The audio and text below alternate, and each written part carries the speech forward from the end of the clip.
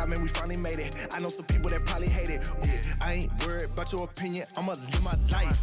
In the studio in Georgia, finna kill a mic. Quarterbacking money plays, you should take a hike. First down, first down, first down, first down. Running through you about a mile, stiff arm you on the ground. Knocking heads off now, and I know you hear that sound. And it don't stop, and it don't stop. And you getting mobbed, sideline pop. Hit the gym, flex, run me my check. We on your neck, shooters on deck. All we do, win, all we do, win. All we do, win, all we do, win. Hit the gym, flex, run me my check. We on your neck, shooters on deck. All we do, win, all we do, win. All we do, win, all we do, win.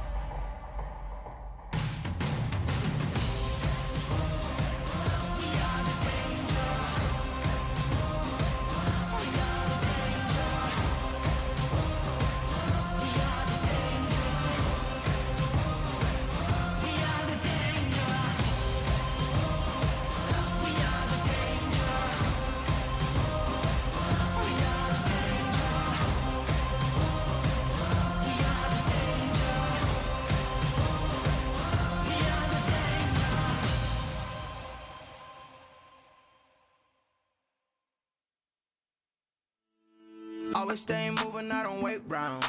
Coming for the ball, it's a takedown. There ain't really nothing left to say now. And we got them on their heels, throw the fade now. Yeah, watch your high step, cause you ain't really wanna like that. Oh, you ain't know I was running like that. I get the ball, I'ma run it right back. I get the ball, I'ma run it right back. I get the ball, I'ma run it right back. From the block, I'm just running non-stop. We ain't stopping to the top, nah. You ain't standing in the way, giving work and no play. Time to clean them on my plate, yeah. About to feast up, I'ma eat. Run these patterns in my sleep. Want to sell clean sweep, ain't nobody can compete. Leave these haters out of reach. They can't touch me with my wings. Always stay moving, I don't wait round. Coming for the ball, it's a takedown. There ain't really nothing left to say now. And we got them on their heels, throw the fade now. Yeah, watch your high step, cause you ain't really wanna like that. Oh, you ain't know I was running like that. I get the ball, I'ma run it right back. Watch your high step, cause you ain't really wanna like that. Oh, you ain't know I was running like that. I get the ball, I'ma run it right back. I get the ball, I'ma run it right back. I get the ball, I'ma run it right back.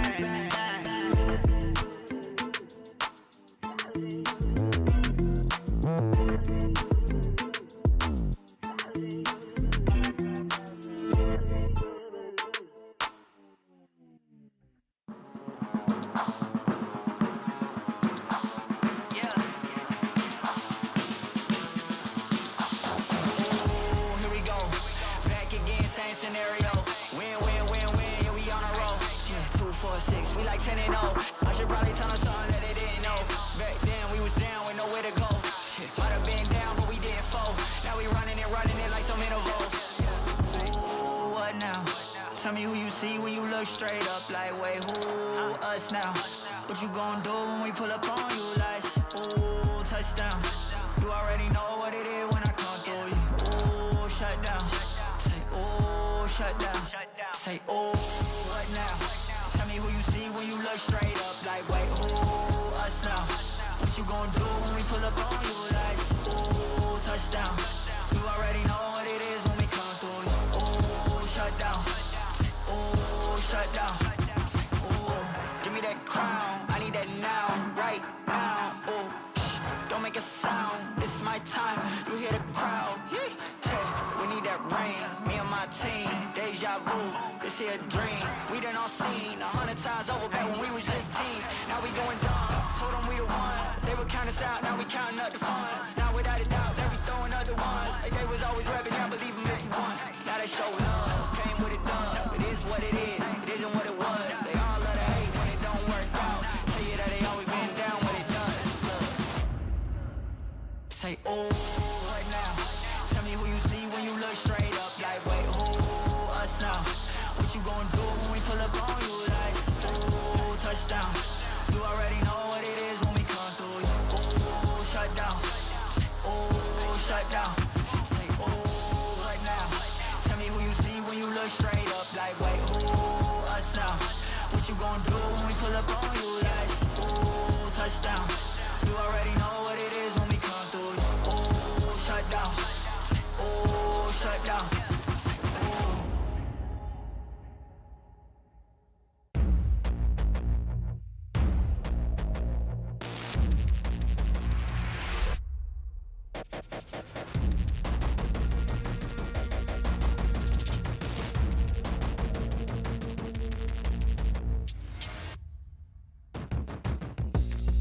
Here we go, it's time to show the world. We gonna rise up, I won't ever let us fall. Here we go, it's time to show the world that we gonna rise up. I won't ever let us fall, no. Won't ever let us fall, no. I won't ever let us fall. Here we go, it's time to show the world that we gonna rise up. I won't ever let us fall, no.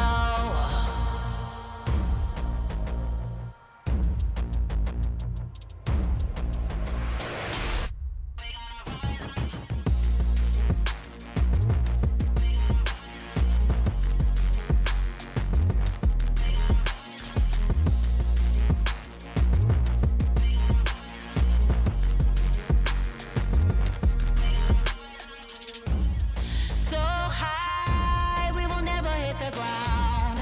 There's levels to this, and we taking a crown. We on a level, a whole nother level, it's just us. We going, keep going, it's only one way and it's way up. I won't ever let us fall, no. Won't ever let us fall, no. I won't ever let us fall. Here we go, it's time to show the world that we gonna rise up. I won't ever let us fall, no.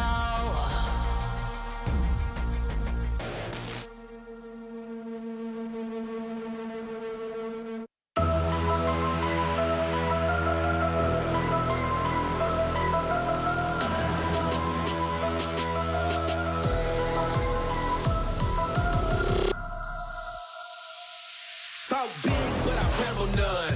Old school, but in my prime like Amazon. Gold belt on my shoulders like a champion. Still running the game, you started cramping on. Hoping that I'm losing a step. This ain't much you can help. Yo, they call me a zombie, cause I do this to death. Can't take nothing from me, man, I'm constantly hungry. At my best where I'm comfy, like a sofa that's lumpy. We don't quit, we don't crawl. If we leave, we take it all. Only rise, we never fall. Just emerge to take the call. Call it an emergence. This is me coming in to view the apex. Best stepping over you. Call it an emergence. Freedom got me acting brand new. Molly in my bag like it's long over. This is a resurgence. Never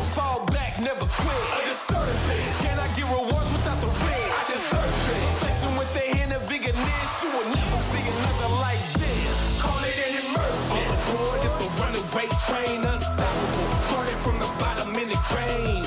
Won't quit, it's like it's wired in my brain. This is something that I never will explain. Right up in a place where I'm supposed to be. Faith like a rosary. Stay up on the rise so the skies feel close to me. Cameras that surprise when I realize they ghosted me. Back with a vengeance, no limits, no jokes to me. Hopefully, you can see we too stacked. And when we get pushed, we push back. We keep on building with no limits, so only we can say when we finish. Cause we don't quit, we don't fall. If we leave, we take it all. Only rise, we never fall. Just emerge and take the call. Call it an emergence. This is me coming in to view the apex. Best stepping over you. Call it an emergence. Freedom got me acting brand new. Finally in my bag like it's long over distance on the surgeon. Never fall back, never quit. I just started this. Can I get rewards without the risk? I deserve it. Perfection with the hand of vigorness. You will never see another like this.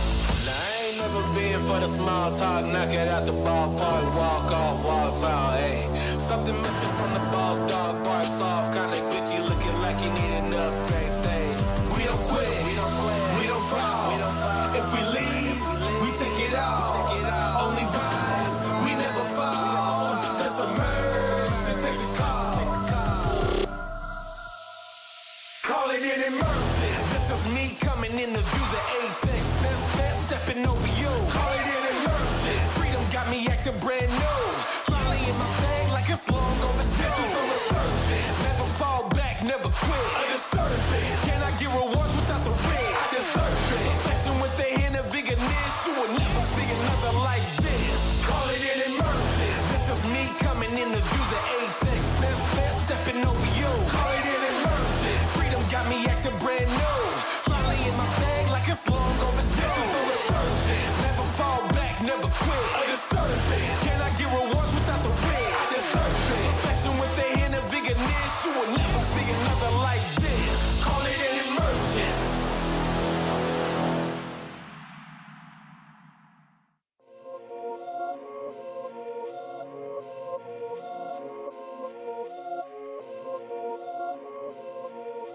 Yeah. This is what a boss do. What a boss do. Spend a couple racks on the coming for a boss move. Watch what a boss do. What a boss do. Run it up for the money. That's a boss move. Spent 10K on a video. 10K on a motorboat. 50K on a wrist coat. Why these hoes on a motorboat? I don't take no risk. I just snap my chicks. Hold my cards to my chest. Move like I'm playing chess. I break all the rules. Take it all, don't choose. Making play after play, and I don't ever lose. Ain't got time for no rainy days. Ain't got time for no haterade. Ain't got time, let's spot the paper. Boss talk in the room, that's a cash race. This is what a boss do. What a boss do. Spend a couple racks on the coming for a boss move. Watch what a boss do. What a boss do. Run it up for the money, that's a boss move. Take, was mine. Pay up if you buy. Play, all that play, ain't got time. Say, what you want, you owe me, that's fine. We talking money, this is not a race. We talking lanes, this stay in your place. We talking whips, I got a wraith. Ain't on my level, out of my face. Ain't got time for no rainy days. Ain't got time for no haterade. Ain't got time, let's spot the paper. Boss talk in the room, that's a cash race. This is what a boss do. What a boss do. Spend a couple racks on the coming for a boss move. Watch what a boss do. What a boss do. Run it up for the money, that's a boss move.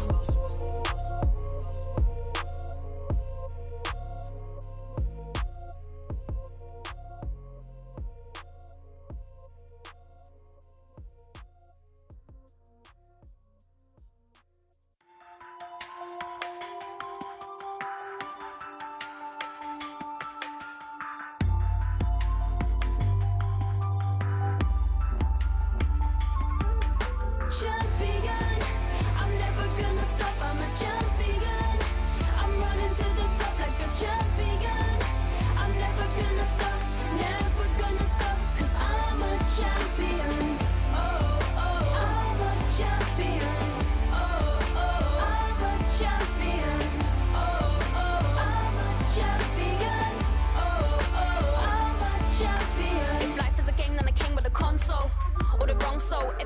jokes and he came to the wrong show. Yeah, the wrong show. Rain pours down like a king with a poncho. Yeah, a poncho, but I'm never gonna stop till I get what I want. So yeah, yeah, it's like demons up in my head. Got monsters under my bed. It's like a weight up in my chest. Yeah, suffocating my breath. I'm only scared of myself and all this pain and hatred I felt. So I'm boxing with my reflection till there's only one of us left. Like champion, I'm never gonna stop. I'm a champion. I'm running to the top like a champion. I'm never gonna stop, never gonna stop, 'cause I'm a champion. Oh, oh, I'm a champion. Oh, oh, I'm a champion. Oh, oh, I'm a champion. Oh, oh, I'm a champion.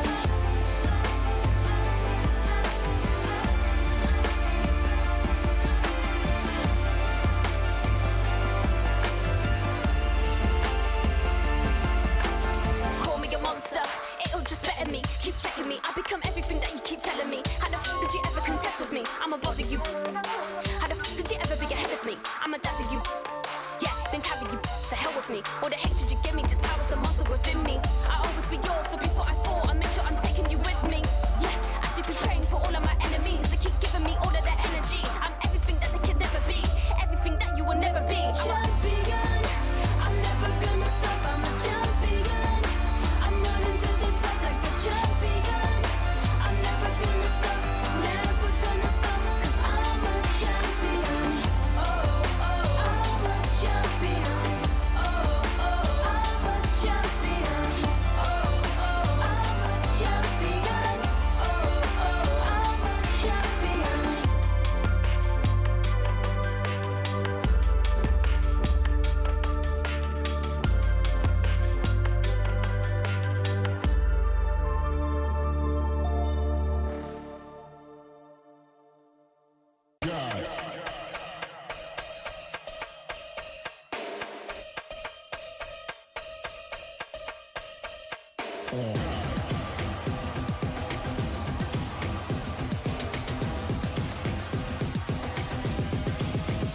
Show me what you got. Back down, up, back down, back up.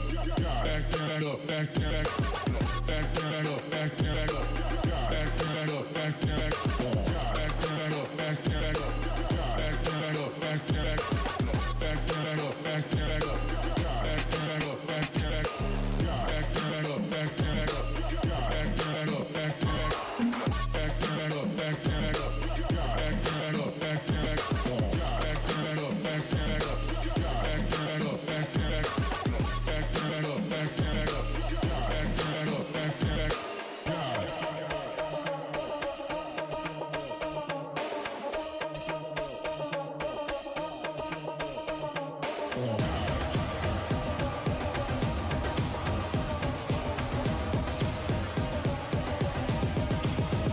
Show me what you got.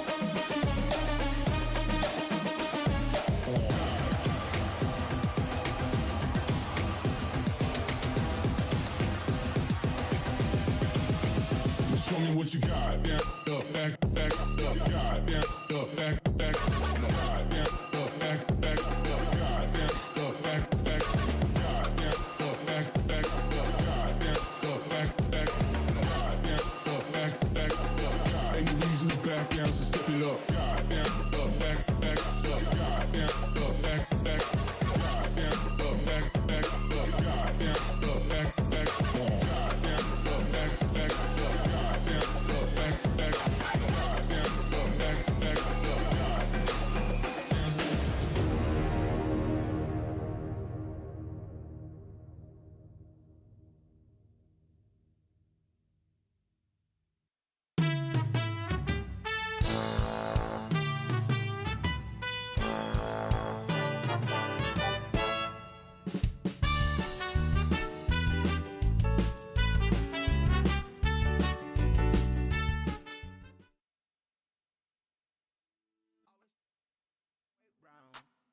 for the ball, it's a takedown. There ain't really nothing left to say now. And we got them on their heels, throw the fade now. Yeah, watch how I step. Cause you ain't really wanna like that. Oh, you ain't know I was running like that. I get the ball, I'ma run it right back. I get the ball, I'ma run it right back. I get the ball, I'ma run it right back. Just a youngin' from the block, I'm just running non-stop. We ain't stopping to the top, nah. You ain't standing in the way, giving work and no play. Time to clean them on my plate, yeah.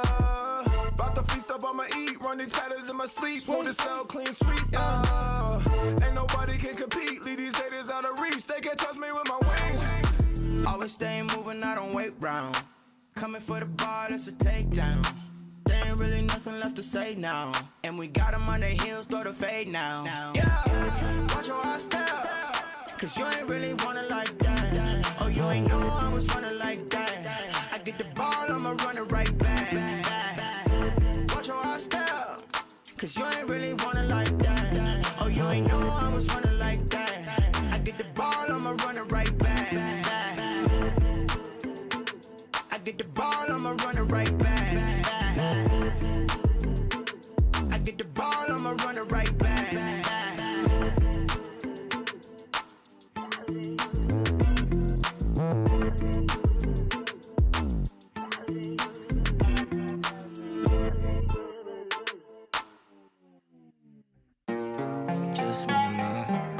Just me and my team. Just me and my Just me and my team. Just me and my team. Just me and my team. Just me and my team. Just me and my team. Just me and my team. Just me and my team. Just me and my team. Just me and my team. Just me and my team. I know they be tryna watch the moves. Couldn't run a mile in the shoes. I ain't got nothing tryna prove. Win some, I got lose. I'm an animal, but too much for a zoo. I'm the one that's usually breaking the rules. And to make everything work, I got the tools. Living on my journey, just me and my Just me and my team. Just me and my team. Just me and my team. Just me and my team. Just me and my team. Just me and my team. Just me and my team. Just me and my team. Just me and my team. Just me and my team. Just me and my team. Just me and my team. You can never come between. All I got is family, and you know they got me. Whole lot of loyalty. Do you know what that means? Do you know what that means? When the going get tough, you can count on me. Trust and believe. Can't nobody else compete with me and my team. Just me and my team. Just me and my team. Just me and my team. Just me and my team. Just me and my team. Just me and my team. Just me and my team. Just me and my team. Just me and my team. Just me and my team. Just me and my team.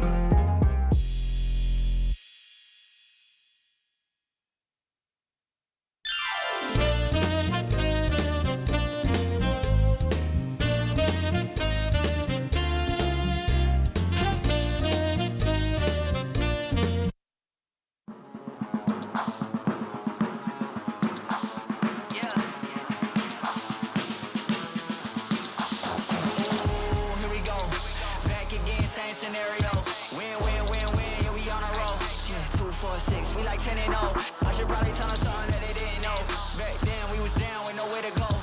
Might have been down, but we didn't fall. Now we running it like some intervals. Ooh, what now? Tell me who you see when you look straight up. Like, wait, who? Us now. What you gon' do when we pull up on you? Like, ooh, touchdown. You already know what it is when I come through you. Ooh, shut down. Shut down. Say, oh, what now? Tell me who you see when you look straight up. Like, wait, ooh, us now. What you gon' do when we pull up on you? Like, ooh, touchdown. You already know what it is when we come through you. Ooh, shut down. Say, ooh, shut down. Say, ooh, give me that crown. I need that now, right now. Ooh, don't make a sound. This is my time. You hear the crowd. We need that rain. Me and my team. Deja vu.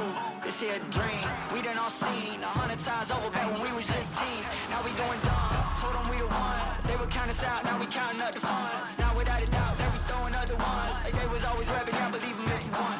Now they show love, came with a dub. It is what it is, it isn't what it was. They all love to hate when it don't work out. Tell you that they always been down when it does. Look. Say, oh, what now? Tell me who you see when you look straight up. Like, wait, who? Us now.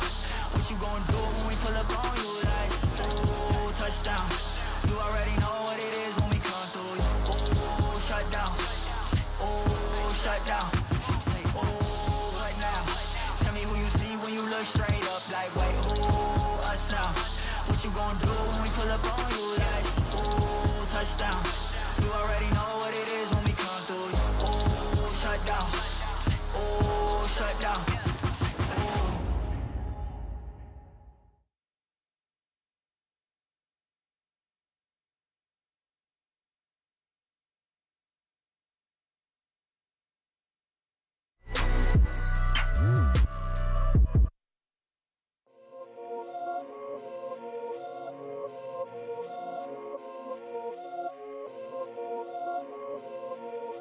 Yeah. This is what a boss do. What a boss do. Spend a couple racks on the coming for a boss move. Watch what a boss do. What a boss do. Run it up for the money. That's a boss move. Spent 10K on a video. 10K on a motorboat. 50K on a wrist coat. Why these hoes on a motorboat? I don't take no risk.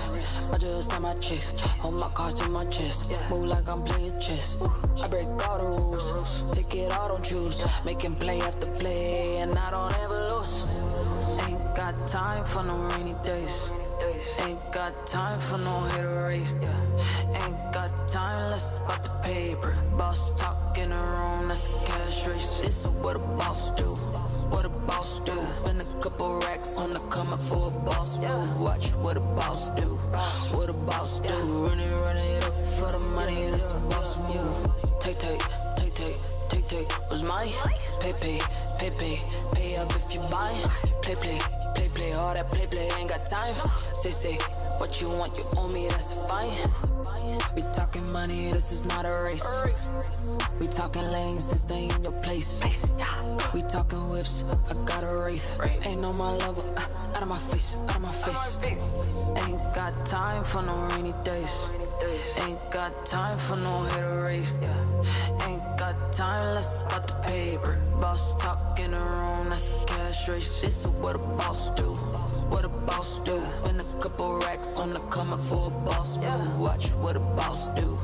What a boss do. Run it up for the money, that's a boss move.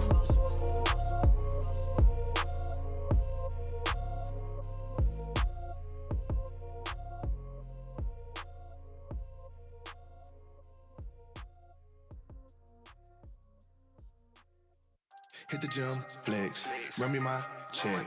We on your neck, shooters on deck. All we do, win. All we do, win. All we do, win. All we do, win. Hit the gym, flex, run me my check. We on your neck, shooters on deck. All we do, win. All we do, win. All we do, win. All we do, I need a belt for shoulder, bag and trophy, I need to go. You cannot match the glow, I'm covered, I'm shining from head to toe. Y'all ain't notice, Xilv like POTUS, and I stay open. Hold up, let's get coders. Crept down the court, walk with the fade. Like, I don't even start for the win, I don't play. Got a coat for the rain, y'all boys brace for the storm. We tsunami informed, and it's best that you stay informed. We run plays without no script, hey, that's light work. We make bands, it's off our shot, but what's your net worth? I cut ties for all my team with all this drip, but no canteen. Now y'all boys can, but no sardines. We off this wave for all 19. I don't, yeah, got no words, don't say too much. Clock on 5 and it step like clutch. Team G6 and the league stay up. Ayy, gotta hit that flex like a rep, we cut, we hit the gym, flex, run me my check. We on your neck, shooters on deck. All we do, win. All we do, win. All we do, win. All we do, win. Hit the gym, flex, run me my check. We on your neck, shooters on deck. that. All we do, win. All we do, win. All we do, win.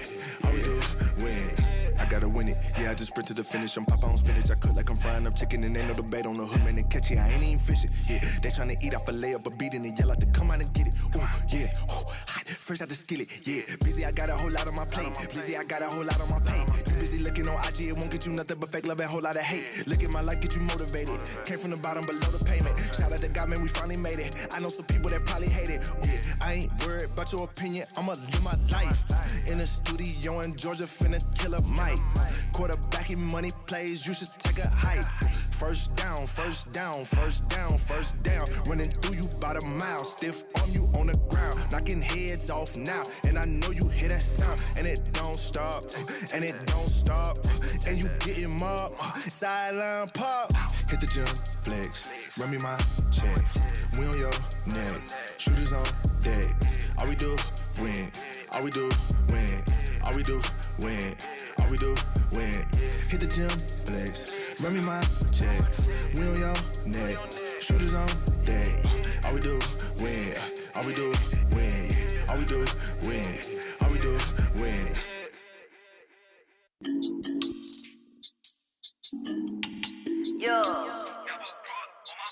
Yeah, show you how a real chick's supposed to. Yeah, the brand new fit cost a rover. And I'm real slim, thick, Coca-Cola. Why you thirsty for a pic? You a poser. Evian on the chain, bubble blast, champagne. Went from Spain to Dubai, I guess hot on the plane. Just saying, this how you supposed to. I'ma show you how a real chick's supposed to. Yeah.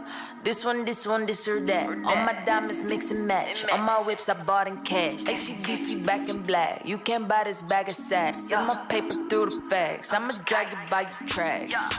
Vouchers. Wake up, you sleep. Split your rent on Fashion Nova. I guess that for free. Noble with my friends. We up, we eat. Even with them stripper heels, no, I'm out of reach. Show you how a real chick's supposed to. Yeah, the brand new fit cost a rover. And I'm real slim, thick, Coca-Cola. Why you thirsty for a pic? You a poser. Evian on the chain, bubble blast, champagne. Went from Spain to Dubai, I guess hot on the plane. Just saying, this how you supposed to. I'ma show you how a real chick's supposed to. Tank, fill up the tank, yeah. Frank, fill up the bank, yeah.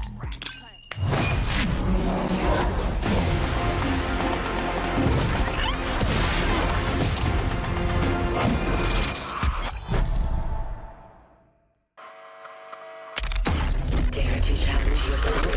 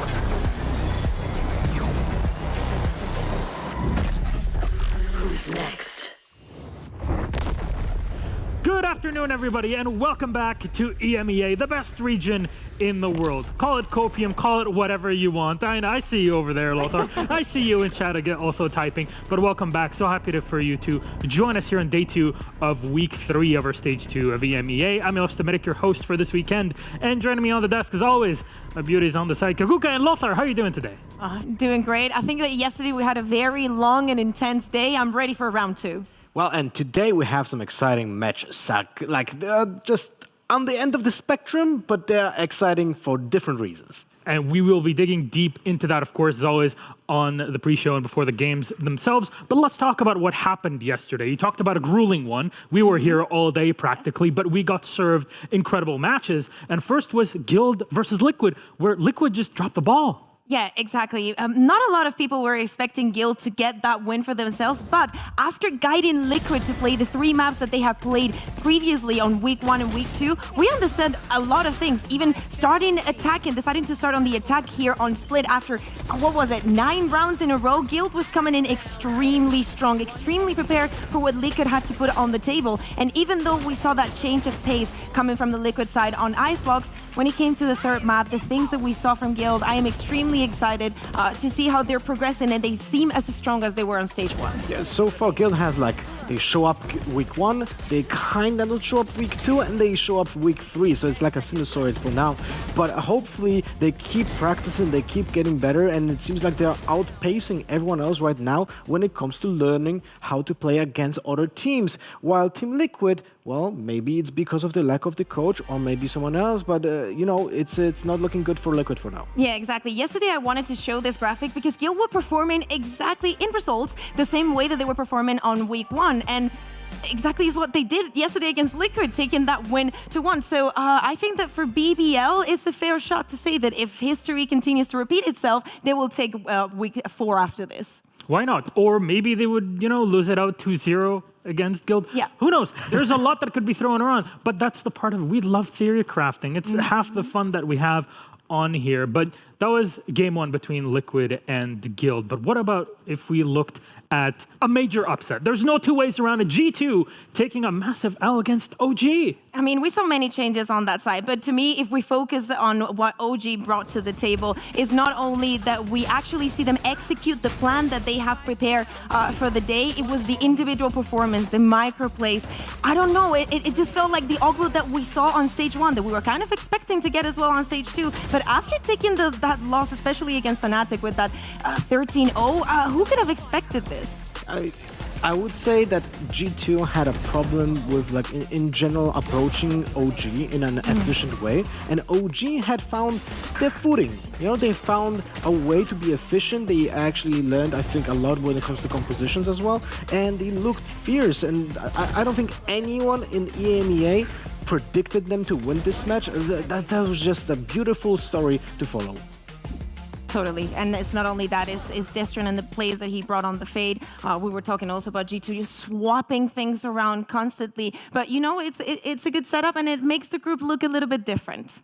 Yeah, and when it comes to Fade, I wanted to show you guys something when it comes to how OG set up themselves for success. So we're gonna talk a little bit about their composition, because as you can see on this Ascent comp, when they played against G2, they had 3 characters, Fade, Sova, and Cypher, who have utility that grants vision, and then use that abundance of utility to their own advantage. So let's take a look at one round where OG on the attack set up a default setup, but at the same time put a lot of pressure on the map to make sure that the opponents can make a mistake. So how does this work? Let's zoom in on the minimap. The default setup works this way. There's an Omen watching A main, there's a Jet controlling mid, and there's the vision agents controlling and putting the pressure on the B and the mid entrance. Let's play the clip for a moment. Let's see how much utility is being used on the B main, and let's pause it right here, zoom in again on the minimap, and describe what is happening. First, the Fade is using the Prowler to make sure that there's some pressure being done on B main. In the meantime, Sova is going to reposition on B link and put his drone onto mid. So all of this utility, alongside the Cypher cam that is going to be put into B main to control the space after that Prowler is being used, is used to make sure that the rotations of the opponents will happen. And the hope for OG here is that someone is going to push from A main into the player that is holding the default on that A main to get the first blood. If that doesn't happen, that means that the rotations are happening from the other side of the map, and that's why you're gonna see OG, after that pressure is being done, you're gonna reposition towards A main, because they know that the rotation is happening towards B, and because of that, and because of the amount of utility that they have, they will still have the recon arrow available and other pieces of utility like the Cypher cam when they rotate towards the A, and will still have full utility for the execute. So because of those 3 players still have like that amount of utility, and the C's being used onto the switch when the smoke is gonna be placed, you still have like insane pressure being done in every single second of the round, and because of that, G2 never felt like they have an let's say space in their defense because of the free initiators essentially in this OG lineup. And if we talk about G2, obviously we need to remember what happened yesterday, because one of the other changes that we saw coming their way is not only in compositions, because we saw Nuki going, oh, we actually can see it here, Nuki going on the fade, is also the fact that, as you can see, Hootie is now going to be the main duelist, and that relegates, in some sense, Mixwell to being back to the initiator. Now, we have been here before, okay? This was the moment where G2 felt like they needed Kellogg's, and he was brought in, a very electric jet, but again, moved Mixwell to another role, a role that, in my eyes, did not make him feel comfortable. And okay, let's give him a little bit of a break. He needs to get those reps, but it didn't look sharp. In general, Chamber was that agent that Mixwell found the second life for himself, right? He was playing on Jet, he was at the defensive Jet oper, but because he was such an, let's say, laid-back player, a little bit more passive on the approach, he wasn't a good player on the Jet on the attack. That's why the Chamber fit him. Now we're back, as you said, to square one, where he tries to find his footing in the team composition. He's filling more like the support role, and that is like feeling again that the G2 doesn't have enough of the confidence, and that's why also Nuki in the interview yesterday said that the personal performance is not there because, you know, they're just not feeling confident. Then what does this look like when it comes to the group standings themselves? Because, you know, even Guild's victory and G2's loss, massive impact. Yeah, exactly. I think that for Group A, as we named it the Group of Death, we were kind of having the question of who's going to be the top three. But now that G2 has lost against OG, knowing also that Ascend and Fnatic have beaten OG, it makes us look like it's only the fight for the third spot, and FPX is in a very good track. And also, let's not forget that Focus, even though is at 0-2, they're actually looking pretty sharp and drilled. And there was one of those teams that I'm looking forward to how they play. So I wouldn't stop at a 0 wins at Focus. So this group is really gonna be tough. And G2 is, let's say like that, it's not looking good for them. Okay, so not only that, is it we don't only have to think about Masters 2, we also need to think about last chance qualifier. If G2 continues to go downhill and Focus keeps improving week by week, they're going to be in and G2's going to be out. And this is the team that we sent as top 1 for Masters. It's theory crafting time. I love every part of it. But well, it's time to check those hot mics. Again, sometimes that happen in game. Here's a bit on what happened between Guild and Big. Keep reminding of strats, you know, but also, yeah, like... Give headshots. Let's go, guys. I'm getting married to my chicken. His name's Ben. Okay, so what am I doing exactly? Do what we did in the practice. Yeah, but that's the A push. That's the A stack. Okay, bro. Alright, let's do it. Anyways. Stack it. Oh, whoa, whoa, whoa, whoa, whoa, whoa. Calm down, calm down. Let's go! Nice! Come on! I'm scared of the kitchen gun. Viper will be open. Coming B. Demol up me. Arrow B. I'm rotating as well. Nice. They can revive on yellow, guys. You have to do fast retake. Yeah. Repeat. Let me save. Yeah, you can save, guys. You can save. I couldn't hold that. There were like 3 guys facing me. Go back, go back, go back, go back, go back. Save it, save it, save it, save it. Save it, save it, save it, Drake, save it. Is one backside? Well up. I'm getting wet now. Let's get wet. I have cross. Oh, there's a gap, there's a gap, there's a gap, there's a gap. Guys, chill. I have cross. Going back. He's saving. Nice, boys! Hans Weissman said, just do it. Alright, and now I'm actually cringing. Like, I didn't want to cringe today, but you helped me. Yeah, I'm gonna blast him, wait. One side, one side. They're playing man. I'm blasting main. I'm gonna push A man. I'm flashing deep swing as well. Flash, flash, flash, flash.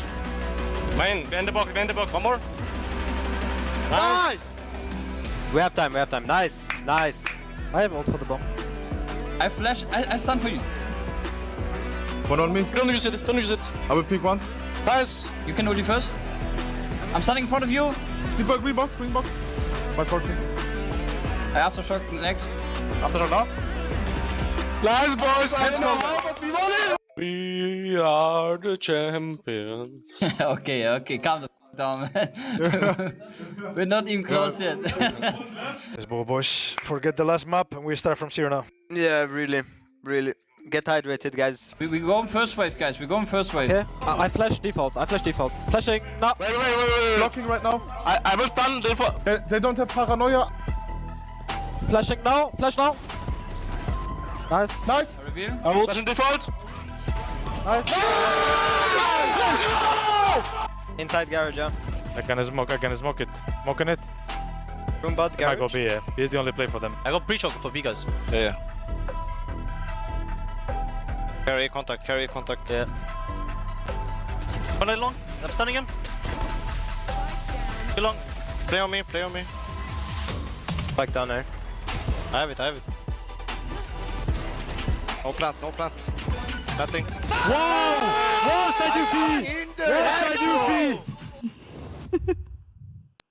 Always good to listen to those comms, and congratulations on the pet chicken. What can I say? Fantastic times that we get to see here between Guild and Big. But now I think it's time for us to focus on today. Our schedule, as always, 2 matches, 2 best of 3s that we are going through up on the screen for you. Big versus Navi is up first with Fnatic versus Ascend following. General thoughts on all this, Lothar?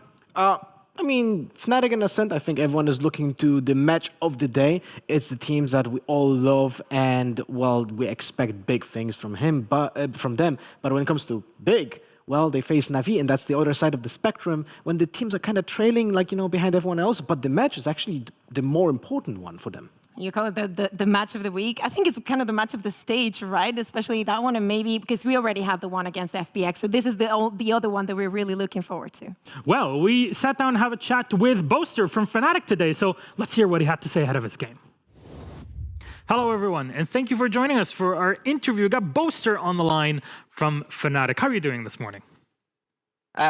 Doing very well, ready to play.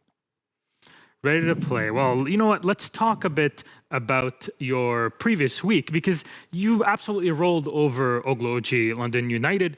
How do you keep your mental, your physical, and really your egos in check in preparation for the week after?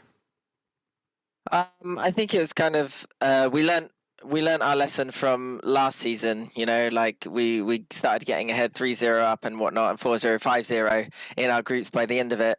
And I don't think we had an ego back then, but there was something different in the way we practiced. And this year is about kind of making sure that we're keeping the consistency in our practice and how we think, and that we're not God's gift or anything. We are winning, but it's good to feel confident, but don't be an idiot in scrims. We've still got a lot to learn. We're still making basic mistakes and whatnot. A lot to fix as always. We're our own very big critics. But another hot topic that's been going on all over the airways for the past couple of weeks are compositions. How do you think having Fade, a recent patch, and 2 new additions to your roster affected your own? I think, well, I guess our roster has had a slight upgrade. I guess, like, that's how kind of roster swaps are meant to work, so it would be weird if we didn't have an upgrade. So I'd say in terms of roster, we're doing fine. It's been easy to kind of incorporate Enzo and Alfia into the mix.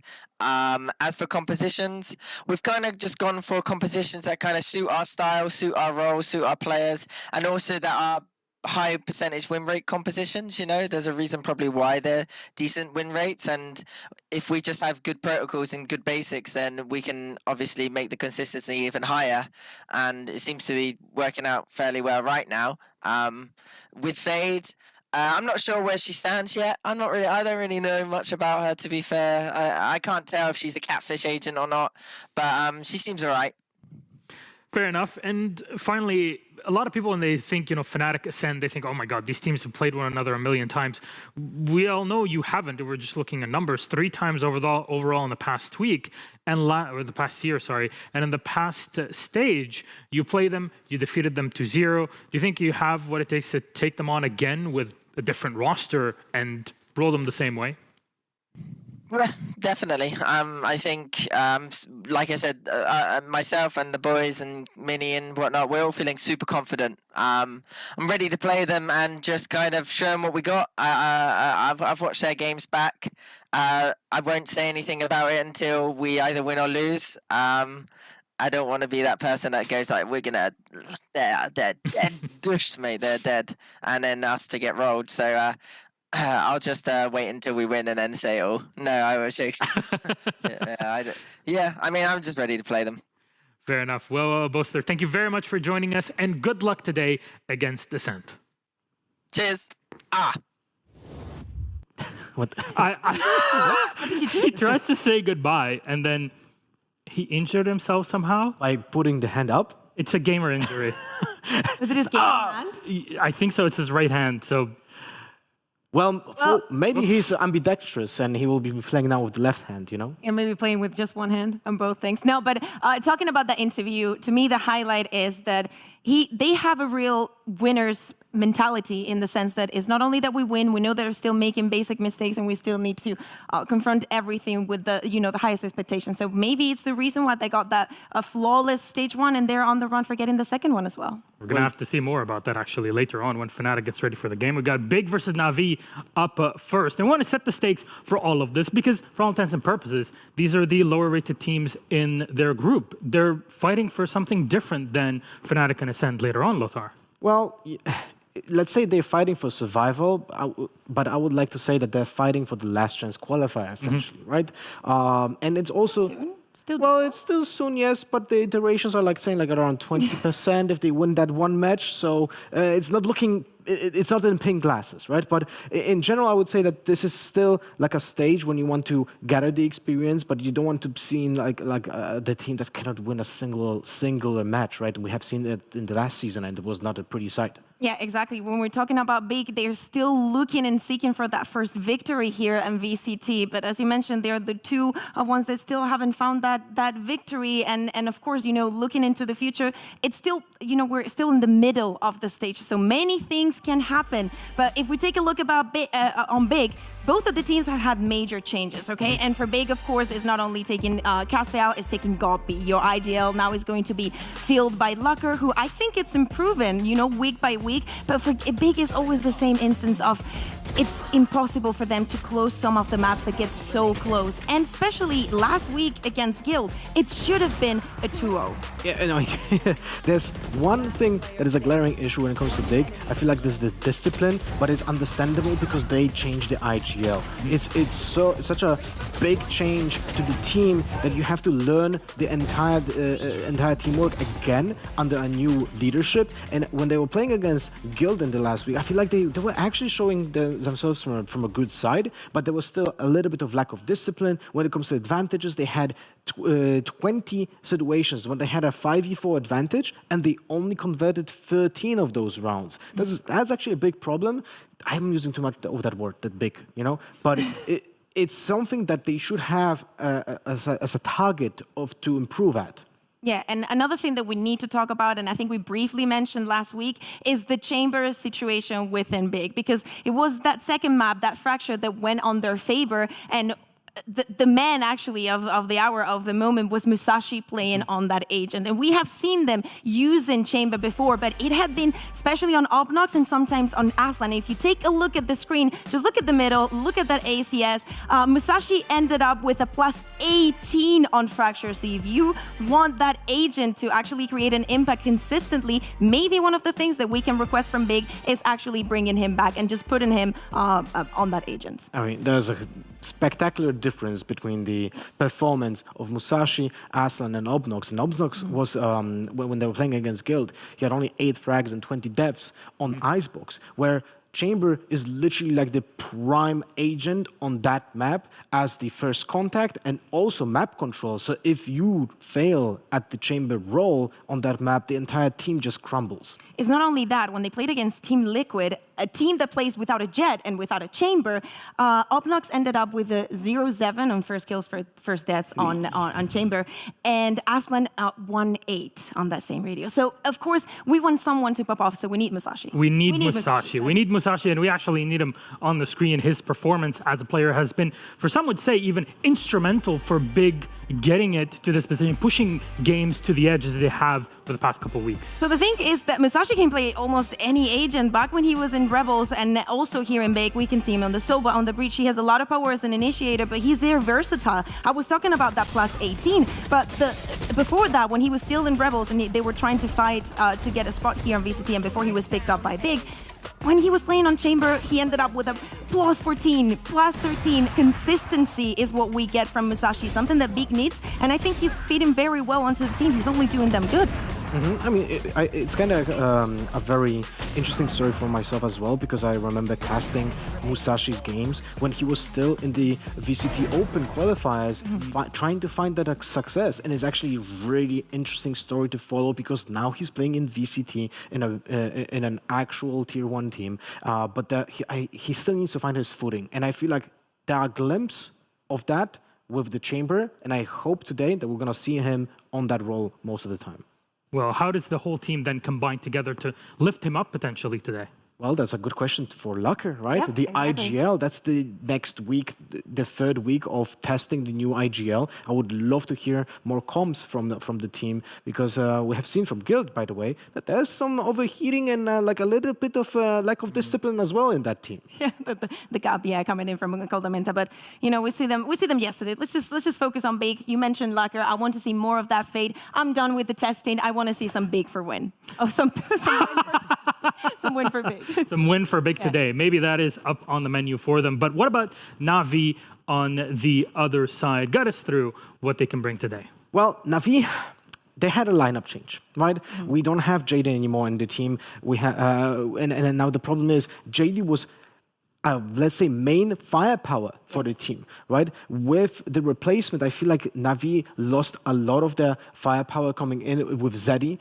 to the team, and there's a lot of pressure on Zeddy as the new fresh blood to the lineup in general from all the debutants in VCT. He's the only one that didn't perform yet, right, Kaquka? Yeah, and it's not only that. Maybe we could say the same about Hype, but he definitely performed yesterday, and I think in their matchup that they had against Mech, we actually saw glimpses of what Zeddy can do, what he can bring to the team, how he's taking that controller role and actually, you know, relieving a little bit of the pressure that Dino could have on his shoulders. So, you know, it's going to take some time, but we definitely need to see it. We have seen a little bit of growth, but we still need to see more, because, Lothar, when we talk about the play style of Na'Vi, there is something very characteristic about them. Yeah, Na'Vi is the slowest, absolutely slowest team in EMEA. They're slower than Guild, they're slower than LEG, and those two teams are pretty slow themselves as well, right? So I feel like that's the play style that was being metagamed in CIS as a region, and Na'Vi is still stuck in that one characteristic play style. And we actually have a very short clip that let's play right now, because it showcases what it might be the problem for the team. We don't have it. Let's just explain it. They just said literally 20 seconds left in the round, and the comms are, guys, we don't have a lot of time.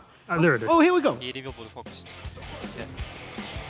That's about it. We don't have a lot of time, and that's the quintessence of Na'Vi.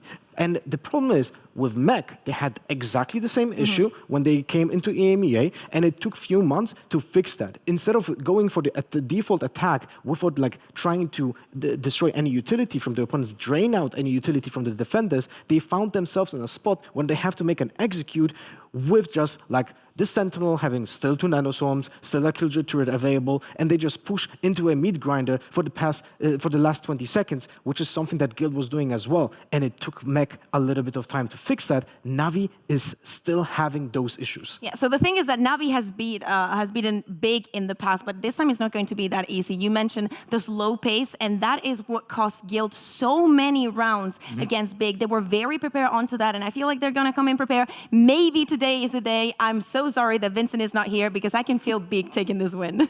I was chatting with him this morning. He seems quite actually excited for what's going on. There's a lot of gamer moments that are happening, but we have player highlight Cloud in this case. Put him up on the screen and talk detail about the numbers that he's been putting up. To me, it's not about the numbers themselves. It's I think that when we look at Na'Vi, Cloud is going to be the consistency made into one player. It's not only how he plays the initiator, but he also has played Neon onto Fracture, granting a lot of entries, creating a lot of space.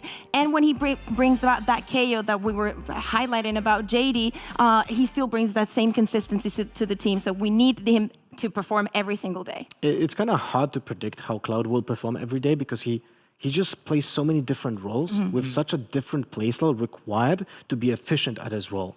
And specifically also when Navi plays Neon, I feel like that is an antithesis of how they play as a team. Why do you want to have a character that is like the MO of the character is to take space early in the round when you essentially as a team not work toward that goal? So I feel like there's some identity crisis still with Navi that they have to fix. Well, then maybe maps are going to be extremely important for all of this. Who knows? Maybe they have something in the back pocket ready for it. What do you expect for this one, Kaquka? So the thing is that both of these teams have been banning Breeze for this stage. So my question is, I don't know who decides to be Team A or Team B, but if it was me choosing first, I would choose the other team to be Team A, so they could ban first and force them in some way to ban in that Breeze if they do not want to see it. As for expectations, me personally, I would love to see Icebox between these two teams. Ascent, obviously, why not? But I think that everything can be on the mix, but that Breeze. It's very interesting that you mentioned both teams banning Breeze, because I still vividly remember how was I impressed with Big playing on Breeze, because they had a fantastic Cypher setup on the B side with like one-ways being made on pillars and so on, and that looked very efficient. So I hope that maybe because Navi has such bad score lines on Breeze so far, Big will try to expose them on this map, right? That's another thing that could be the other side of the coin when it comes to strategy. So I think it's time for us to figure out exactly what maps we've gone to and figure out exactly which team is Team A and Team B, as this is kind of how it all goes down. You pick the start for it, and Bind is first, followed by Ascent and Haven. Kaquka, guide me through the bans. Okay. So Navi has banned first. That means that Big decided for them to be the Team A, but they were not stupid enough to ban Breeze. They were like, yeah, we're actually going to remove the Fracture completely because of what you did against Xilv. And Big is the one, deciding to ban that Breeze. They're still not feeling comfortable in there, so they do not want to see it. Bind is the one that Navi took from Mech, and I think that Zeddy has his best performance there. So I'm really liking that ground. Lovely to see Ascent, but I am worried because that means that Big picked Ascent. I really don't understand that. I'm going to assume means that Navi is going to start on the defense. That is exactly it. That is exactly it. And unfortunately for Big, that doesn't bode well, because Navi so far this year has 9 wins, 2 losses on Ascent. They have a lot of reps. Maybe that's the reason why Big is choosing the map to counter-strat them. And we didn't see Big yet play on Ascent this season. So this is going to be the first time we're going to see their lineup as well on this patch. But putting your opponent that has a good performance on their map, essentially, when you pick into them, means that they're going to start also on that defender-based map side, and that will put them into a very peculiar spot. But first, let's dive into Bind. Bind. This is a map that Big hasn't played since the promotion tournament, I believe. And especially with this lineup, we still haven't seen the changes that they're bringing in. As I said, Navi played it last week against Mech, and it was a brilliant performance. I do not know of many players that can diff onto Shadows and Red God the way that Zeddy was doing on that map. So really looking forward to what are the new things that Big are going to bring, and maybe Navi stumble against a wall picking this map. That's a nice lineup, by the way. 2 Razors and 2 Vipers would be pretty nice. But Big typically played with Brimstone and Viper combo to have better understanding of map control on attack. But it seems like we have major swaps for Big. Only Brimstone. Musashi's in Chamber. That is something that I like. There's the Musashi on Chamber, which that's something that we were hoping for, but also Fade and Sky together. And this is something that we rarely see. Typically, so far we have seen Fade with Sova in many regions being combined because it's such a powerful tool when it comes to taking vision. But now with Sky, those 2 agents have really cool synergy when it comes to taking space through the teleports with the Prowler, with the Tiger, with the flashes from Sky as well. So there can be some really nice set plays that I can hope for Big here. Yeah, and it's not only that, Big moving away from that double controller and actually, focusing, as you said, on the initiation, the power that it can give you. I'm really looking forward. I'm happy that Big saw the same as we did regarding the Chamber. Love to see Musashi there. And I think it's very similar to the composition that we saw from Mex. So we'll see how that goes for Navi. All right, our game is ready to go. So thank you so much, Kaquka and Lothar. Let's see if Tom has survived from yesterday. You got mission, Tom, to guide you through it. Enjoy. Certainly long day for you yesterday, Tom. I hope you're ready to go, energized up as we dive back into some beautiful Valorant action. Two very young teams fighting for survival here. What are you expecting to see out of them? I think it's going to be an absolute brawl. Last time they played, there was an 18-16 map in there. So you know what, Mitch? We better get things rolling because it could be for a long series.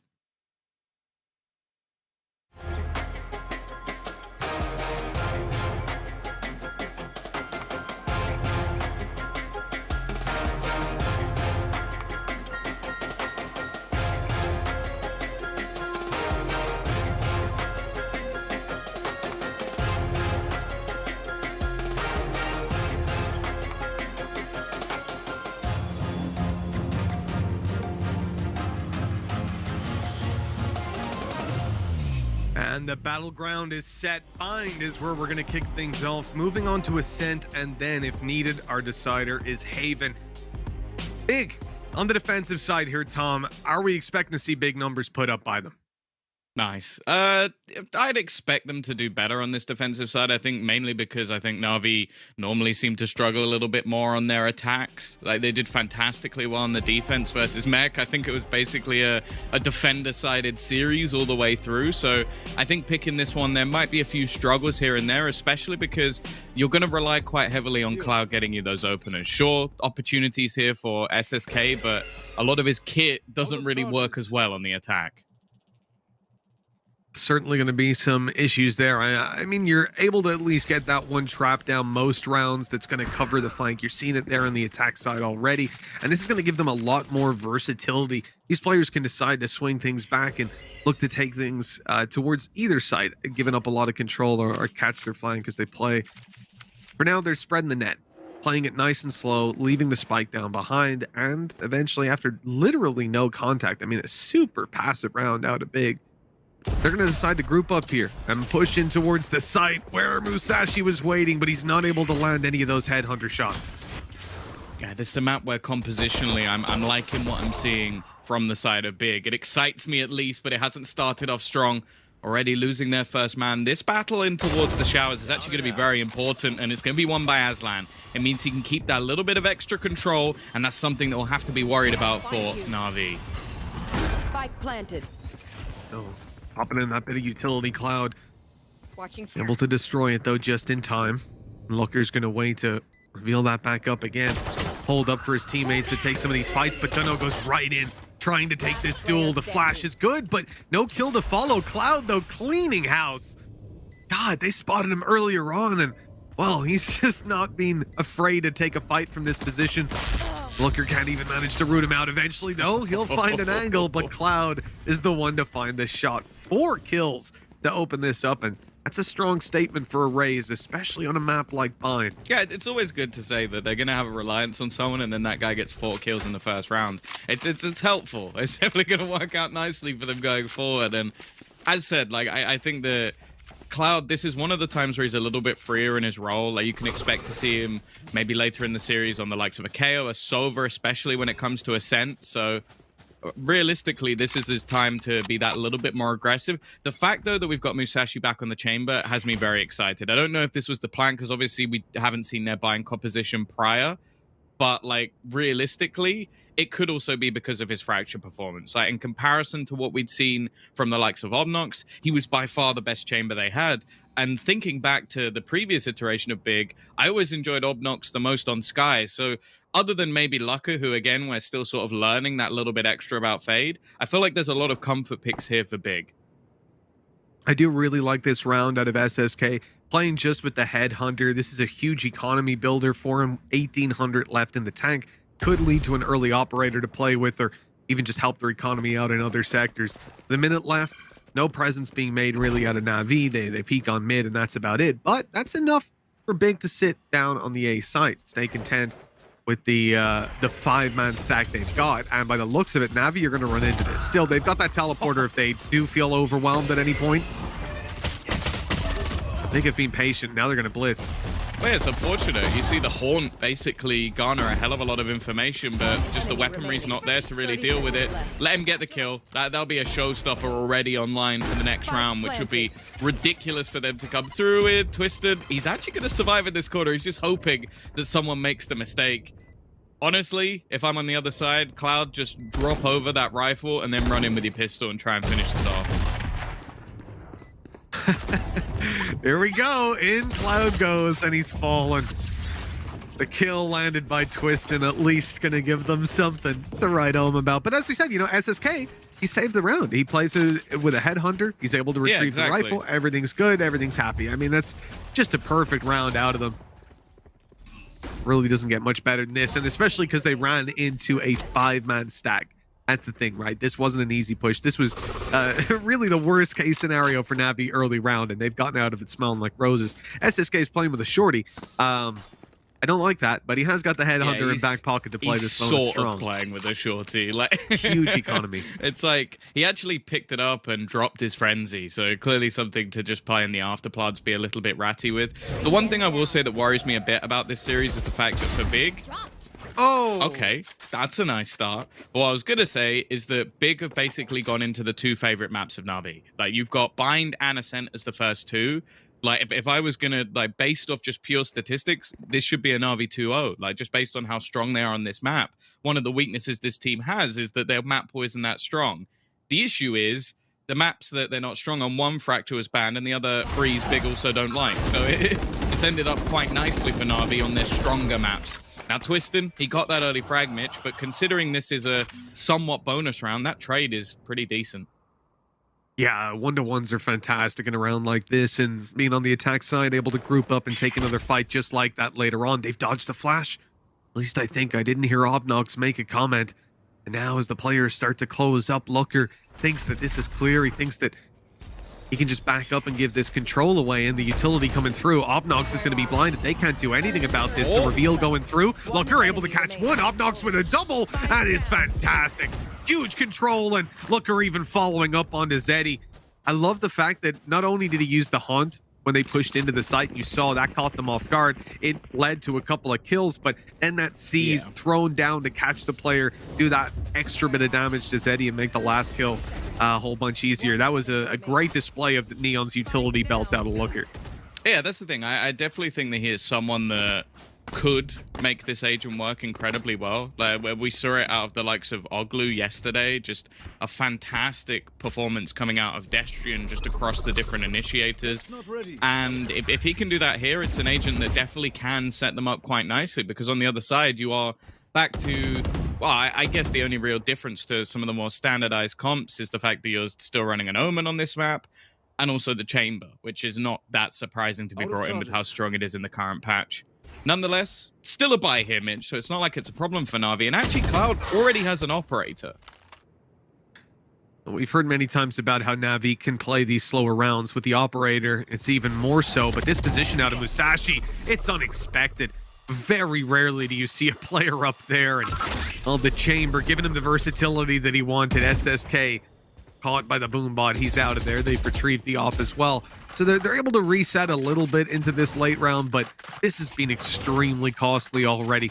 Losing Cloud, losing that operator, and now obviously they still have it. Out of charges. But the question remains what exactly they want to do with it. Now juggling it into the spawn, into safety. He's brought it all the way to the other side of the map. Information found. That's the thing. They don't actually have to rotate anybody off 30 seconds left. from this B site. 3 players here for the defense. Okay, the Prowler is actually going to catch anyone. It will. So they know that they're still lurking around this angle. The sneak coming through. Obnox still has a little bit of utility, and they're just waiting on this cross. The second there's contact, now he can flash, although it has completely blinded Looker. Obnox has decided he's going to play this one himself, and even the time he's bought has made this one impossible. That was really smart. The communication between Looker and Obnox there was actually on point. For a second, it looks like Obnox is kind of screwing Looker over, but you notice he threw down, like immediately he was throwing down the Haunt. The idea there being they're flashed. They can't spot the Haunt, can they? So the Haunt's going to reveal them. They're blinded. That's about as easy as a kill gets. I mean, if you can't kill a guy that you can see through a wall and they can't see a thing, well, we got some problems. And that leads to the free kill for Obnox over an elbow. And the round secured. Navi's slow rounds, something that we typically can write home about on this attacking side. They pull out an op, a lot of dangers, and not able to deliver anything really. That was a very well controlled round from Big. But Tom, here's the challenge. They come into this now. Navi have got a showstopper to play with, and with Cloud having a judge, I think they're going to look to use it. Here he goes, straight through, just going to take the space. Doesn't even really need to use his ultimate in this scenario just because he's got Lamp's control pretty much locked down. It's more going to be on the rest of the team to try and just get into an after plant, because if he can section this off, that's huge. Instead, he's just going to use it for space. Doesn't even matter if he gets a kill in this scenario, it's just to deny anybody from getting towards the plant.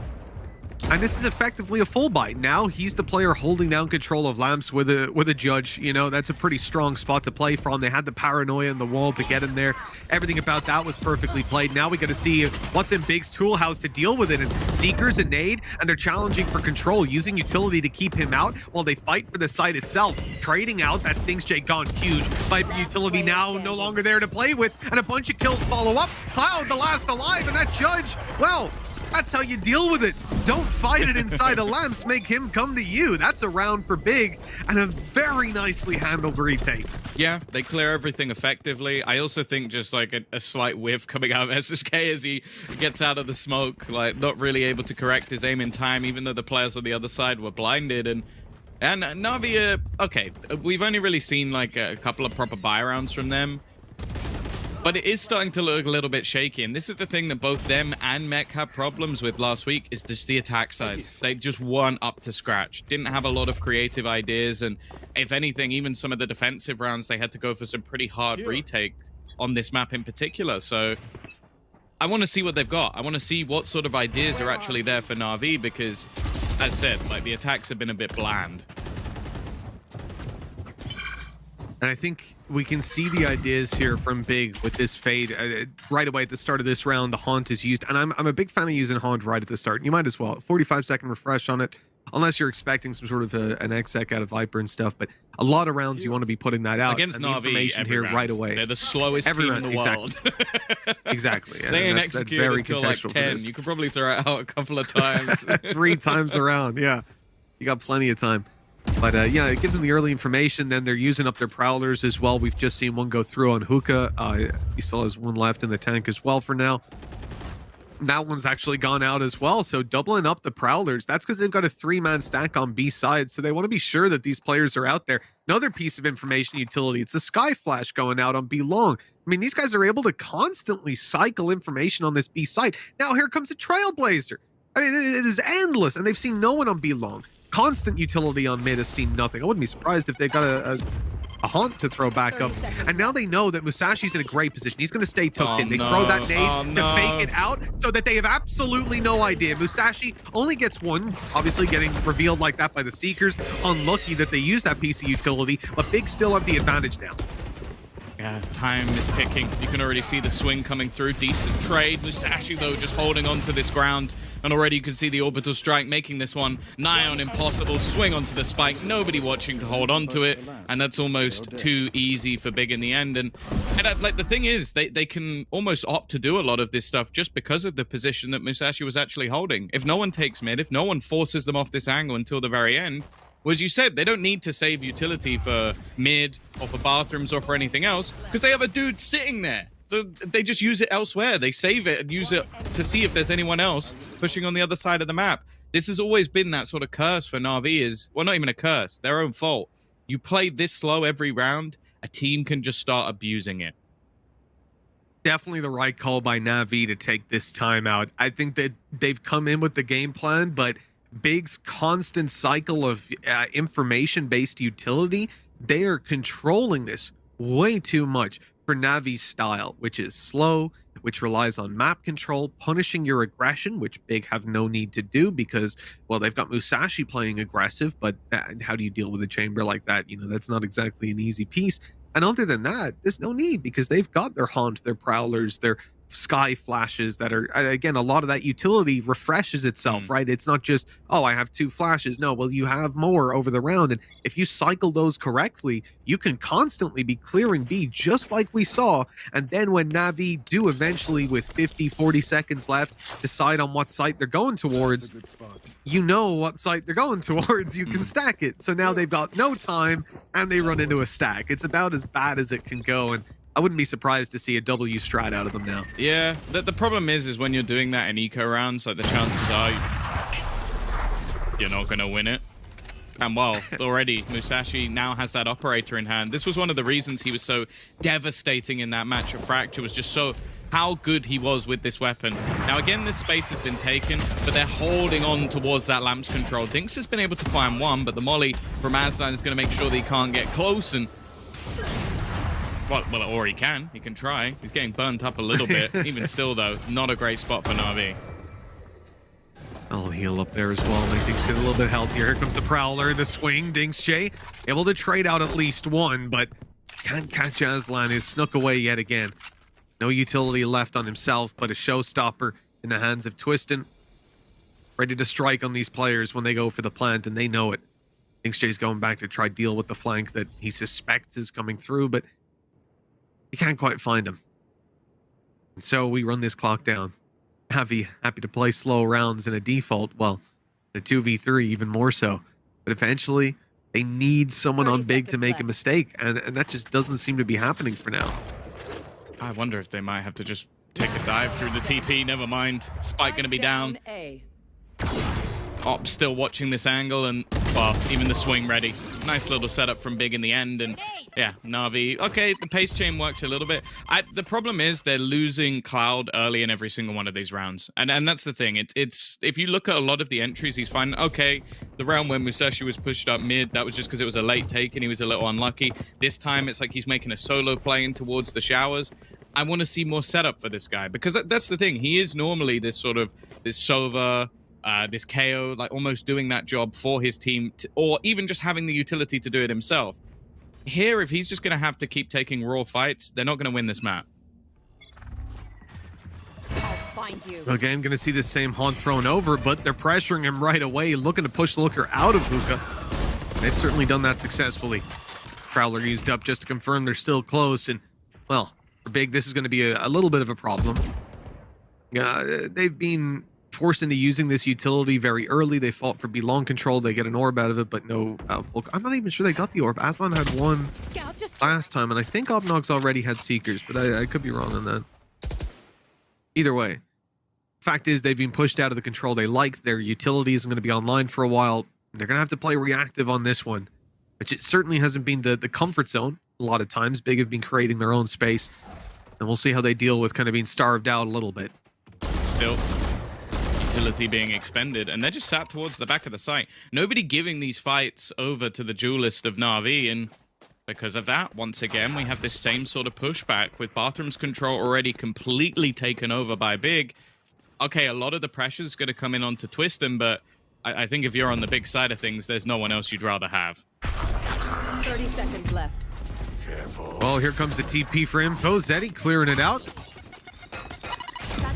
This is going to be tough now, dealing with the showstopper. It's fired off a little early. Trying to take the kill, but they haven't found it, and up goes Cloud, but right into the hands of a shorty. Nasty play, disgusting stuff, and well, the value is there. Even going to be a Viper's Pit used up, committed, and burnt away for nothing. Another near flawless round for Big, and you know what, Ty? It doesn't even cost them that much. They end up investing a little bit, but when you compare what was invested on Navi's side, especially that Viper's Pit, and the fact that it was their buy round, now leaving them on an eco, that was a huge value round for them. Why do I feel like this is just going to be both teams winning each other's maps on the defense? Oh, don't say that. It just feels like that's already coming. Like, Na'Vi, basically since the rounds where Cloud killed everyone, have done absolutely nothing. They've attempted to try and like work the picks in a lot of these rounds, and there you go. They actually managed to bait one out from Musashi. So SSK, his tour de force, has at least got them an opener here for the first time. The problem is the rest of the weaponry is so weak.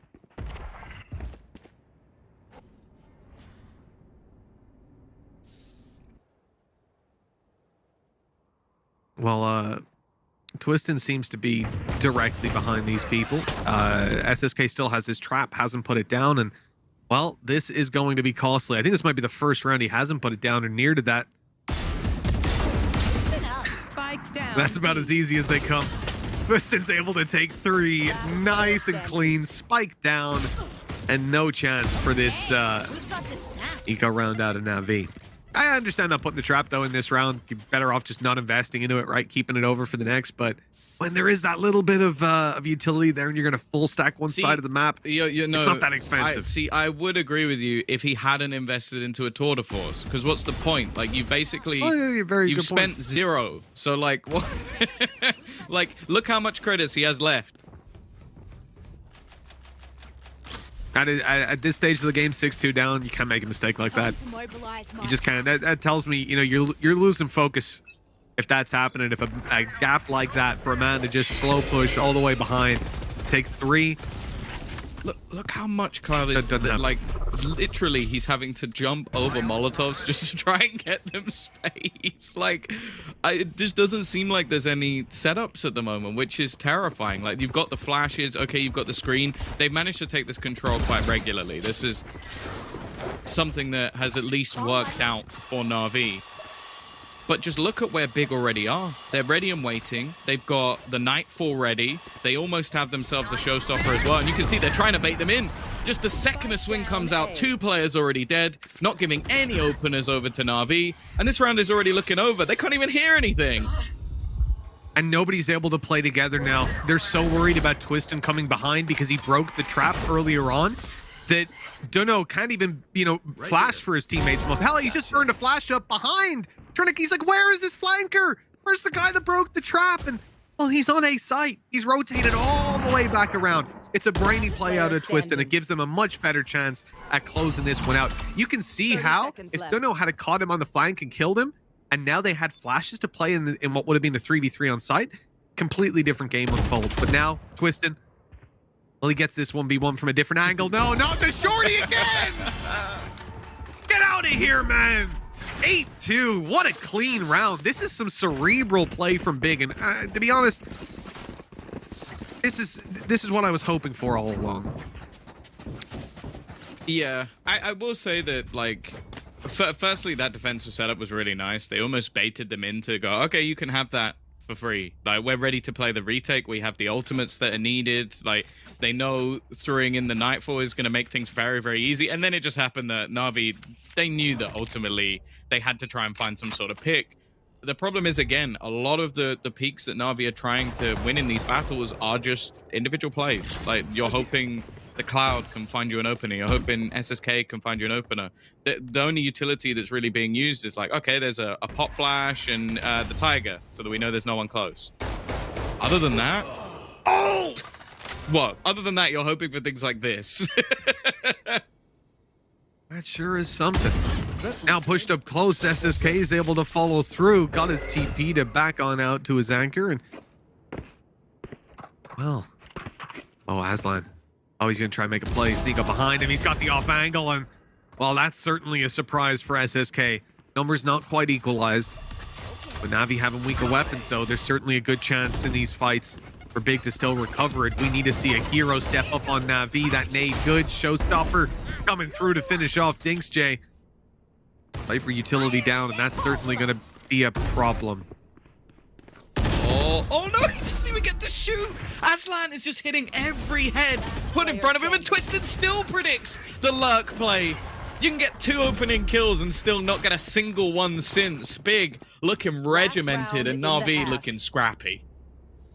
Yeah, most definitely. This attack side has had a lot of flaws in it so far, and I think things are running deeper than just the approach to the rounds.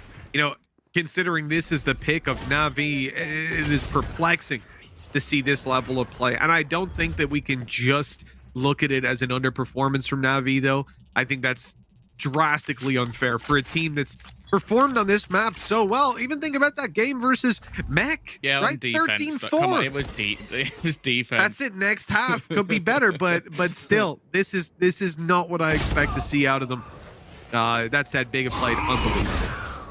Yeah, I think the only player who's really had any impact since like round 2 has been Dinks. He's found them a couple of kills here and there in terms of opening on a Viper, which is definitely not a good sign when you have one duelist and one quasi-duelist.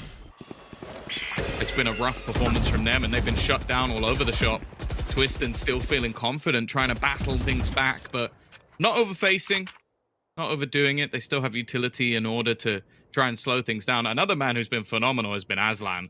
The amount of high-impact plays he's had on a good old Brimmy has been impressive, and it's actually one of the reasons, like, when he used to play the Duelist a little bit, I was like, I don't see the point. Like, he doesn't need the Duelist kit to frag. I've got your trail. Here come the Seekers. Aslan still got the molly, though. That's huge time delay. Whoa! Cloud's right in! I mean, with no support as well, because they're blocked off from Orbital Strike and molly. That is a brave play to make. Bunch of players, though, able to take the fight as they come blitzing on through, trying to retake control. And Big end up paying a huge price for it. Another overextension here. Or extension, at least. Someone needed to try to make a play, but with Twistin down, Avi might be able to get a plant now, and well, they've only one player to deal with. Lucky needs to pull off some sort of miracle, and Zeddy is there waiting for him. Na'Vi will at least get themselves back to 3. It still seems more of a blip on the radar of what was an impressive half from Big. And as I said, it's those lackluster attacks. It just seems to be the problem with both the CIS teams within this tournament at the moment. It's just the attacking sides don't exist. We'll see, though. Now Na'Vi move on to the defense, something as said, they were incredibly impressive on last week when they played versus Mech. 9 rounds for them as well, so maybe there'll be a repeat, but I'm feeling myself and definitely Mitch are much more hopeful in the big attack. Yeah. Look, realistically, the Na'Vi defense has been the strong suit in the past when we've seen them, but 9-3 down, they're going to need to pull something big out of the bag to make this happen. And with Twistin 17-4, Aslan 12-3, it's there's a whole nother level of play on this attack side now, and initiating a lot of damage onto Na'Vi. That'll be healed back up, though. Ain't the end of the world. Prowler going to be utilized. Rotation already in with 3 players currently within the site. And they should try and clear some of the angles again. An important battle for the bathrooms, and this time it's Lucker to actually take it home. It means there'll be no flank coming from that direction. Instead, Aslan actually playing within his smoke. Risky. It seems like he's waiting for a flash. Oh, it's not pretty. Cloud actually ends up being the one to get the kill. The pistol god comes back to save his teammate. That was an awkward fight, my god. 3 players up close. They really want to take control of Lamps, but Na'Vi might have to go back to the drawing board, fighting from another direction, trying to split it up. But Obnogs and Musashi, they step it up big time now against them. Na'Vi need to get on the spike. They've tapped it now to draw them into the open, but Big come up ahead in those fights, and Dunno, he's got no time. Somehow he's gotten that kill, but yeah, round's still going to be secured for Big, and well, that's a little bit of a disaster. Na'Vi, they kind of needed that one. Oh, they really needed that one. The solid start in this half was a necessity, and instead it's just the fragging power that's currently there on the big side. Twistin up there, 18-4. Aslan, 12-4. Musashi still chugging along, and, well, I don't think there needs to be too many more fraggers for you to be able to win a game. On the other side as well, Zeddy and Duno have been having an incredibly rough time. But I don't think that's been the be-all and end-all. It's that attacking side was rough, and now trying to turn the tide is going to be difficult. Investing a little bit into the pistols, but ultimately they know that the next round is where they have to start their comeback. Okay, info. 2 players at least off Big are coming towards this site from long. SSK managing to find himself a kill up close. Dunno gets exactly the same. This is looking fantastic. Headhunter on SSK. Now ready to look for a few more victims, but they find nothing. Wow. Oh well, there was some hope there for a moment, but that came to a quick end. Yeah, just getting shredded by the SMGs. They're even going to have the information of where Cloud is, so the element of surprise is gone completely. Fag for a second, it looked like they were even going to go and challenge him, but maybe not the best decision in the world. Just going to sit within the smoke, but actually Cloud lands the shot. Caught in the seas, so he can't actually go anywhere. Just has to try and maneuver around this circle, but he's found himself a gun to play with.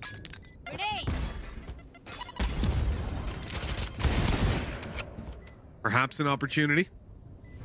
At least to find some extra damage on the way out. They're lined up, though, at absolute firing squad. 11-3. Big just steaming into the lead, and sure, you can look at it in a positive light, and the Na'Vi can probably invest here, but well, this is the line in the sand. It's got to be flawless from this point forward. 10 in a row. Yeah, like, all in all, that round wasn't bad for them. Like, being able to drop it down to just a couple of players remaining. The problem is just how far down they are. Like, if this was the first half, we'd be saying, oh, okay, decent job, but there's very little to write home about. You're also going to see Big actually invest into this round. So, because they lost so many players, they're going to buy back up with rifles, so it's going to be nowhere near as easy as the third round would normally be for the team with the rifles on hand. And, well, when you have those SMGs on a map like Bind, it's not that much of a detriment if you can close down the distance.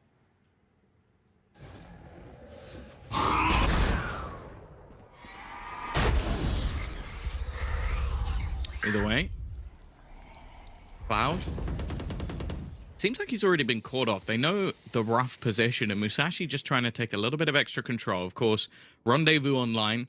He can escape the second contact is made, and got to be a little bit careful about some of the utility that's already down. The thing is, though, he's able to just lurk behind it, and I don't know, the space that he's taken could definitely catch out a player if they're not too careful. Tiger through for Obnox, but it's going to get shut down before too much is revealed. Twiston now looking to be that point of contact, and already Musashi has found that opener. Zeddy still in spot, and Cloud still lurking around the backlines, but ultimately this is going to cause an afterplant to come through. Managed to bait out the nade and what was a paranoia alongside it, but I'm more worried about this aggressive spot from Twiston. He's going to swing back out, but actually gets nothing. Zeddy has taken the pick instead, leaving this now to just a couple of players and 15 seconds left. Musashi trying his best, but they need to get this plant in, and the remaining two have already rotated in. The flash is good, but it's not even needed. Aslan's going to ruin both the remaining players, and Big are now on map point.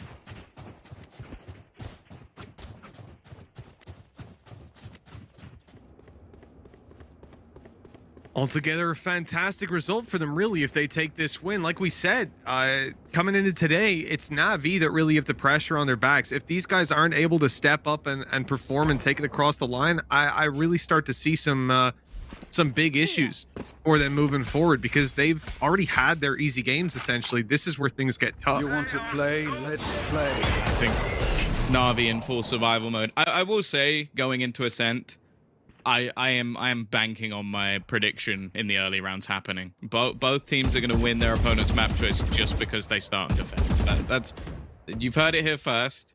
It's that's my prediction for Na'Vi, and it wouldn't be that surprising at all. I'm pretty sure, in fact, they won Bind last time versus Mech, and it was Mech's choice, and they lost Ascent, which was their choice. So it would be the most Na'Vi thing to do.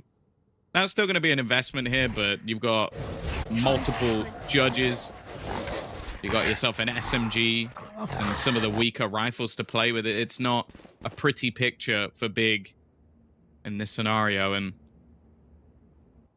But now at least they are going to start gambling back the rotation in towards A. A slight missed call, but I think that's almost just a reliance on Dinks. The amount of value you can see a team almost find just off a judge in this sort of position.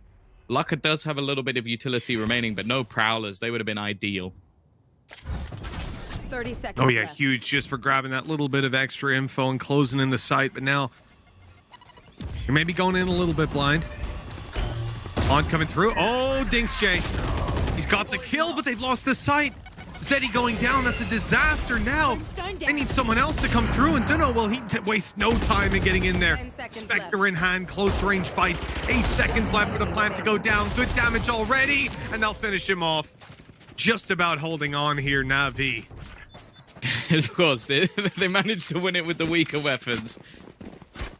At least giving themselves a lifeline, and actually the economy on the other side from Big's a little bit interesting. I don't even know if this is going to be worth going for necessarily. Like, you're seeing Obnox put a little bit into this round, but the weapons just consistently being changed just to try and work out what would actually be worth buying into this one, because you've got such a mammoth lead here, Mitch, that realistically you don't have to take a massive risk. Yeah, you wouldn't imagine so. I think this is somewhere you play tight. You just don't even bother using those ultimates in a round like this. Don't invest too much in whoops. Twiston's gone down. I would say normally you want to take those fights in numbers, right? But I can see the idea behind some of these players going out and looking for duels. But yeah, Navi should clean this one up, and all the trouble starts to brew in the next round, and the one after that. And the one after that. And so on and so on. The 8 more times. Yeah, I think the terrifying prospect as well is next round you just look at the ults that are available. Nice shot from Cloud. The aim's definitely still there, and that is always going to be the thing. When one of these players is posted up, we know that Na'Vi can pop off. We know that they can find those multi-frags similarly to their big brother Mech, but for now at least, well, they're actually going to be able to they're just denying the plant with blast packs. It's just a little bit of irritation. Lucka will take one. And actually, Aslan again, his aim has just been so crisp in this matchup, hoping to maybe hit a lucky shot, but Zeddy is there to make sure the round is converted. 5 for Na'Vi. Still 7 in a row needed, but hey, they're making those first steps. Slow and steady, Tom. That's the way to play it. Oh my God. Well, yeah, really slow and steady here from Big. They're calling a timeout. Sitting with this kind of advantage, that ain't something you're going to see every single day, but whether it's a strategy of making Navi sit in it, or to be honest, more likely they're sitting here realizing that they got to put in the time here and now. Got to make sure they don't let this slip, because look, the reality is, Tom, we have seen comebacks like this in the past. It has happened, and it's the most devastating thing if you let it. Especially if you were, say, a Lucka fan. They would be utterly devastating. It would, wouldn't it? But I was going to say there's not many of those, but I can't. I like him too much. I want to be mean to you, not to him. So as a savage. Wow.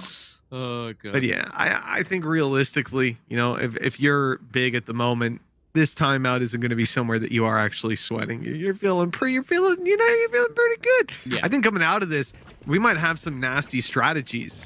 This could be them sitting back and figuring out where they want to do something, maybe a seize nade or something on the back of an orbital strike with a seize or some of this utility. I mean, there's a lot of things you can do. Yeah, it's the ults. The ults are just devastating at this stage. Like, if you're going to throw in a Seeker's Orbital Strike, you can have the Nightfall as well, which is just going to give so much information all at once and leave basic players stunned, blinded, and in a horrible position. And straight away, they're actually going to pop it early. Doesn't really seem to be much of a push on this, though. It's looked like it was almost just utilized for information and to try and pull rotations. In fact, they've left Cloud as the solo defender, and this has backfired. He's managed to find that opener. The rotation's already coming back through, and that space has not been garnered yet. Operator's still around here, but won't really find a free angle. Oh, nice little delay. Nade through as well. They're burning the clock down. The rotations are through now. And Zeddy's even thinking about going for the peek. He's gone straight out, caught Twiston. The showstopper from Cloud. This keeps Big back for just a moment, and it's allowed even more of a setup to come into play. Na'Vi have got more than enough rifles here to take these fights, but somehow that position goes unchecked.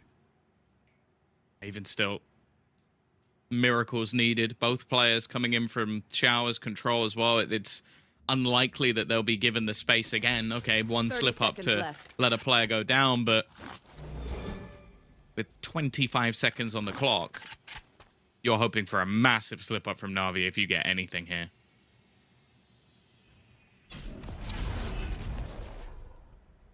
And that's certainly not coming through with that last smoke coming down. Steals the round. You can see they are willing to play the long game. Bigger acknowledging that the attack side here could last a little longer than you would want or than you'd expect.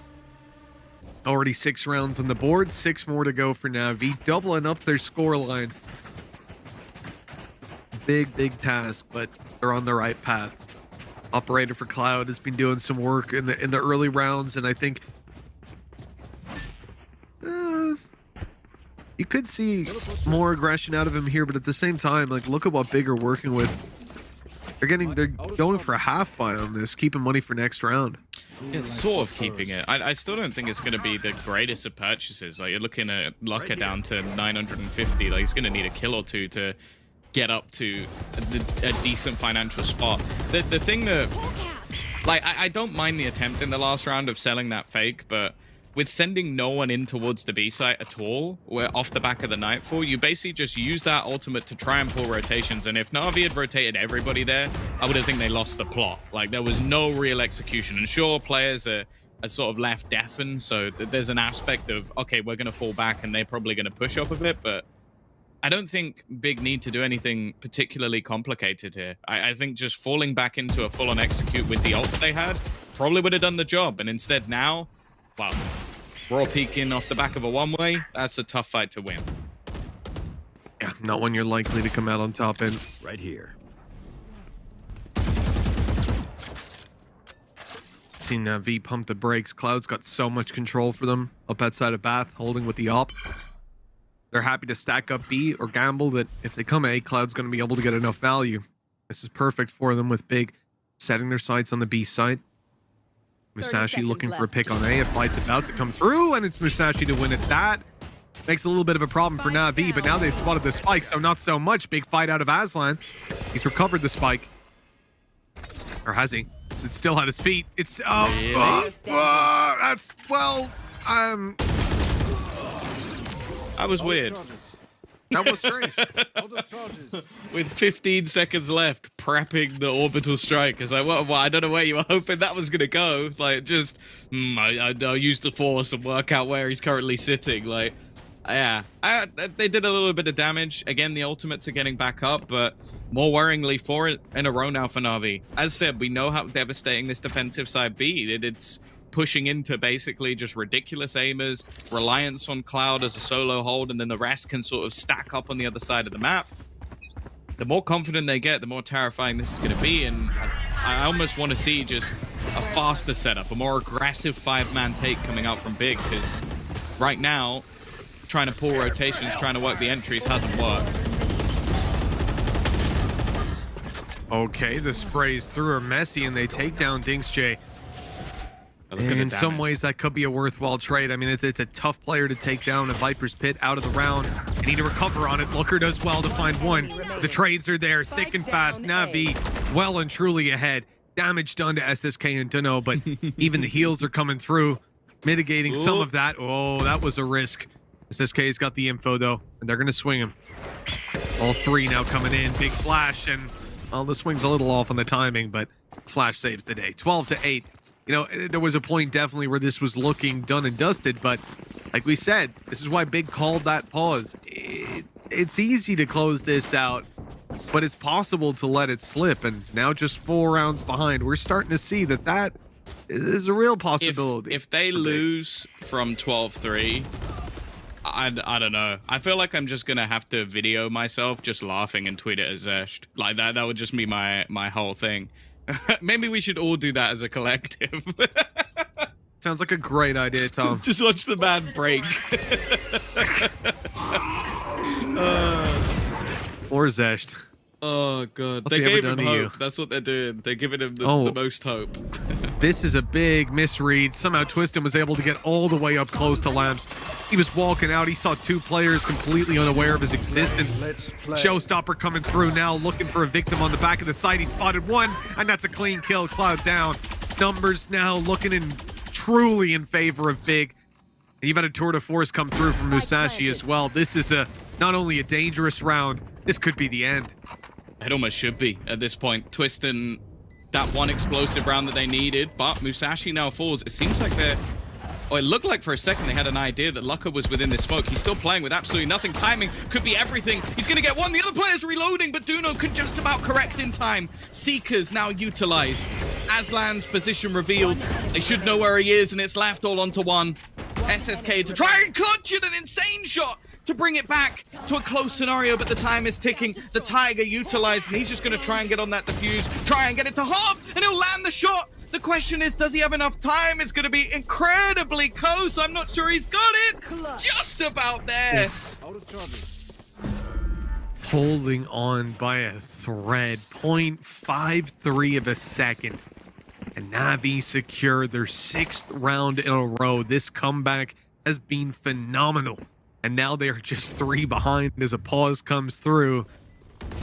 I think that might be Na'Vi's pause. I certainly need one after that myself. Oh, wow. We'll see in a second. There you go. Na'Vi's timeout and big. Well, they're going to get a chance to discuss how they want to close this out, but it doesn't look like they have much of a say in things right now. This has been strong. Still, it comes down to clutches, Tom, and with 2 buy rounds before we end up at overtime, that needs to be improved on for Na'Vi. They can't rely on clutches. Yeah, the thing is, though, I feel like, again, that when you're this far up, I just love it when a team just goes, okay, let's do just a cheesy ult round. The problem is, Big have come so close in multiple rounds that they're actually using their ultimates at different times. So you never really have that stack up to try and get stuff done. And I think it's actually biting them in the back that we haven't really seen that proper build up yet. So okay, again, you're going to have Nightfall. Again, you're going to have Seekers. Beautiful combination to basically clear out an entire site with information. The issue, though, is that it seems like every single time it's being utilized. Okay, we're trying to fake this out. We're trying to clear this position. And there hasn't really been that same sort of follow-up. And is this going to be the ratty little hide behind the screen play? I think it might be.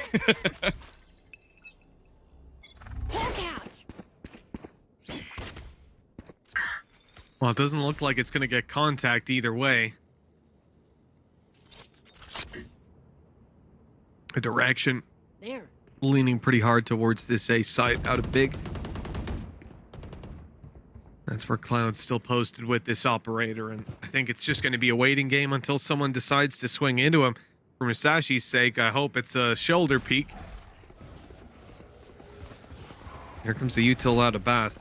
Pushing them back. One-way smokes through. Means Cloud can still safely sit up here and wait for that peek to come in, and there it is. And now comes the ults through. Seekers will double it up, as said. So much information. Cloud's actually dropped one with the nade, though, and Dinks, he can't see anything, but he still manages to find a kill. Eventually, they're going to go for the plant, and again, it's denied. Cloud is doing this so regularly, but they've managed to bring it back into a 3v3. Spike planted. Another chance, perhaps. Holding on hope. Shadows traveling. Here they go. Smoke is down for now, but it looks like Aslan wants to step on through it. The defuse tapped. Aslan needs to check no one's actually defusing that. There's confirmation. Halfway now as he dives on in. Zeni, good to get the kill. Another! This is looking good. Look, he's gonna clutch it out. The shot's not gonna land. It's in play and it goes out for 4. Closing it 13-9. A little closer than it was looking like it would be, Tom, but they certainly got there in the end. Damn. I'm sweating for them at this stage. Like, what's happening? Well, clearly, MitchMan, that's actually what he looks like right now. That's after right now. It almost slipped away from Big. It was that little bit too close for comfort for the German side, but they do get it over the line. Nonetheless, we're going to move away from this picture, and we're going to let the analysts break that one down. Dare to challenge yourself.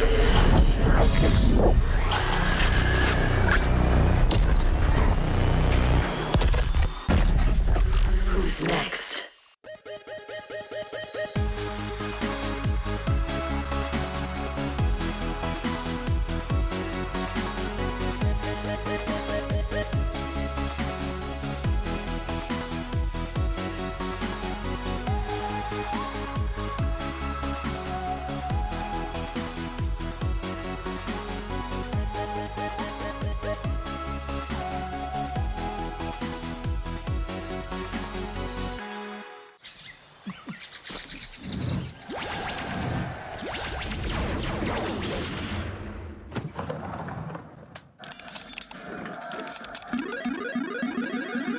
Red Bull gives you wings.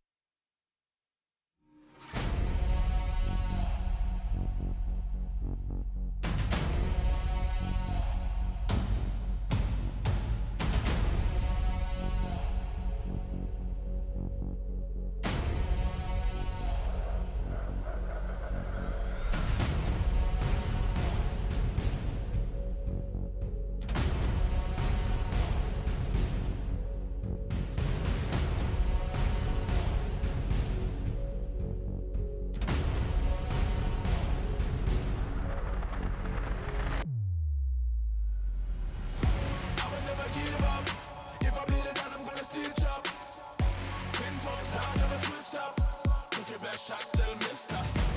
I will never give up. If I bleed it out, I'm gonna see it drop. 10 points down, never switch up. Took your best shot, still missed us. Took your best shot, still missed us. Took your best shot, still missed us. Took your best shot, still missed us.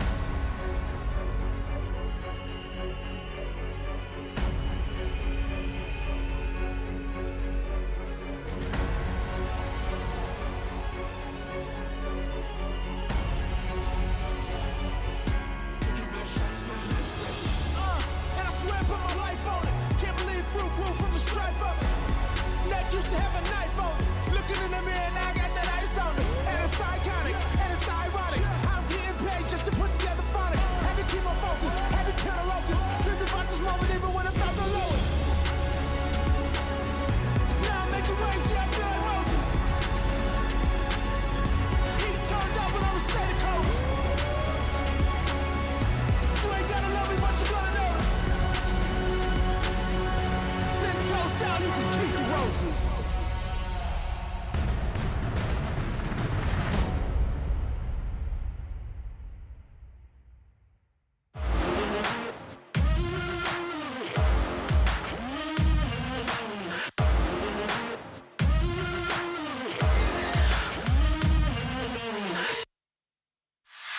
The bricks feel different on the spine. This is it, Tony Hawk, how I'm getting on my grind. It's all in the mind, I don't even need a sign. Come back, get applying pressure from behind. I ain't got no enemies, turn them all to allies. Face painted, no cat eyes, ship never been capsized. My rationale different cause I made it. No street sweeper, I just gallop off the pavement. Money Mayweather, yo, I came in trying to be the greatest. Not the only, but the latest. Had to keep it like the cadence. If the planet hit it, save it. I'll be in the conversation. It's amazing how the plan come together like a compilation.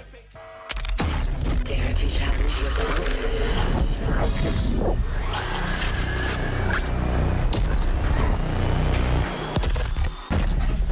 Who's next? And welcome back, ladies, gentlemen, and MBs, to the desk where Big have indeed crossed the line. They've actually taken the map. I know it took us ages to figure out. They crossed the line by winning a map. Honestly, Oh. we were all like holding it. Oh my God, is this going to happen? Is the comeback actually going to happen?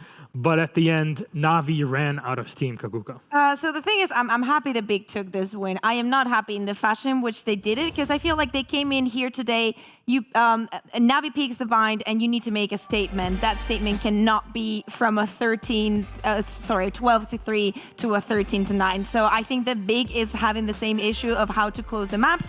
But also, if we think about Na'Vi, they probably chose this map again for the defense. It's something that Tom said, and then we've all said about Na'Vi. And probably looking into the next map is going to be very important for them. But if we talk about that first half, Big was literally looking like they were playing deathmatch. Every single shot was going forward. We saw a little bit of microplays, and we especially saw Na'Vi taking the pistol round, the next one, and then the last round of the half. Yeah, in general, this game from Big was a great example of how to counter-strat an opponent that is so easy to read as Na'Vi. It's just like an open book. You literally know what they will do every round, and Big was just waiting for Na'Vi to make a move which won't happen for 1 minute and 20 seconds, and then they just kill them when they actually go on site. And we have been talking about that in the pre-show. We have been talking about that 2 weeks ago when I was on the desk, and also in the previous season. So nothing changed for Na'Vi, but Big, I feel like once they go onto the attack side, they lose this side of the macro, which is the main objective,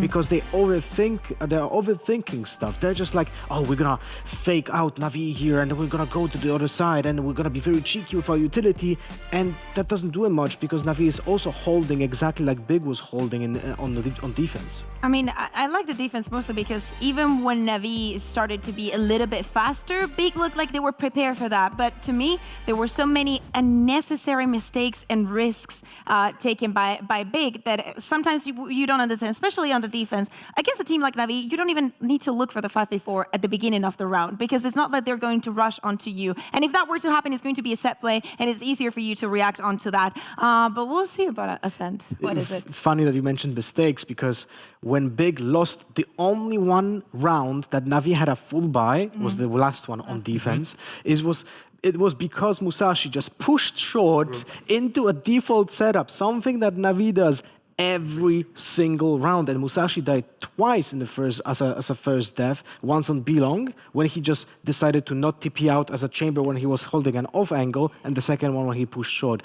Some simple mistakes that also just cost him the round, but not the entire match. Well, player to highlight for this is Twistin. So what were his numbers, and what can we do beyond just the numbers themselves? I mean, it's not only that he's the young gun, he's performed actually in race. We saw at the beginning of the game that it was Cloud with that 4K, you know, opening things up, but Twistin actually stepped up a lot during the attack. So you mean Twistin? Twistin, my favorite duelist.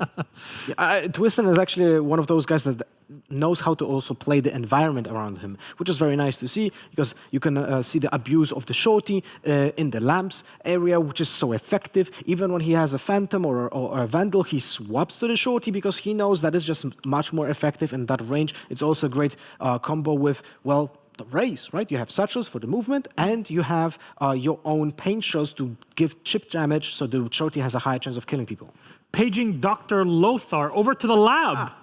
I have one clip. It's a very short one. It's actually something that I painted before, Big overthinking of how to attack on bind. It's a round where Big wants to go for a fade utility push on B side and fake the push with the ultimate. But the thing is that they used really a lot of utility before, so we've seen Lucker with no prowess use the ultimate on the B side, which explain why it will make this fake not work. You can see here, both players are affected by the ultimate, right? Both players are now standing on the side. They have the trails on them, but unfortunately, there's not a single prowler that can affect those players that are now being under the spell of Nightfall. And the problem is, if you don't do that, those players on site, they can still see what is happening under this ultimate. And because no one is breaking the line of sight here,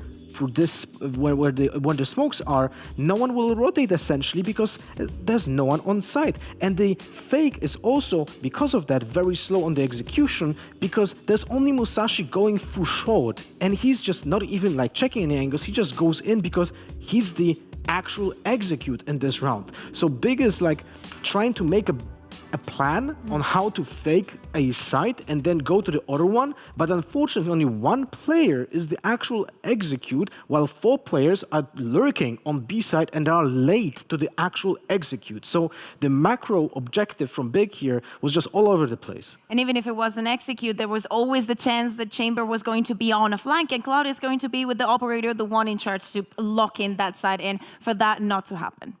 Well, some things to take away from this map then. Despite Big being victorious, it almost swapped the other way. But moving on to our second map, Ascent is up next. And this is one of the parts where, Kaquka, you were talking in the map bands, like, oh, this is going to be the outplay, big win for B team pick. How does it go through here? So the thing is, now that Big has chosen this map, Na'Vi is going to start on the defense. We saw what they can do in bind. We've seen them before on this map, so I expect something brilliant coming in from them.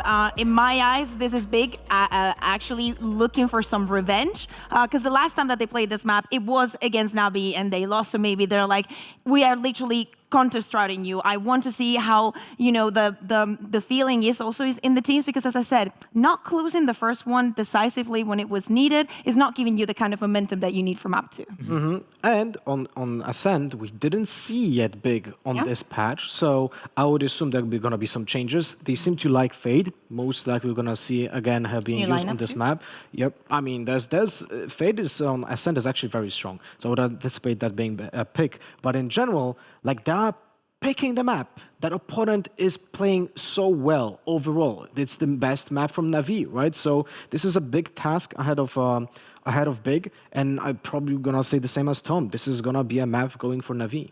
Yeah, probably. I can already see ourselves going on to Haven. One thing, one player that I'm really looking at is Aslan, not only because he's probably going to be taking that controller and probably moving away from that Astra. He was legit diffing on everyone on Bind. I mean, playing from the controller, sometimes you don't see them, especially from a Brimstone, you're not going to see that bigger of an impact, but every single bullet that he shot was a headshot. It was amazing. Well, select. It's almost ready, so Lothar, please, could you guide us through it? One thing before we go ahead. Agent select, I would just really like to see a little bit more min-maxing being done by both teams, because there were 2 rounds where both chambers on Bind didn't buy traps, even though they had the resources, the credits to buy them. And 1 round, Twistin just got a free kill, by the way, on long because of that. So Big wasn't punished by it, but let's hope that the min-maxing on this map is going to be looking a little bit better. Let's take a look at Big's composition. So they go for the Killjoy. They played Cypher last time they played on Ascent, so that's already a change. KO is still being used by them. Still Sova as well. Jet and Omen. So actually, no Fade from Big. Interesting. It's a mirror match. It's a mirror, yeah. It's not only that, I think that the only one that is going to be staying in the agent that he was playing previously is Twistin, because Opnox was the one going on the KO before, but now that Locker has come in, maybe he doesn't want to go in this way. He feels like he can do more from that KO, and maybe we're kind of expecting more chamber from Misashi, but you know, we got our dose for now. Let's see what happens in Haven if we get to see that map. But I think I'm liking this. I like the mirror. It's kind of going back a little bit, but it's an interesting approach to the game when you have a mirror composition like this, because Killjoy loses value when you play against a mirror composition in this case, because both KO and Sova have utility at their disposal that is capable of destroying the lockdown from almost every single angle if you have lineups, and that's something that I would predict will, both teams will have in their disposal. And because of that, it seems like, okay, so we play that Killjoy, so what do we do now when the opponents have so much counterplay towards our main Sentinel, right? Yeah, and for Big, let's watch out for those fakes that we're trying to execute onto Bind. Is something that they have tried in the past also in other maps, so Navi needs to buy them for them to actually work. With a mirror agent select now, is there a higher chance of us going to Haven in this case? Oh, it's Navi starting on the defense, like the rest doesn't matter. I mean, I want to see the preparation, because let's not forget that even though this is Navi's home ground and whatever, it was Big who chose to come here, so let's see about that one. The easiest round for Big is gonna be, and most important at the same time, is gonna be the pistol round on attack, because I don't predict that they're gonna have a high win rate on full buy rounds, and pistol round is the one where they can abuse the small amount of utility from the defense. So this first opening will be setting a pace for the entire map. Well, our game is ready, so let's hop into Ascent. Our casters will take us through it. Mitch, Tom, all yours. Thank you so much, folks. Well, it turns out, Tom, we're riding on into Ascent with a Big leading 1-0. I am shocked, to say the least, with how flat Navi were to start off map number 1, but they certainly bounced back. Do you think they've got the steam behind them now? Oh, they're on defense. What do you mean? Of course they do. They start on the side of the map that they're actually good at playing. So, yeah, not too worried. I'm also going to be interested to see Musashi, because I'm sure there's a very specific man who may correct me if I'm wrong. Won't name him. He's had enough limelight for today. But I don't think Musashi has ever played Killjoy competitively before. So it's going to be interesting, because we've known him for much more of like duelist play. Like you look at his most played agents, just like Jet and Reyna. So I'm excited to see how he's sort of expanded his pool a little bit more and brought that Sentinel in, because it's very different from a chamber. Well, Tom, this game's so exciting. I'm taking the head out of the fishbowl for it. Let's get this one rolling. As Big blitzed in towards the A site, we've got quite a lot of presence on short, and SSK's realizing that he's going to give it up, start falling back, and leaves Eddie to pop that paranoia. He's not able to take a favorable fight, and now the smoke is his only solace. These players all around him. Down A. Kill. Eightfold. Has to try to fight forward, the reload off, and he'll get the kill. Almost another. I don't know how Zeddy is holding on. This man deserves a medal for the hold that he's putting on. Now the harasser from Wine as the rest of his team look to deal with these low HP players. Yeah, they're going to need to take some pretty nasty angles to actually have a shot at winning this, and Cloud is more than prepared, leaving it down to the man on his first attempt attempt on this agent. I don't know if it's going to make too much of a difference, especially in the shorty. Well, if they peek him close, maybe has a chance, but Cloud is not going to give him that opportunity. It will be Na'Vi to take the pistol. Lothar is now sad. Well, with Na'Vi taking the pistol, at least the defensive side is off to the predicted solid start. I have to say, Zeddy, if he can keep up that kind of pace, his paranoia was fantastic and he didn't really follow up on it. Found the value elsewhere. Unfortunate for Looker, right? I see that right-click flash actually caught him and it didn't even catch Zeddy. About as bad as it gets. Yeah, not a pretty fight. Not a pretty fight. Right here. Well, I don't think they're going to mind too much. Not a massive investment. Obviously, you can kind of put the extra finances in of managing to get the spike down, but nothing much more than that. In fact, Twister's just gone sat in the smoke. He's like, okay, if you want to play around smokes, I'll try and fight you at your own game. Musashi on the other side, he's done a lot of damage. Cloud is only on 11 HP, a bullet not too far away. Now, if you've ever watched an SSK defense, surprisingly, it's probably more aggressive than his offense. So he's just going to be taking map control. Was doing something very similar on the chamber on the few rounds that we witnessed in the last. Got to be careful with them. Musashi, okay, he may not have the headhunter, but he is still hunting heads.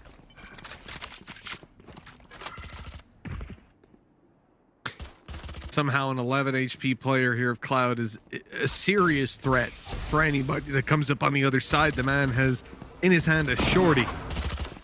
And he's about to be pushed by Twist. And no, never mind. Zeddy steps in before that can even become a possibility. The numbers are all of a sudden equalized. Yeah, much more of an opportunity here for Big than you might normally expect in this sort of round. The problem is they're going to be pushing into a Dinks J setup, which 30 seconds if you left. enjoyed watching Hype yesterday, you're going to see something similar here. Like, he is someone that's very, very difficult and experienced when it comes to this agent pool. Laka, though, is actually going to manage to get another kill onto Duno. This is already, again, far more costly than it ever should have been. Dinks has had to completely abandon the site, which means they will actually get a plant in here. They've also managed to, well, they had reclaimed one of the weapons, but that now goes to the wayside. And look at the HP on Looker and Musashi. This should be so easy for Na'Vi on the way back in, but they can just drop Cloud at least. Kill off a few more players, and it's already been a fantastic round. Last player standing. Oh, good damage. Oh, great damage. Look at that across the board. 2 players sub 20. Yeah, the problem is, all in all, okay, you have to rebuy some shields, but it doesn't matter. Like, keeping the 3 players alive is the most important thing for Na'Vi. And yeah, this round was definitely too close for comfort, but ultimately, you're now going to see that purchase in from Big. And this is still just going to be played as a bonus with, yeah, probably a few extra bits and pieces added in for the players that didn't have anything. Placing sentry.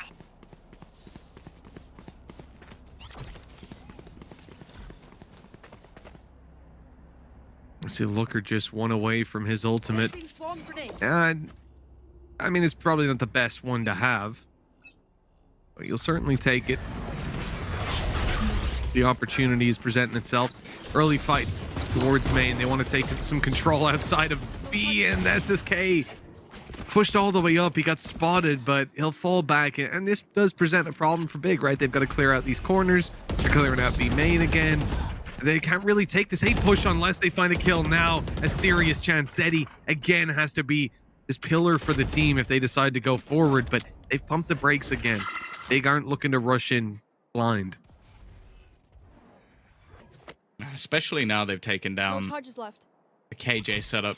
They can look to try and reposition elsewhere, especially the battle onto short has a lot less risk, and knowing that they're going to have themselves the null command to just remove any remaining utility that would be available. It's not going to be easy. SSK, though, this is the thing. He's just so aggressive when it comes to these defensive rounds. Duno's found one through the smoke. He's actually done damage to a second as well. As a bonus round goes, okay, they've hit the minimum. Let's see what else they can get. Planted.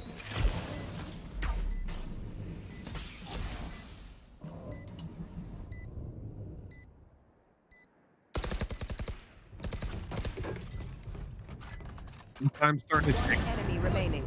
There you go, move back. SK. Don't know. around it. I mean, he's going to try to bait them out into a fight, but he'll have a tough time doing that. But when he does, Musashi's catching him unaware. 2-1. Well, Musashi's got off to a decent start. Like, he's playing much more of a hard lurk than he would have done necessarily before, but I guess it's just having to be that little bit more careful. You can't play those same aggressive angles he was doing because you don't have the get out of jail free card with the rendezvous. So just being a bit more patient, coming in for the late rotations. Now, again, this is where things actually get interesting. You've got the purchase coming in on either side. Ult-wise, though, it's only really leaning in one direction. You've got the null command available. You could potentially get yourself the lockdown as well. And with the amount of space they've already taken to be main, it's looking like a real possibility. Yeah, it certainly is. Good control here for Big, and look at Twistin. Oh, I thought he was going to start swinging out towards this site and make some really risky plays, but they're going to wait until this ult comes through. Utility canceled.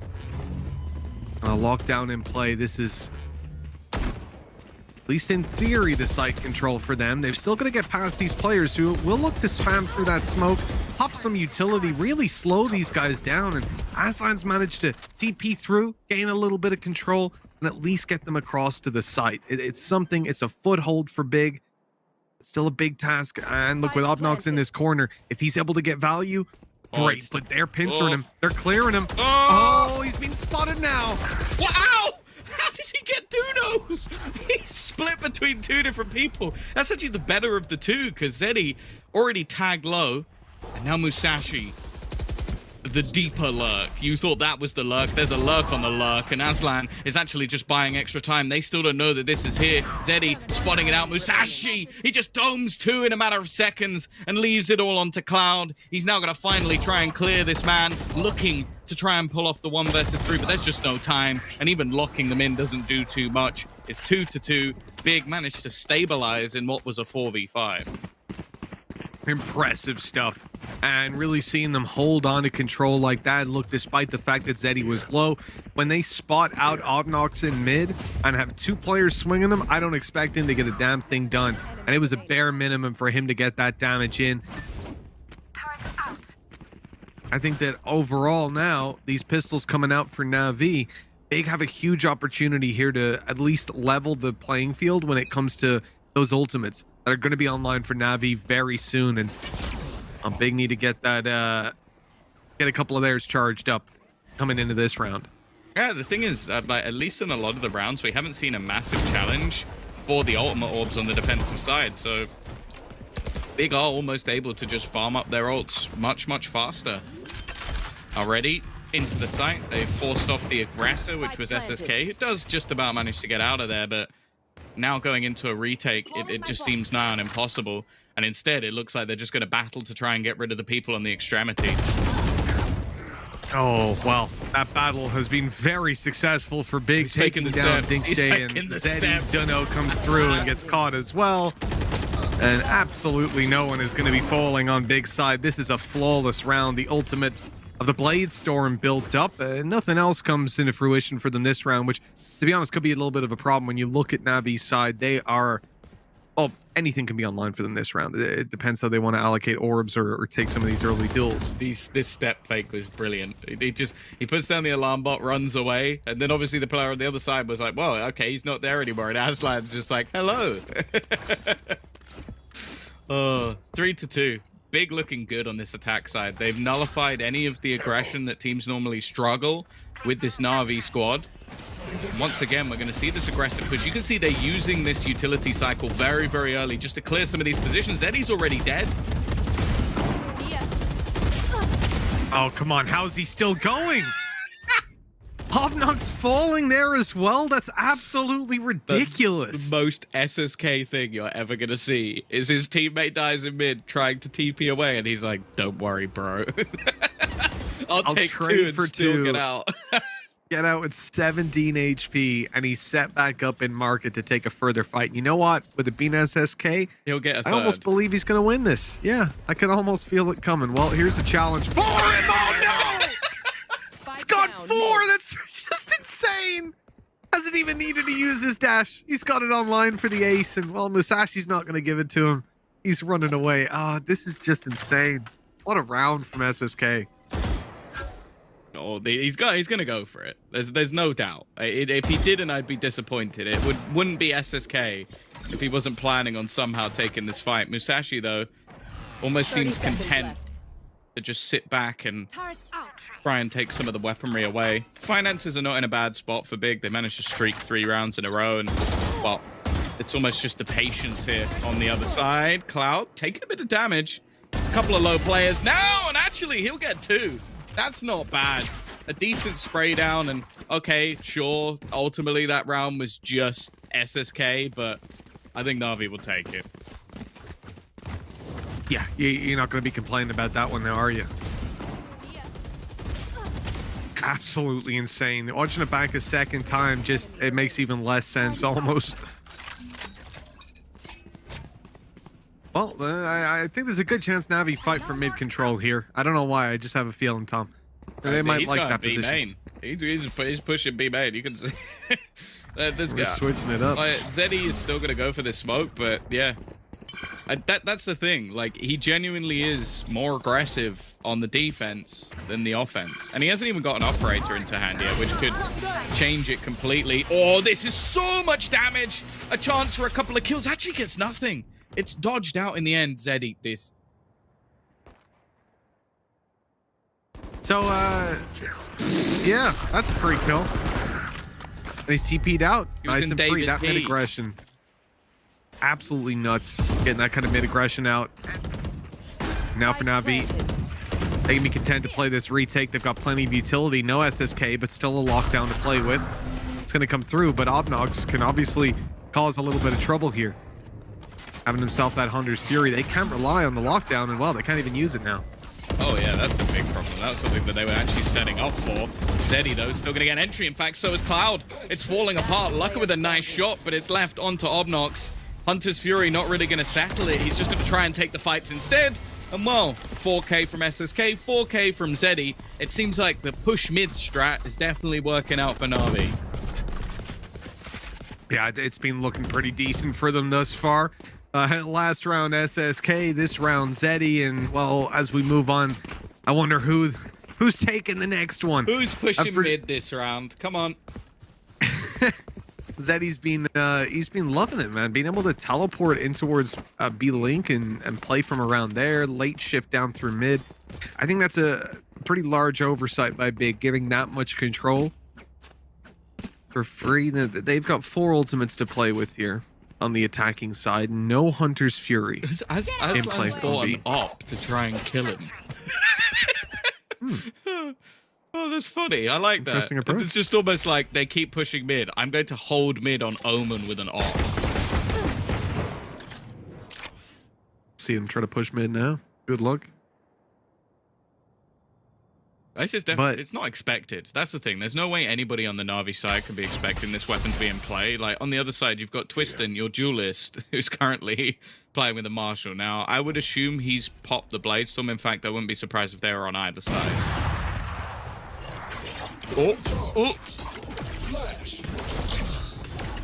Oh, that... You've actually had a player already sneak through. Dino knows it, but on his way back through, he's going to be caught by the reveal. Hunter's Fury coming in. Final pulse of it here, and no victims found, but still. Time and space bot, plant in, and Big now have the advantage. 5 versus 3. Na'Vi to fight back in, and everybody's coming from spawn. And worse than that, Musashi's lurking through mid very late. Even they're checking it, and they just missed him. And now he's got about as perfect timing as he possibly could to close this round out if his teammates don't do it first. If they are going for anything here, it's incredibly late. Time is already very far ticked, and instead it looks like they're just trying to get some exits, but instead they're being locked in. They're being pincered, surrounded by the remaining players on Big. Wonderful way to play in the afterplant, knowing the round's already done, making sure that Na'Vi have no weaponry to escape with. And financially, that's going to leave them in a bit of a rough spot. Bear in mind, okay, they used the Bladestorm in the last round, but it's still not pretty.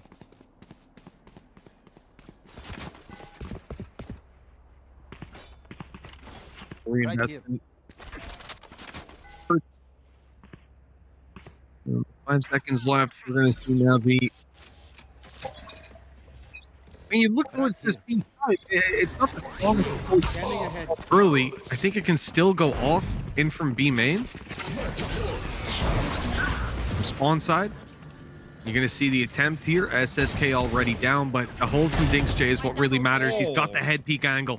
A great first shot on the Musashi, but that's where it ends. There's a solo defender. Twistin. Well, the trades are coming through, but ultimately for Big, that's enough. Seems like he's actually going to double back and reposition. Spike yet to be planted, and then you can see on the other side, Lucker's just trying to spot where this man is coming from. With Aslan still on an operator, if he can catch the timing here, this could work out nicely. And he's going on an incredibly long wraparound. I almost feel like this is an expectation of Zeddy that they're going to try and go back in the other direction. But this could work out so well for him because there is no way that Aslan is expecting this man to be coming in from behind. Spike planted. No, that would be utterly unreasonable. One enemy So you see, Zeddy gets it for free, and here we go. Now just Looker to deal with. He has no idea where this player can be, though, spraying away. He'll make some noise as he goes on through. That jump is heard, but he's going to go back. Looker caught out by that swing. Brainy play from Zeddy, and a 5th round rewarded on the back of it. That was gorgeous. Yeah, that was huge brain. 200 IQ plays that someone's going to put that in some sort of playlist. Like wrapping in behind them, faking out the smoke to smoke off that angle so that obviously the player on the other side thinks, okay, he's already walking his way into sight. And then even faking out the jump at the end just to try and bait Lucker into wrapping around. Like, that was ingenious. It literally couldn't have played that clutch better if he tried. And, well, a round again that definitely shouldn't have gone in the direction of this side, but Zeddy has clutched it out for them.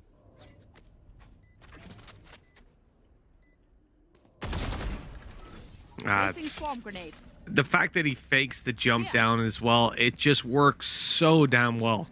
There's practically nothing you can do about that because you're 100% certain this guy's gone down. Got a read of it from step number 1. SSK in with a big kill to Aslan, and as they try to deal with him, in come the rest of the team. In fact, SSK still gets the kill. He's the only guy who would play with an op from up there. Oh, I love it. It's so aggressive. Twisted tries to do something of the same, like just taking the peek back, and has been forced all the way out, leaving a 5 versus 3 retake. A very good position for Na'Vi.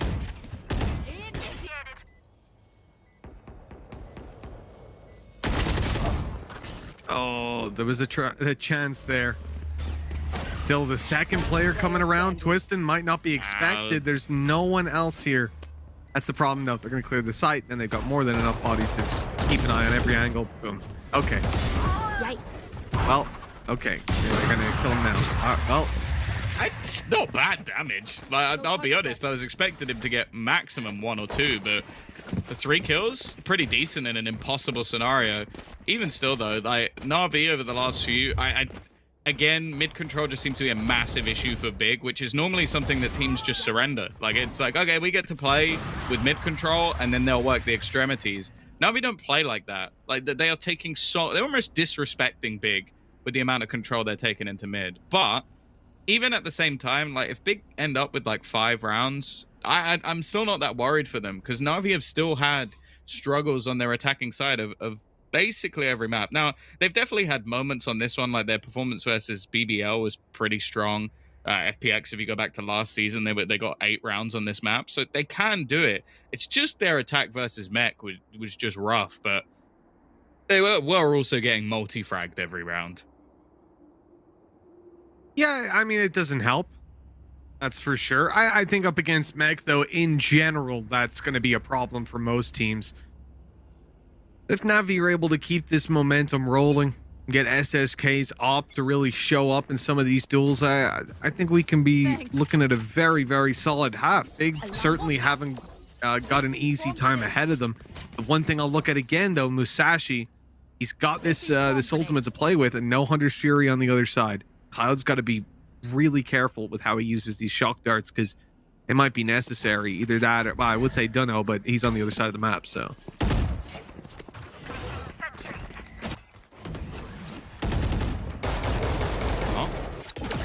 dash removed. Not going to be any available for an escape for SSK, but of course he's still going to be... yeah, come on.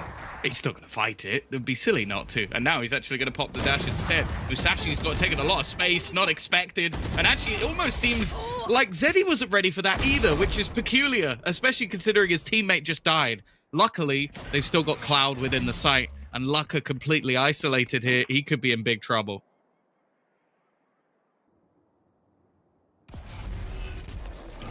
Oh, that smoke going down. I don't know. He's Aslan. He's trying to make a little bit of noise now in main. Be spotted coming out, and hopefully they try to seize the space. There it is. Looker opened up a gap, and he's going to sneak through to spawn. The Guardian in his hands and a 1v2. No information on Dinks J. He knows exactly where Cloud is, though. He'll sneak his way all the way through. Is he wrapping back into market, trying to get behind these 30 players? seconds left. Plenty of time here to play it how he wants, but Navi are patient. They're sat down in May now, starting to explore other angles, other options. Looker's crossing over. He's threaded the needle. He's got the sight, but they'll look to play back into it. Shock darts, a turret, a Hunter's Fury. Actually, they might just use this Hunter's Fury to try stop him planting. Yeah. 8 seconds. Oh, I didn't catch him. I don't even think they're going to need it already. Know roughly where he's going to be, and Cloud is just going to decapitate him, not using a Hunter's Fury for that one. I imagine they're just going to go back and make sure that they retrieve the operator. It's been a huge part of this defense, how much SSK has been able to get done.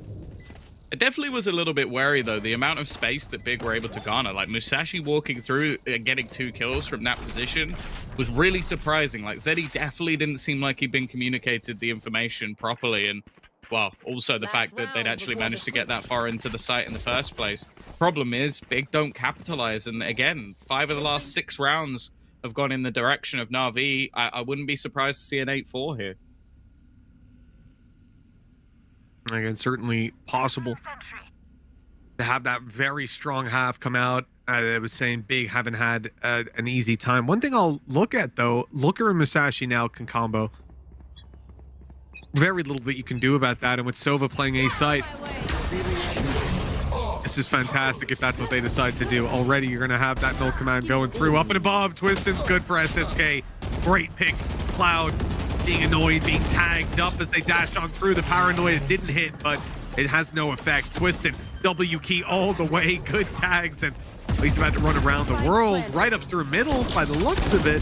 He's decided against it, though. Oh, Aslan finding another definitely makes this problematic. The ult spam not giving Na'Vi much of an opportunity. Cloud will at least be able to take down Lucka, but honestly, I don't think it's the player that you really need to find. Now the lockdown is going to make things even more difficult for them to try and find a way back through. Duno left onto 1, and of course he's killed off by a shotgun. Big will at least recover back to 5 rounds, but ultimately it's not bad for Na'Vi.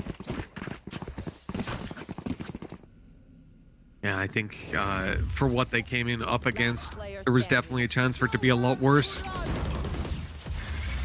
Really good control, but ultimately that entry from Twiston, it just staggers everybody backwards. It was a fantastic play. Now they get to test out the defensive side. A map already secured, and this is their map pick. This is the side that they want to be playing on. Tom, with 7 on the board, though, it does feel like Na'Vi have done a pretty good job. If we can see them pick up the pistol here, it could be a real problem for Big. Yeah, well, it's always the case, even if you win both pistols in any series, that realistically you should be taking it over the line, unless, of course, you're G2 versus Oglu, in which case maybe not. You mean OG London United? Yeah, Oglu. What do you mean? Oglu, no. Love me some Oglu. Luog, my boys. Log. Oh, that's a quick double from Cloud. Log. The logs. We've had the double in from Cloud, so Na'Vi have the lead, okay. but he's going to be taken down on mid. Big punish. Okay. All right, Duno. We've seen some lucky shots this round, that's for sure. A turnaround, and maybe now Twiston is going to just pull off a miracle. 3 players to find. Tapping the spike. I don't know if anybody's actually watching for this flank. It seems like now SSK has at least switched his direction. And well, there you go. Both pistols there for Na'Vi. Now, you lose both pistols, you don't lose the map. We know that. For Na'Vi with an 8-5 lead, they're certainly in the prime position. For Big, I don't think we're getting any investment out of them here. The one thing that I will be very worried about is Twistin with a shorty in his hand. We've already seen that weapon do so damn much. But he sold it up. Now Musashi's going. It's the dash, though. It's the dash play with the shorty that scares me the most. Oh, wow. We're going straight in and with a classic. Hey, he would have won that if he dashed with a shorty. That's all I'm saying. That almost looked like when like an NPC goes to battle. They just run straight at you, just shooting. Like they don't like.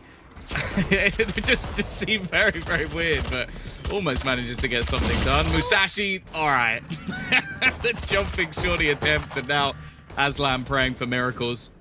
Obnox has a slightly smarter idea of how he's going to play this one, but I don't think they're planting in a spot that he can shot dart without just sort of guessing. And actually, Aslan is going to take one down.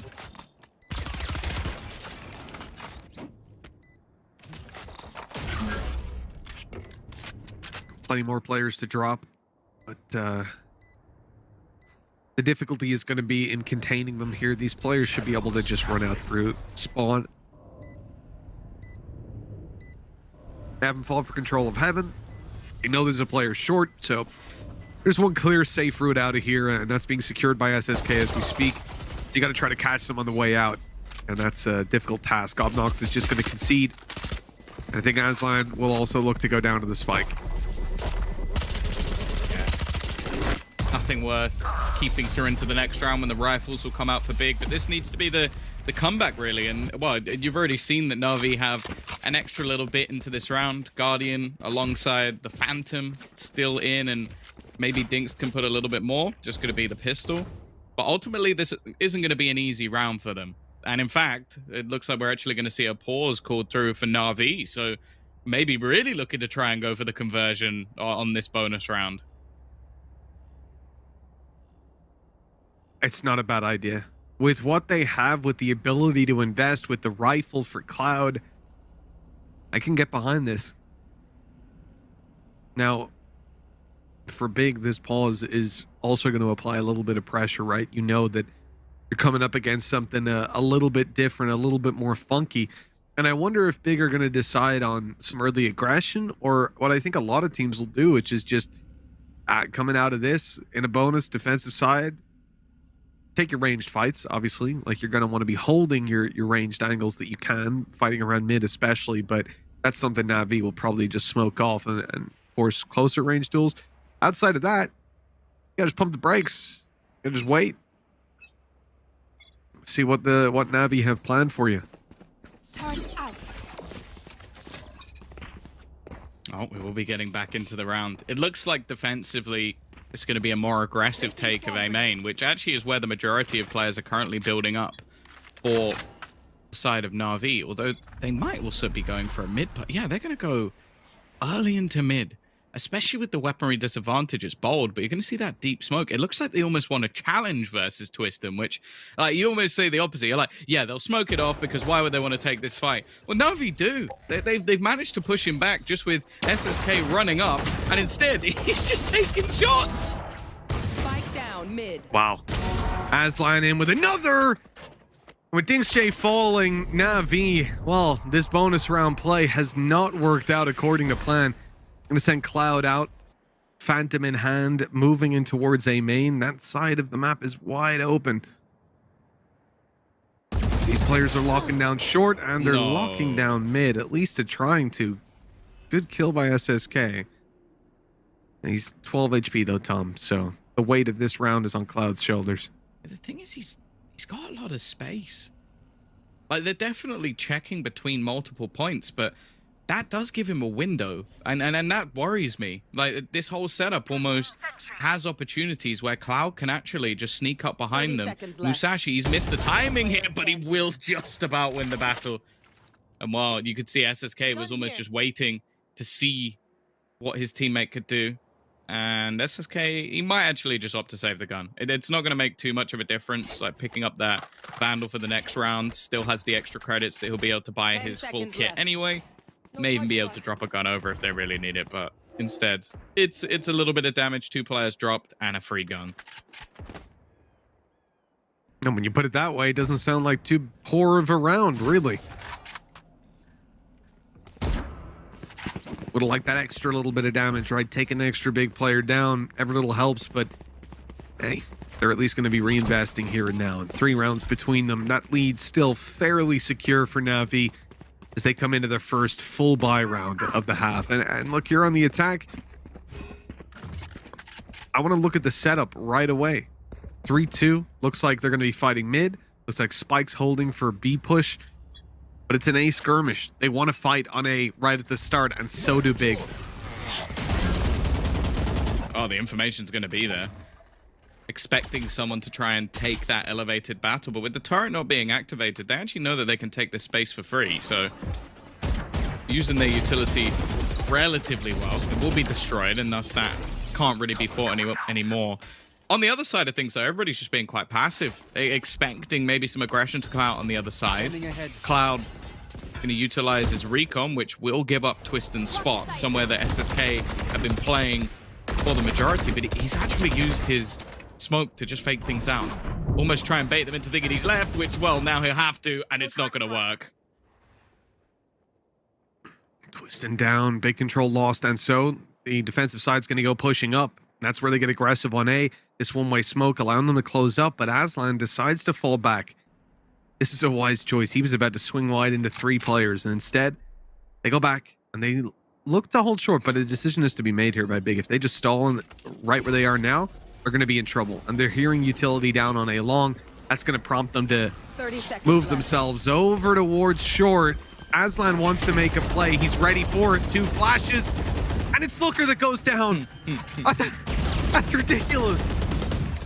Yeah, he tried to pop flash a little ahead, and then the paranoia was going to come later. Instead, every member of Big begins to fall, and, well, Obnox, not really anything he can do here. It's just going to have to be a saved weapon. The problem now for Big is just financially, they're not going to be in the greatest of spots. Like, you had a few players that were able to keep their weapons through from the last round, so I assume if he saves, they'll still be able to buy, but the round after this, that's where the problems will truly begin. And, well, again, it's going to be interesting because Na'Vi are a team that really love to fight in for that mid control. It seems like Twiston's attempting to do it, but it did look, again, just very different to what we saw out of the likes of Na'Vi. Like, Na'Vi put 2-3 players quite regularly, and okay, maybe once or twice said he just TP'd, or, for example, SSK did something very risky, but most of the time it was a huge focus on the round. For Big, it was much more, okay, Twiston, what can you do? And unless he has an operator, I really don't like that play. And he ain't got an operator this round, Tom. He's got a slightly different weapon to work with. And is a Bucky. He doesn't even, the worst thing is he doesn't even have Blade Storm, so there is no justification of him using this gun. I'm sorry, where is he going? B Boathouse with a Bucky. B Boathouse. You know what? He's in the right place. They're going to be pushing. B Boathouse with a Bucky. Start around. Here we Start go. around. From barriers Here up we in this go. man. It's going to work. I guarantee he's going to get at least 1 kill. Yeah. Unless he dies toward the utility first. Obnox is almost just debate as well. It's like, okay, you try and get a little bit done.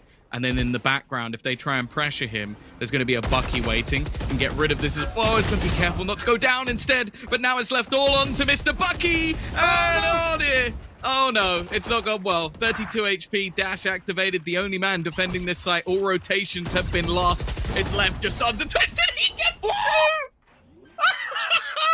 way. Well, I told you you'd get 1. It was actually a double. So there you go, Mitch. 1 shot, 2 kills as well. The spread on that was something else. Well, Na'Vi, all of a sudden, they are actually in a bit of trouble. They dealt with this B-side hold so well. The Bucky was their downfall, but the Bucky might be the only weapon to find kills in this round. Somehow, we're in this reality. Musashi alone looking to save this. And, you know, Tom, you predicted it. Yeah. Said both teams winning each other's map pick. That defensive side's free. Well, here we are. Oh God. And it looks like Na'Vi have certainly plugged up the holes that were there last map. Yeah, but the thing is as well, I think one of the problems right now for Big is that map pool just isn't really there. Like, okay, they have, like, if you look at the record for the year on this map, it's pretty good. But a lot of that was going through, like, the qualifiers, like, beating some not particularly good teams. For example, they beat this team called Alliance twice, who just not particularly good. Pretty insane team, actually. And since then, when they came into the VCT, they played it once and they lost to Na'Vi. Now they've come in again, they've picked it. Okay, they've done work, they've changed their compositions. I will say I was a little bit disappointed not to see them run the fade, because I think it was something that actually not only looks incredible on this map, but looked pretty good for Locker. So I was hoping maybe that change would be made. But if you pick into a Na'Vi stronghold, like this statistically is their best map, and one of the only, well, let's put it this way. They have lost this map twice this year, Mitch. Both times 13-5, both to a team named Masters 3 champions. So it's like, if that's the only time you're losing this map, you know what? I can forgive you. I can still have faith in your map pool, especially when you're destroying BBL and last season beating FPX. So you have to sort of sit there and think, okay, what was the mindset for Big? And right now, I'm not really sure. Like, I don't think we've seen enough to think, oh, okay, yeah, this was a good choice for them, because Na'Vi, okay, sure, they won both pistols. That definitely changes how a game looks, but I don't think they've been massively sweating, and they played quite aggressively at that. Yeah, I have to say, looking at that, just when you said about the Alliance game, it's funny because their IGL of Looker was on that Alliance team at the time, right? So there's a lot of changes have taken place with this big team, and I think, like, I'm sorry. I'm sorry. What? Why? Were they waiting for him to do that? It looks like they were, because I've never seen anyone stand there, and there were two of them, and he won the fight. You should run. That is strange. Oh, we're gonna have the same standoff again. Using the lockdown in an attempt to force them out. Are they going to be able to destroy it with the fragment? Yes, they will. Oh, there you go. Not going to be forced off the site at all. The majority still left. Twiston is just looking to try and take this round into his own hands, and Locker has managed to find him with the pistol as well. It's left onto the remaining two, and next to nobody bullets left. Oh, can we so when like, I know that a lot of these VODs, they get like put into playlists, put on YouTube. Highlights, for example. There's some cool highlight channels out there. Don't put that round in. I don't ever want to see it. Thank you. 4 rounds between them, Tom. That round could have been very costly. I didn't like it the first time. I definitely didn't like seeing it the second time. Also, Dink's running out of ammo. I didn't enjoy that either. Well, huge round out. Looker, 3 kills found. 11-7, 4 in between them. And Na'Vi, well, they're off to a flying start already, looking to take a fight inside of A main. And well, you've got this interesting setup by Looker early. He's just sat in spawn waiting for a reactive knife. Where? He's literally, he's lining it up so that he can throw it to either side. So he's basically being fed information of where they are so that he can 0-point them. My ult's not ready. It's interesting because you like. I guess look, he's looking back. He's gonna be able to do it and then play the early rotation and not get caught by any of these null commands or anything like that. Here's the knife going down. It's landed and it's caught them. It's caught a few of them, in fact, and now Asline's able to catch them on the side. 3 kills for this man. Didn't even get the 3K notification in the kill feed. Obviously with Duno going down and being resable, but DinksJ's got no chance of getting this guy back alive. Oh, he's knifed. Of course he's been knifed. Wow. 11-8, a convincing follow-up from Big as well. They're starting to get some wind in their sails. Twiston is such a troll. I swear, he spends half this game just trying to, like, just troll us as much as humanly possible. Exactly. He didn't even think about it either. You see how quickly he reacted to that? It was like the second he saw the dude, he's like, I'm going to knife you. Not even sure he knew he was looking away.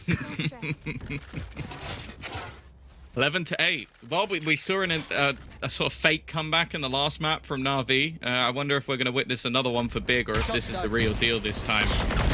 Weaponry still going to be there. Shock Dart doing a little bit of damage and more so forcing back this aggressive A stance. It hasn't really had too much success other than just delaying. And we actually have one of the first operator standoffs throughout this series so far, with one being on either side. God, you'd love an Odin here, wouldn't you? After that reveal. Shock darts down. No damage to follow up on the back of them. Does Navi just sit down, pump the brakes, and play for some mid control, smoke down, a little bit of presence out? Big aren't offering up any kills. They've been very content with this duo of Aslan and Looker on A main. It feels like a lot of the time these guys are content in completely giving up short control to fight for A main.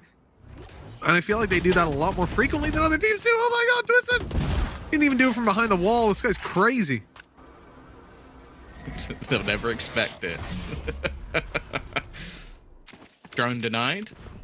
But they are still going to go for the split in towards the B site. Rotation away hasn't worked, but there's a reason. They've actually tried to throw in the lockdown. It's going to get rid of the Hunter's Fury, which may have been the plan all along. Just trying to allow a little bit of extra time. Spam through. It's actually going to be Obnox. They create a crossfire. Musashi's still here, and they haven't cleared the back of the site yet. This defense is looking strong, but still, the players fall. They have to get that spike back, and they're not going to be able to. Time has run out for Cloud, and it just comes down to trying to hold on to the weapon. Twisted, he's going for it, isn't he? Yeah, of course he is, and he'll find the kill. 2 rounds in it. Navi got to start to feel that they're taking an eco here, Tom, and that's even more of a problem for them. You're looking at 11 to 10, 1 buy round to defend before you potentially have to push into an OT. Big task on hand for this attacking side. Still, there's potential here, and they're even investing into a Guardian on Dinksjay. A little bit of extra credits that could certainly make a difference. He's going to be playing solo this side of the map as well. Oh, here we go. Running straight through. That's not going to stop him. Come on, you should know that by now. SSK already opener into the site. This leaves a solo defender, and the rotation's a little bit far away. The rest of the squad are going to be able to make it through, and they've also managed to catch out Twisted. SSK's run out though. Oh, and he's worried about the flash. Still, trades available, and the spike has made it in towards the site. This is such a weird battle between these two players. Jumping across, pistol in hand versus that rifle, and just about Aslan is going to be able to close it. This now gives them the advantage in this retake. Looker knew exactly what they were going to do, but the timing was terrible. He stepped out wide, and Zeddy punishes TP into spawn. It was heard. Aslan knows what he's up against here. He's making some noise, hoping that that flank play comes through, and he's going to be able to catch him off. But timing is, again, what it's going to come down to. 8 bullets left in the magazine as well. He's about to be shot in the back. Zeddy's caught him. There you go. 12 rounds on the board for Na'Vi, and a thrifty round win. There was potential in this round. The rifle up on Dinksjay and a Blade Storm for SSK, but they got so much value out of it. And Zeddy, again, still just fragging. 22 and 12, playing that Omen fantastically well. He's had a lot of high impact rounds for this squad, and now it comes down to it. 3 rounds, the difference. Almost looking exactly the same as the last map, with a drag back and eventually the team in the lead just closing it out. But there is still some life, at least in the purchase that's currently there for Big. Operator in the hands of Twisted and rifles everywhere else. Ultimate's probably not going to play the biggest of parts, but I am still looking at the fact that Dinks does have that lockdown, and it no, actually, it's the orb gone in the other direction. I was going to say, I feel like this has to be challenged for Obnox, just to make sure he has a counter.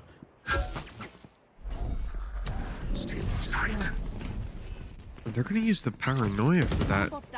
It's just rooting the spike out of the position. Huge piece of utility burned up already. And Big have all the control. Players in main, waiting. And it's Twisted watching on mid. The operator in hand. We just saw it a moment ago. One-way smoke outside A. They're pushing up on the back of it. Trying to see anyone that they can. Noise being made. B site. Lots of presence shown. But that peek on mid still hasn't come through. Navi are being so patient here. They're waiting for the push, and Twisted, he caught a double off of it. Zeddy and Dunno, that was a player back towards B main that must have just stepped out at the wrong time. What a punish. Oh, actually, Aslan's detained. This kill is free.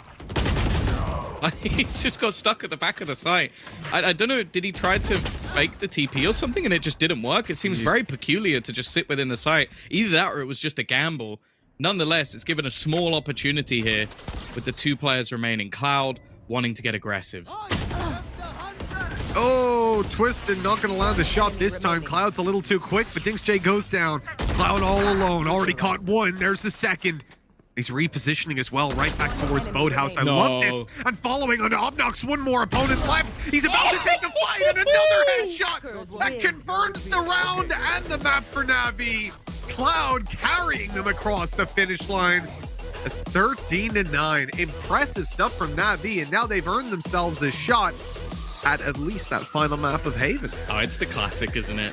Both teams losing their map choice, ending up on a third. If anything, I feel like we just have to see who's won the coin toss, or I guess who got to choose the sides of the map, because that might be enough to actually get things over the line. But still a close matchup, I think slightly closer than the last one, and hopefully, Mitch, that means we're going to have a wonderful decider.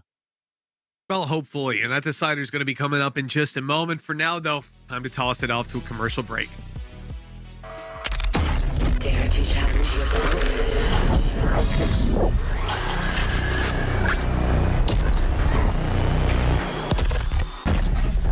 Who's next?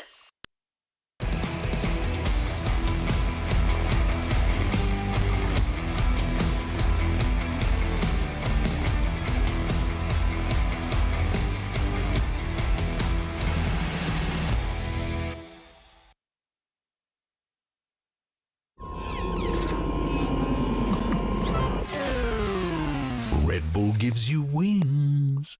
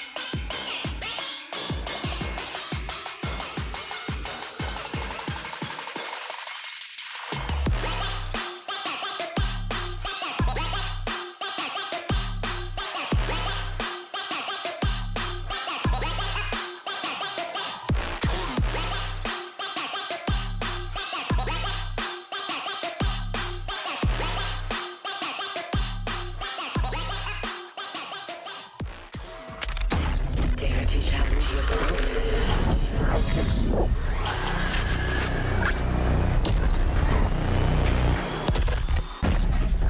Who's next? And welcome back, friends. Map 2 just ended, and as expected, we were talking about it on the desk, Na'Vi are able to bring it back to make it 1-1 against Big. Before we set up Map 3, let's recap what just happened between those two on Ascent. Kaquka, please help me out. Okay, I'll help you out. You know, on that first half, knowing that Big has chosen this map and that Navi's starting on the defense, I would say 7-5. It's a pretty good result. I liked what Navi was doing on mid. Our casters were highlighting the pressure that they were putting onto mid, and we started to see, you know, glimpses of why they're so good on the map. But again, 7-5, I still wanted to see why Big decided to go for this map. But when it came to the defense, I don't know, the amount of mistakes individually that we've seen, not only individually, but also as a team within Big, the amount of clutches that Navi was able to win, all the rounds that Big started with an advantage that they weren't able to capitalize on. It's actually kind of weird still for me, because as you said, I also don't know why Big chose Ascent. So if they will manage to win this match, that's the question that we'd like to hear in the interview. Why choose this map when you also picked exactly the same composition as your opponent? So I was expecting some counterplay, but there was nothing like that happening. And also I have the same criticism that I had before to Big. Lack of discipline. It was also very visible in the last round. But other than that, when it comes to 5v4s, they had 9 rounds with an advantage, converted only 5. And in general, there was some really nice plays as well from time to time. But the overcommitment or like overheating, taking 1v1 fights, being done by both teams, we're just deciding who takes a round, which is so weird because many first deaths were just happening on defense, and then suddenly Na'Vi got what they wanted, right? They play the default. They just need 1 kill to gather and attack. I mean, to be fair, there were some rounds where Navi actually surprised me of how determined they can be with the executes, you know, playing a little bit with the tempo. And surprisingly, for the same thing that Big was ready on Bind, they really were not prepared for Ascent. And it's not that we saw something insanely crazy, but I really like how Navi just stuck to the game and they wanted to finish it, especially on that last round. Like, how do you lose that 4v2? Well, we'll go into detail. Tell us, Trader. Oh, you want to tell me? That round, yes. It's not only a 4v2 because it starts as a 5v3 with the Killjoy lockdown, and that was something that Mitch was wondering what the hell happened in the backside. So let's look at this round, okay? So this is where the lockdown is being put. It has 8.6 seconds right now on the recording. I'm gonna go forward a little bit. Look at the timer on the Killjoy ultimate right here. It's 300 milliseconds, 130 milliseconds, 0, right? This is the moment it's on the counter, it's 0 seconds, but the device is not exploding yet. You can see the wave starting to like build up. And that's how the Killjoy ultimate works. It's gonna explode after it goes to 0. So now we're gonna zoom in on the crucial piece of this side here. Look at the backside B where that small ping is. So here in this spot, Omen is gonna TP, but because he wasn't paying attention to the timer, he's gonna TP right into this wave that you can see explode right here. This is gonna reach the Omen once he TPs into the backside. This moment. Yep. See, this is where he gets just locked down because of the Killjoy ultimate. That's the first mistake. So we play out the clip. They will get that free kill for 0 effort. And not only that, that player had also a paranoia and this smokes. He could have single-handedly stopped the plan from happening, right? But that's not all. Now we have the actual 2v4. Unfortunately, Twisted, after a great initiation, just falls asleep for some reason and doesn't shoot Cloud. And then we have the actual problem, the 3v1, when all the players from Big go for 1v1 isolated fights instead of just going together and getting the punish and insta trade. And that is just one big problem for Big, how to fix those fundamental issues. And also, as a bonus clip, please never crouch against a weapon like a Sheriff or a Guardian, because you're gonna get headshotted instantly as a static target. So, yeah. Good lessons to learn. Yeah, exactly. I mean, of course, it is Cloud. We said that he was the most reliant on the team, and especially in rounds like this one, he proves us why.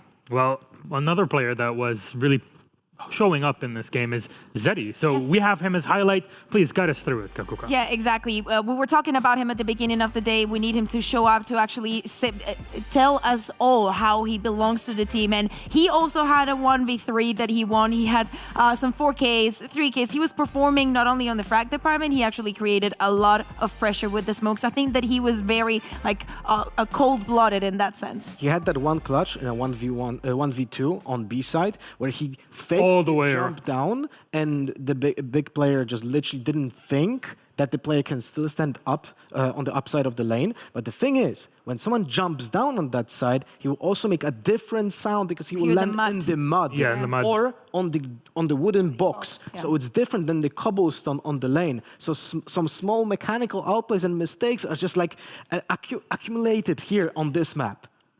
Map 3, though, is on the way. And we predicted it from the beginning. This is what everybody was talking about. It's Haven. So what is there to expect? First of all, the big question was why Ascent? But now Haven to go inside. We still don't know.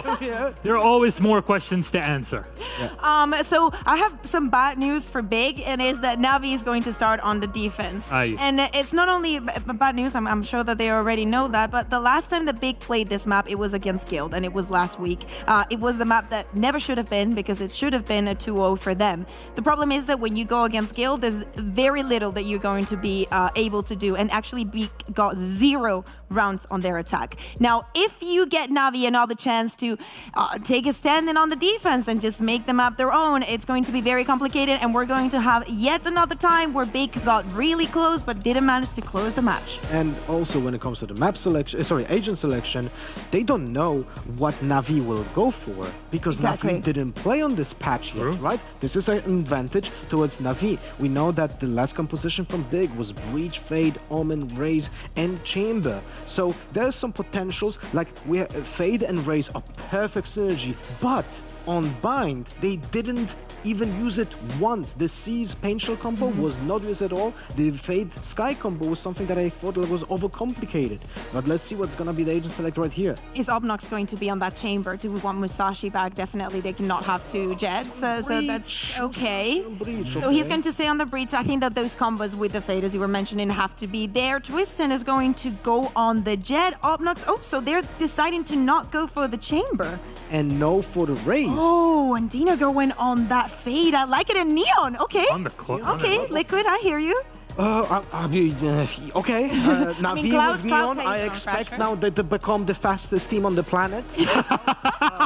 I don't know if this will happen, but that will be my prediction, quote unquote. You know, this is a joke if someone doesn't understand it. But it's.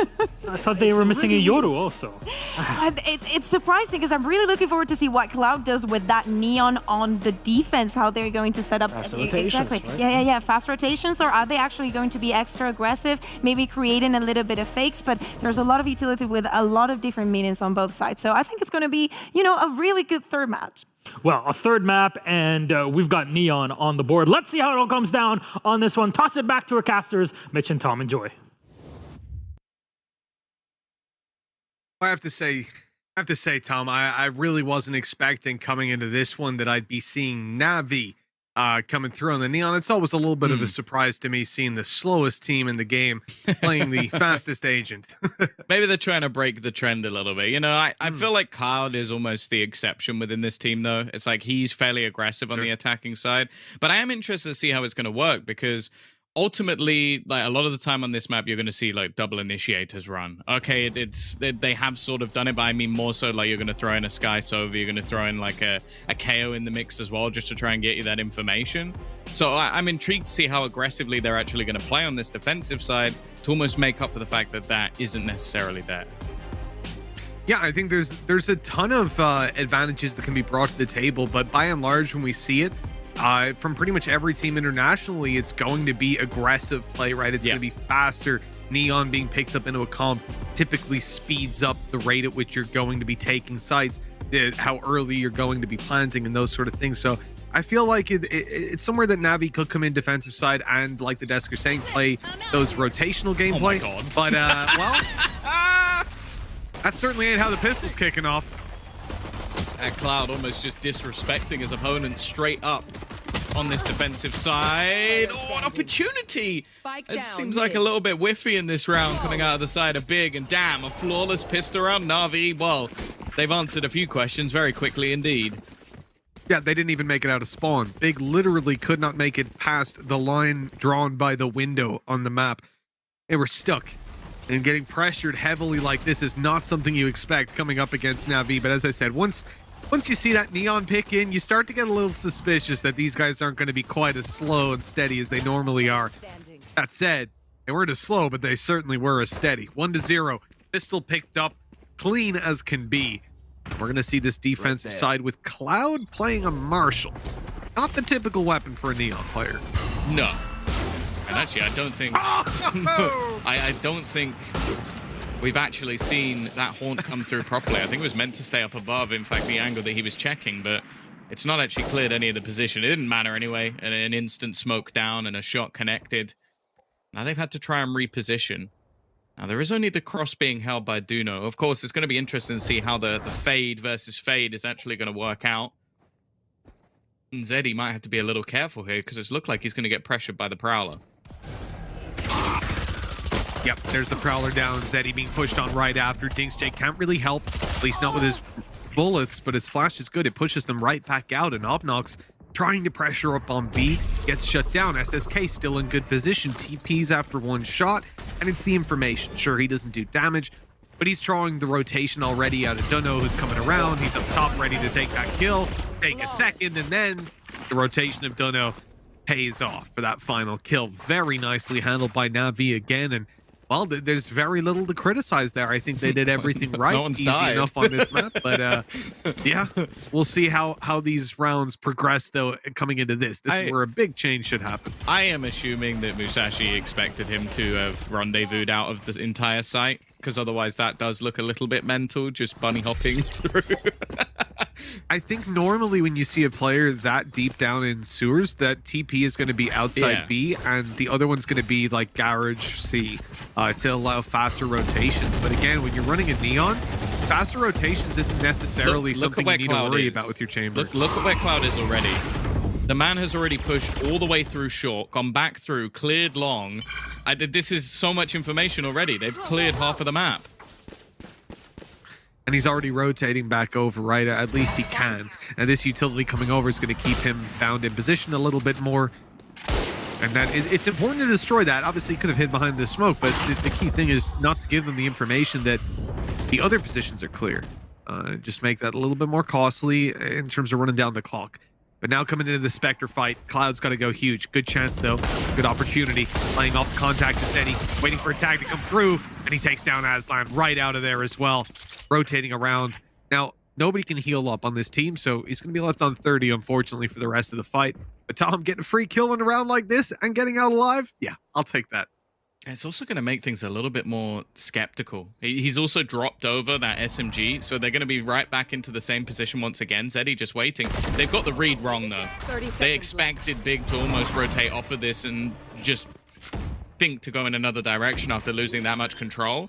Instead, they actually just slow down. They wait patiently, and okay, Cloud's just been ruined. Really nice stuff. Yeah, I like this approach from Big. They sit down and realize that they can let their opponents play themselves. They don't need to make a move. The lack of any noise or information is going to drive them forward or into rotations and then forward. Either way, huge success. And with a plant down and a 4v3 up against what they're up against, it's unlikely that they lose the round. But, Tom, you know, I don't think Navi's objective is to win anymore.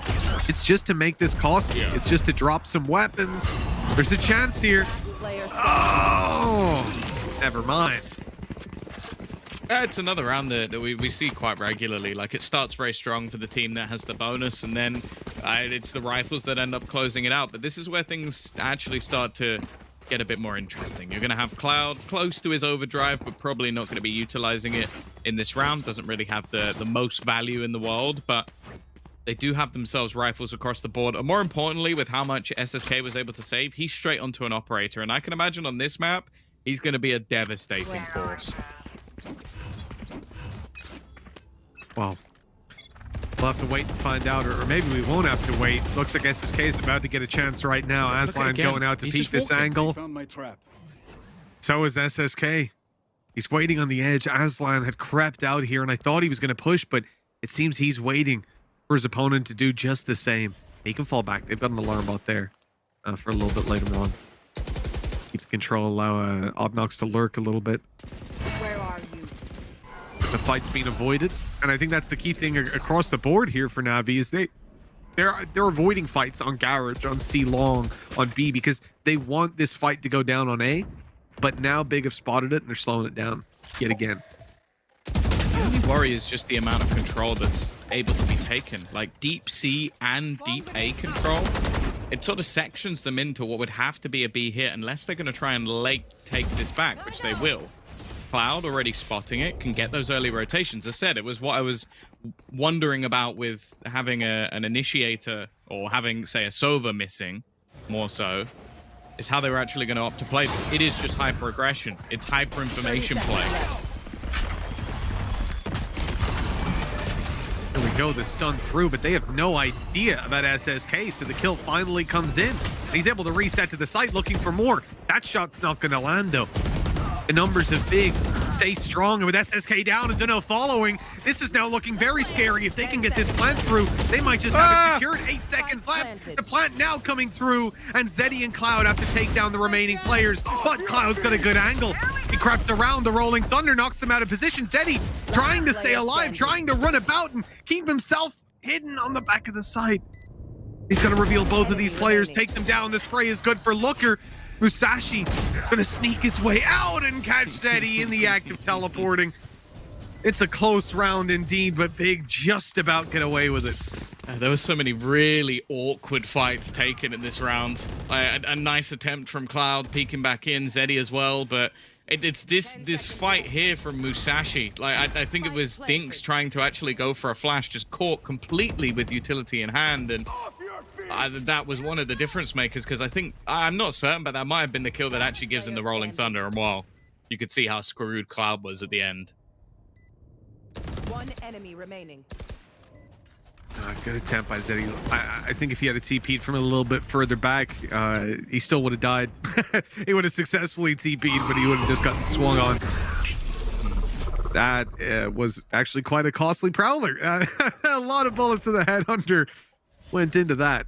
Bear in mind as well, Dinks has never played Breach before. So it wasn't the highlight because obviously of how interesting this composition actually is, but he is someone who has almost purely been on Sentinels. Other than a Viper, which I feel like almost fits that role, he has played Raze 4 times, he's played Sage once, and he's played Chamber once, which is still within the Sentinel. Other than that, he's played no other agent. So it's actually a pretty big change for him in terms of role.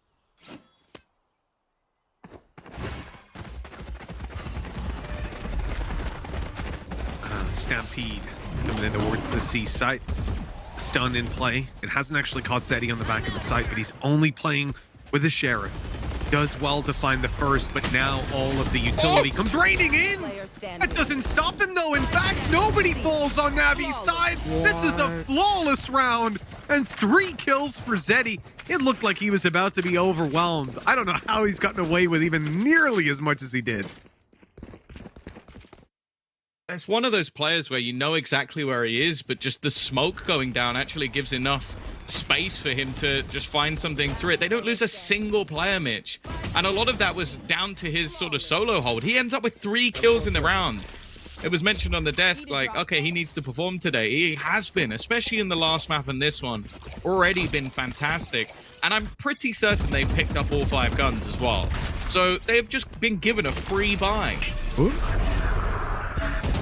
Well, that was an awkward engagement for SSK. He TP'd out at least, making his way safely back towards the A site, and he's creeping back out with a rifle into the corner. But Bing are not looking to hit A. They saw him, okay. They did spot him. Maybe it was a mini-map or something like that. Either way, this was all time delay to allow for this push through to the C site. Duno, he's going to have a chance here if he can catch them with the Haunt and... Oh, there's no follow-up from it. Cloud's here. I feel like there should be a rule that Cloud's not allowed to have this ability, because it's just like, you just see him just go, there's almost like he's sliding into your DMs just to ruin your day, like, just straight across the screen. and a couple of free kills for him. I genuinely feel like, even though if you look at, I think it's Cloud Picture, he looks very serious. I just imagine every time he slides, he has a smile on his face. Oh, he has to. Well, maybe not right away, but after he kills 3 people, I think that smile's sort of being forced upon him. It's been unbelievable. Look at his speed. He's just having such a good time moving around this map, and it's exactly why we were theorizing this could be such a strong pick for Na'Vi, changing up the way that they play in some instances, but also reinforcing the slower style when they want to go for those heavier rotational plays. This is a heavily aggressive play. Cloud rushing all the way up, still in the doorway as well. I mean, risking a spam in return. Trading a few bullets. Twisted almost went down, Tom. He's left on 20 HP. Face your fear. A lot of this is going to come in on SSK. He's just waiting to try and catch one before he escapes, and that's all he really needed to do. Adds so much value, and actually Twiston's taken a lot of damage on the other side as well, so they will get themselves the site, but they basically used an ult for absolutely nothing. That's definitely going to hurt them thinking back, but if they secure the round, it doesn't matter all too much. Down goes Musashi. That's a big catch on the way back. Twiston being so low on HP, we need someone to step it up. Aslan and Looker on the side itself, while Twiston tries to thread the needle. He's got some good timing. They can hold on to this, and Aslan's really distracting them here. That kill got them cyber focused on taking the site, so Twiston does manage to get behind them, and nothing but kills for Big. They're flawlessly walking away with this one. The last 2 trying to get this spike diffused, but again, Twiston coming from behind. Just too much to handle. The 3rd round found for Big, and remarkable impact by this Jet, who was almost the first to fall. Yeah, no, a 3 versus 5 scenario. It looked dead to rights, managing to find the rotation as well, and then just a late flank coming through. But I think it's also just the way they were playing off each other. If there was ever going to be like a risk or a trade, it was just instant from Big. And yeah, I don't know. I feel like Na'Vi have got to be kicking themselves, because they pretty much had a chance to put their economy, or their opponent's economy, in the dirt once again. And instead, well, they're going to have a comfortable bye here. Gotta go. Aggression out of Cloud. You can see Big are not happy with giving this control away. They want to fight them for it and punish them somehow, but Twiston, he doesn't quite get in there on time. Fast lane used to get right out of that awkward situation Cloud was in. Oh, Cloud with another. He's swinging out wide. He's going for more. Down A. It's just no stopping this guy. The confidence that he's got with this agent to take these duels. And it seems like Big are never ready. I mean, how could they be for what he's bringing to the table? Nice shot from Musashi, but it's short-lived. And yeah, this is the thing. I think he took like 1 bullet in that entire round while basically dancing with death. Like, he was aggressive at the beginning, had to switch back up. His stun actually saves his teammate's life to go for that initial peek back in. Then he has Dinks backing him up for the rest of the round because of that. And yeah, he's 11-4. And the thing is, he's 11-4 running at them every round. That's absurd. It's one of the things we talk about when it comes to attack sides is, if your entry fragger is popping off, you're going to win the game. Well, right now, he's entry fragging on the defensive side, and by the looks of it, Na'Vi are going to win the game. Certainly if it keeps going the way it is. But that's why this timeout comes into play. They want to take the moment to breathe on this one, think about how they want to play it out. Couple of credits here to spare. And we could see those invested into something like a Marshall, for example. Grab 2 of those, try to make it work. But with a Rolling Thunder, a Blade Storm, maybe this is a full buy. Work around it with what you can. Let Musashi try to give you that Rolling Thunder to make the weaker weapons work, or to get twisted into a site. There's a lot of potential in this round. I think the timeout gives Big a good opportunity to figure out exactly what this investment can look like and how to maximize their potential here. A lot of thrifty so far, but on a map like Haven Attack, it's a little bit more difficult with the range you come into most of those opening duels with. I think as well, it would just be finding a place to actually use that Rolling Thunder, because it's like they've tried it a couple of times to just almost get them into the site. Like, we've seen the same with Nightfall as well, but it's not really garnered much because it's normally a solo hold. Like, well, we saw it initially with SSK, just, okay, I'm just going to get a kill and TP out. And that's what he's been doing in the majority of rounds. Now, this is the first time we haven't seen a hyper-aggressive take in towards this A site from the defense. So it's giving a lot of space over and making me think they're almost just going to use their own Rolling Thunder for the retake.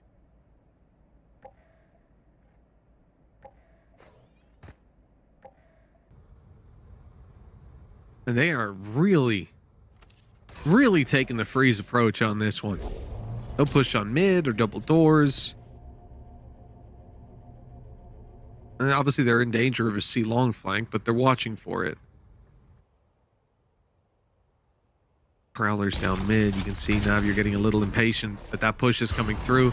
On the side that they're sort of gambling on, right? They've got that Rolling Thunder here for a reason. They're playing retake for a reason, and that reveal was fantastic. There's the Rolling Thunder. Spike not going to be planted, and they're just... I'm glad he got taken down for that, though. He deserved it. He got a kill after he was dead as well, which is always wonderful. Wow. Oh, so the thing is, it's like, it looks ridiculous, but it is just so good because every other player on the team can run in knowing that no one's looking at them.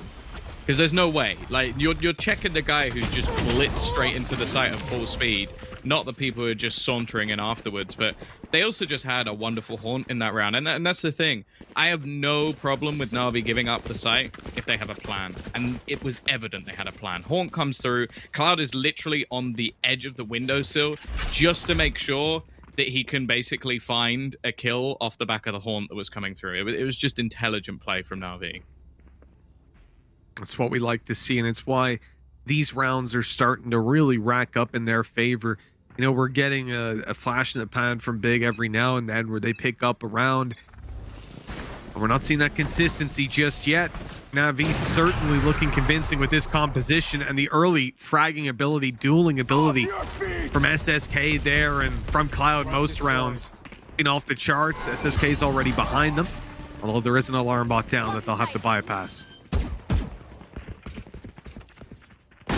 You should run. Already.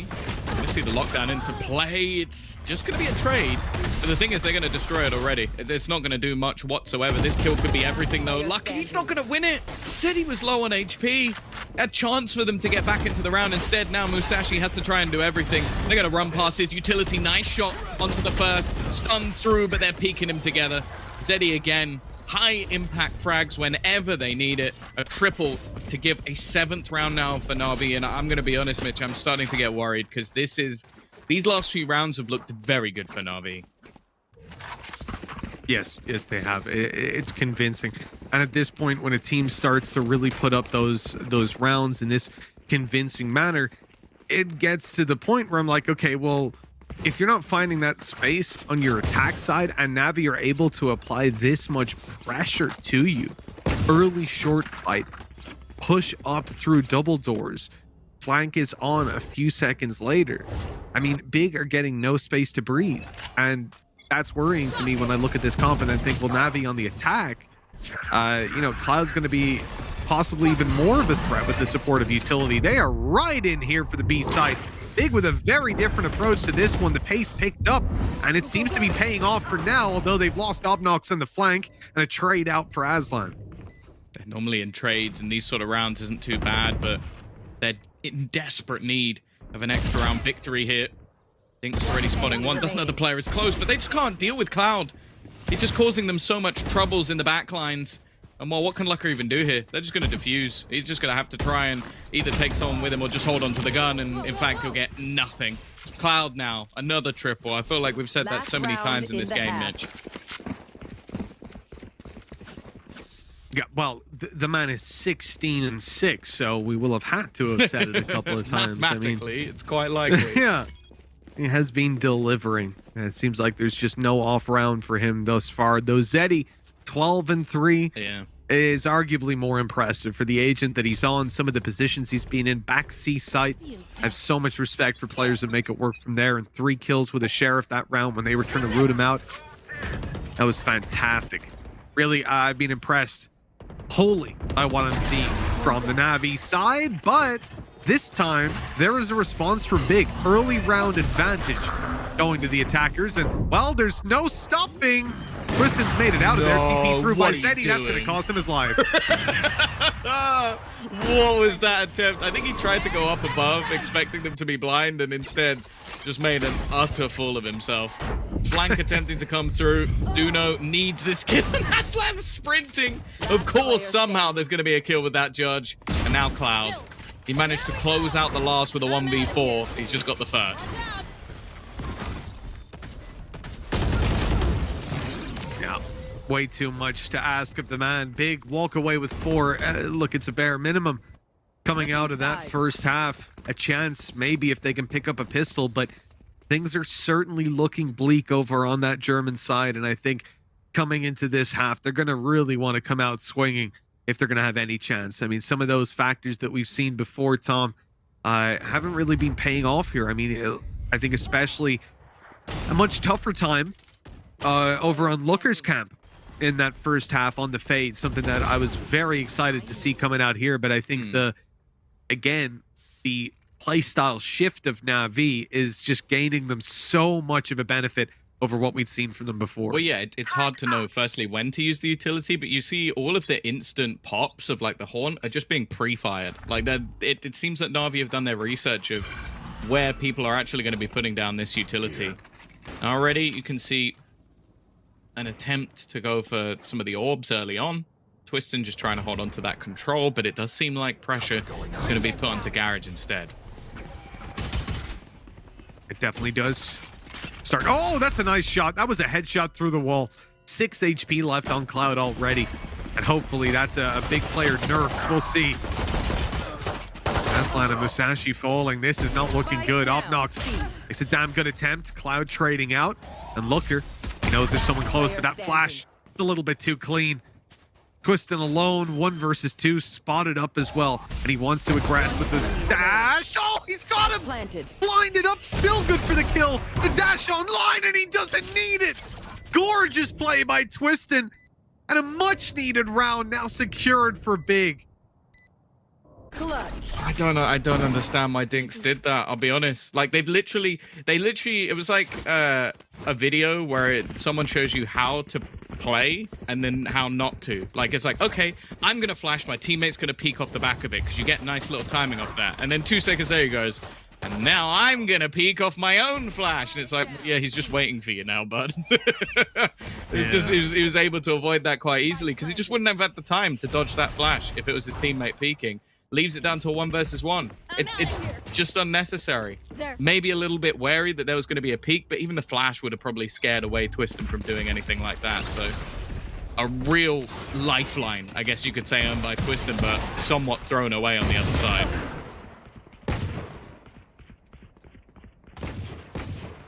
Well, Cloud's already going to go down, so another big opening duel for the defensive side. Prowler's getting that information.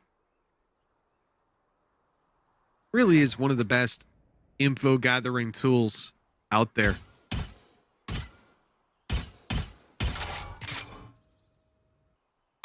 You're gonna see like, Big. It's basically the sky flash if it wasn't a flash, and just aim locked if it saw someone. I just It's like a controllable seeker. Yeah. Essentially.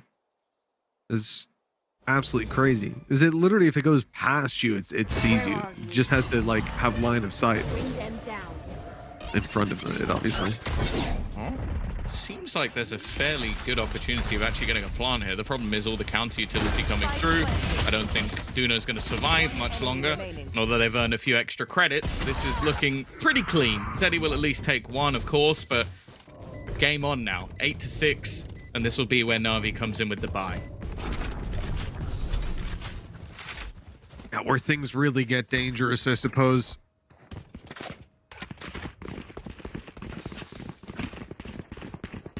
With 8-6 on the board, a round win here would just be fantastic for Na'Vi. They need it, but it's all about how clean it is.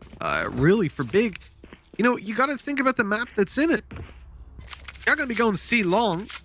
The Spectre's in play. Garage is a little bit of danger. That's why you're seeing Big not really... Or sorry, Na'Vi not really going towards that side. It looks like a long blitz. I like the smoke on short. Another position you really don't want to mess with on a round like this. You know, a lot of teams are going to be set up for it, but they've got a breach stun, a player close, and a player peeking further back. Straight away, Card has taken so much space. Now they've managed to keep control of short, which could make things a little bit more interesting. Twiston is going to spot out Zeddy, caught in his TP once again. But even still, it's only going to be the trade. I don't know if they necessarily clear Lucka, but it's that flank, that last player coming through. Still leaving it into a 3 versus 3. Spike yet to go down, but now they at least have control. Yeah, at least getting a foothold on the region. That's what they need. Now we've got an anchor down, allowing for this teleport to take place. Don't have any traps, but, well, we don't have any enemies really on Navi's side. Dino quickly finishes off those 2 players running through, and the round is theirs right after. 9-6. Decently done. It's certainly a rocky start to it, but once that plant went down, there was no worries to be seen. This is where they'll big get their buy up, and an operator I've already seen in their hands. Yeah, they need to break back very soon as well. A chance to kind of make this a little bit more awkward for Na'Vi financially, and with already having a Blade Storm available, and a lockdown as well, if they wanted to try and play retake on one of the sites, it could get into a pretty good position for them to equalize things. Instead, though, again, there's just going to be a fast-paced taken towards this A site. Lucka is alone, and he's going to get hit by the Nightfall. He's just going to have to fall out of there completely, and well, it does look like they're going to use that lockdown for the retake. Although I say that, Obnox is not really in the best spot for that, unless they're going to try and reclaim short and lock down behind them, but that would be pretty bold. It would be an audacious play, that's for sure. Big kill for SSK! Oh, that's gorgeous! With Twiston down as well. Huge security over their flank.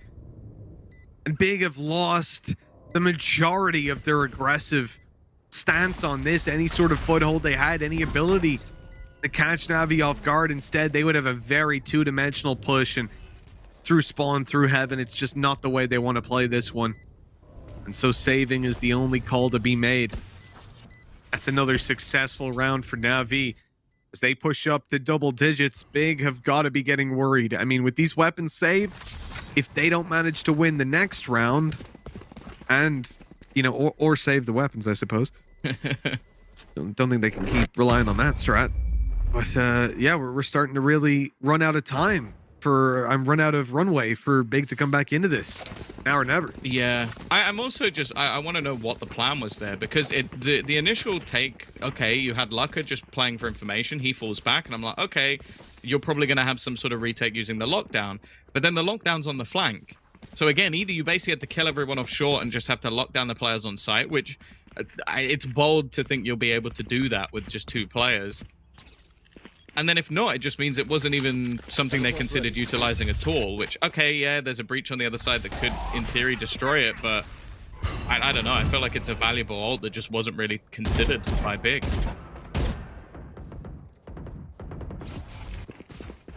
Yeah, certainly some stuff to be improved on, like we're saying, but... Oh, here we go. Right away, Obnox getting pressured. Lots of pressure indeed. He's down to low HP in the corner, and he'll be taken down by a spam. Good control. Twiston using up the dash already.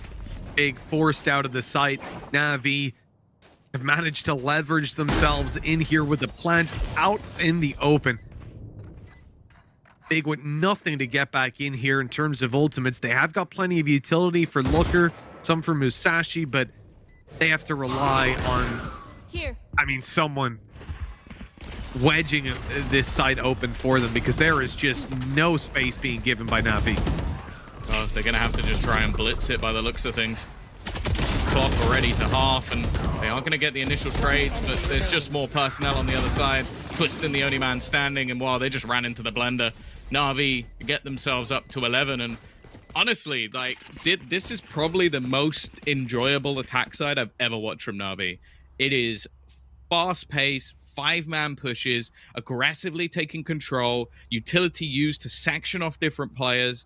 It is like they have a different little setup in every single round, and in comparison to how we normally see them play, like very slow, like working the picks, this has been wonderful. Like, maybe it's just because I don't have to waffle for the first minute and a half of the round, but It is very fun to watch this team play. Oh, wow. Yeah, I know what you mean, Tom. I can see that. What was that? Much more enjoyable. Less than 20 seconds, he's already in the site and got himself the first kill. Oh. It would be bad if you're a Lucka fan, though. Oh, Twistin has not had a nice time there. Like we said, this is do or die for Navi. If we're being honest, it's very much the same boat for Big. Yeah. The games that they have left are, you know, what is it, Mech and BBL?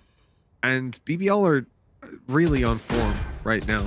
You know, the only reason I say that they have to beat BBL is because that is, unless we think Mech are going to do really bad, that is the team, the only team that could go out last instead if they lost on head-to-head with Big.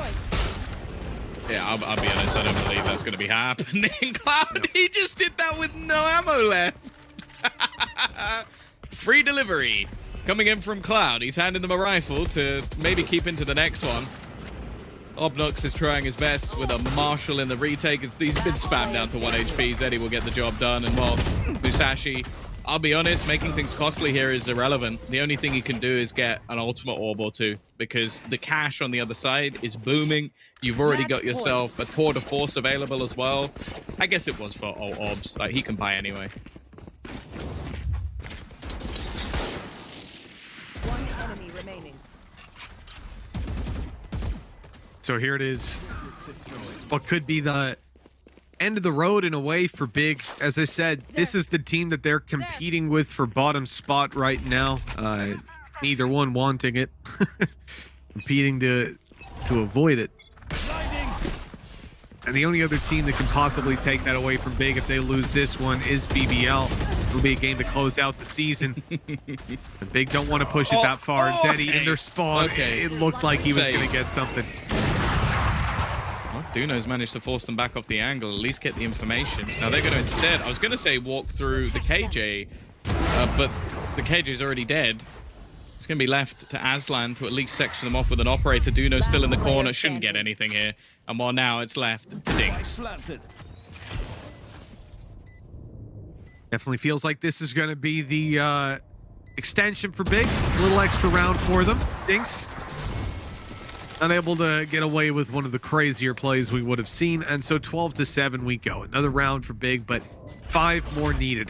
Defensive side on such a big map, they're going to be retaking a lot, it feels like. And that makes me very worried.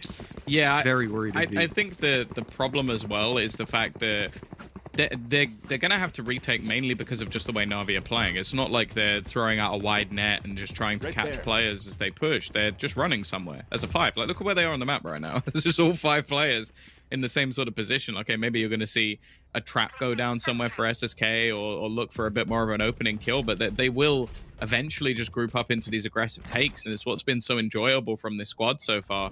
Again, double operator in hand as well, so retaking is even less likely. The one thing that we'll say, though, is I can only imagine how nasty a Nightfall Rolling Thunder can be, because you're basically, well, you're basically just immobilized at that point. Shadows traveling.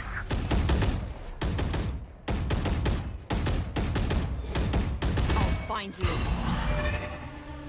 Okay, there's great information for up close.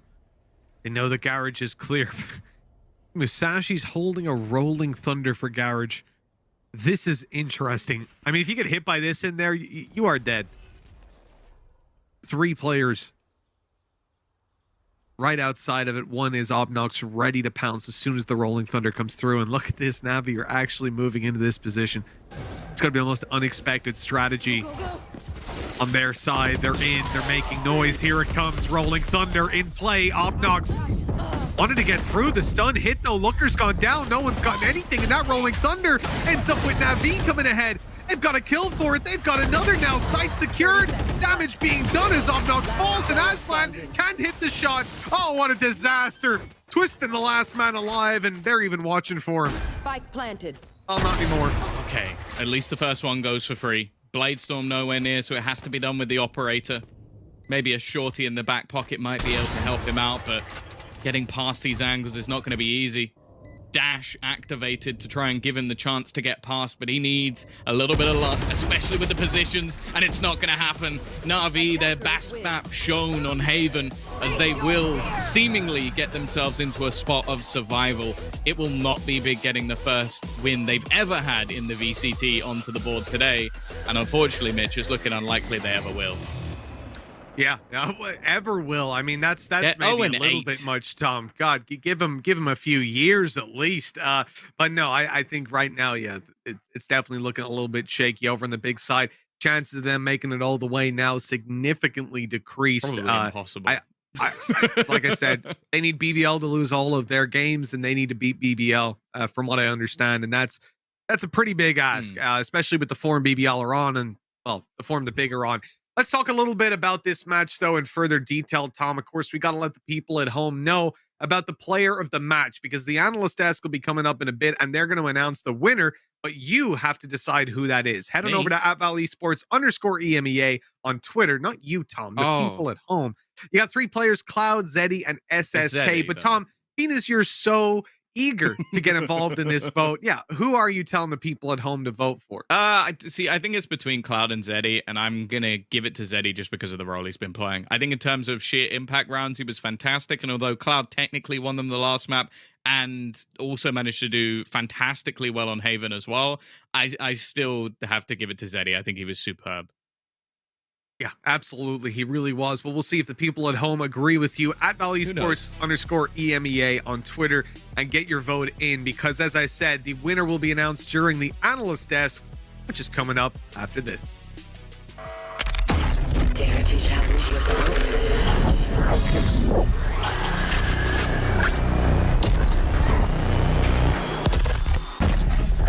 Who's next?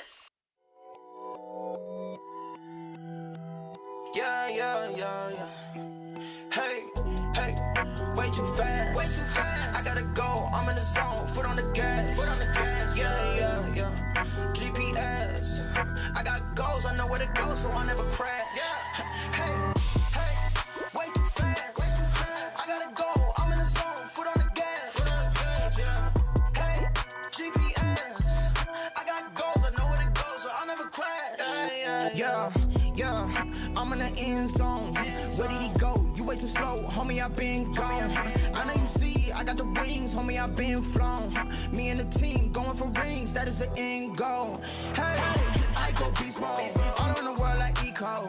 I go crazy like CeeLo, can't stop me like Chico's. I'm suave like Rico, can't be mine no repo. This my home like Depot, can't deny like Vito. Hey, way too fast. I gotta go, I'm in the zone, foot on the gas. Yeah.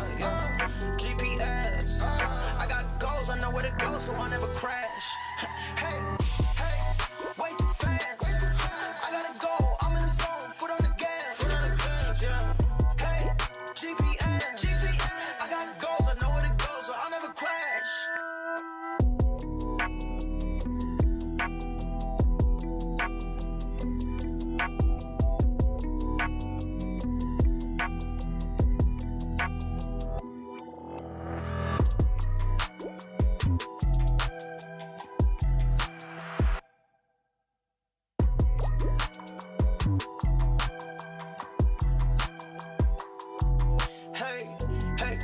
Way too fast. I gotta go, I'm in the zone, foot on the gas. Yeah. GPS, I got goals, I know where to go, so I never crash. Hey, way too fast. I gotta go, I'm in the zone, foot on the gas. Hey, GPS, I got goals, I know where to go, so I'll never crash.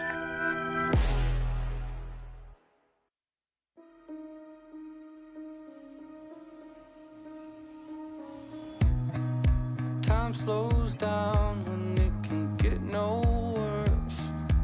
I can feel it running out on me. I don't want these to be my last words. All forgotten, 'cause that's all they'll be. Now there's only one thing I can do. Fight until the end like I promised to. Wishing there was something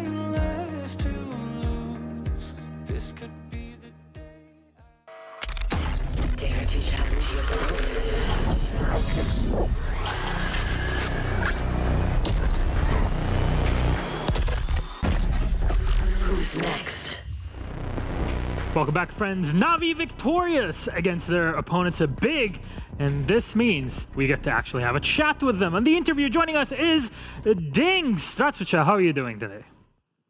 Hello, I'm fine. Thank you. Hope you're doing well as well. Well, thank you for joining us. First of all, I want to ask you a few questions about the map bans. Were you surprised when you saw Big picking Ascent to play against you? Actually, we weren't surprised because they always had the third map Ascent, but I don't know, we wasn't surprised. So that's all. Well, we expect to play Ascent versus them. So. Fair enough. Well, can you walk me through the first half of Bind? Because it looked like you had some issues that it took a while to figure out. Yeah, actually we couldn't find our game on attack side, so we had really late calls. That's why we lost attack side. That's all I think. And I think the biggest thing is usually when we talk Na'Vi, we talk slow team that really takes time to ramp up. But when we went to Ascent, you got faster and faster. And by the time we got to Haven, you pull out the Neon, something that everybody was talking about. So what was the game plan there? The game plan was just to play our own game. That's all. What's your own game? Because your own game is usually slow and methodical and really taking your time until last 20 seconds. Not at all. I don't think so. Like for each map, we have our game style. So like it depends on agent pool. That's all I think. And you think we'll see more of that Neon for Na'Vi rocking it, going super fast on the map? I think yes. Definitely excited to see more of it. Well. Dinks, thank you very much. Congratulations on your victory against Big. You make it up against them. Until then, relax, take care, and we'll see you on the next one. We're back on the desk to chat about this because seeing the Neon was already mind-boggling. Seeing it in action from round one, that was incredible. Wait, I think that Lothar needs to say Yes. Yes. Thank you very much. Top notch. EMEA, we got the best desk, don't you worry about it. Honestly, that was beautiful to see.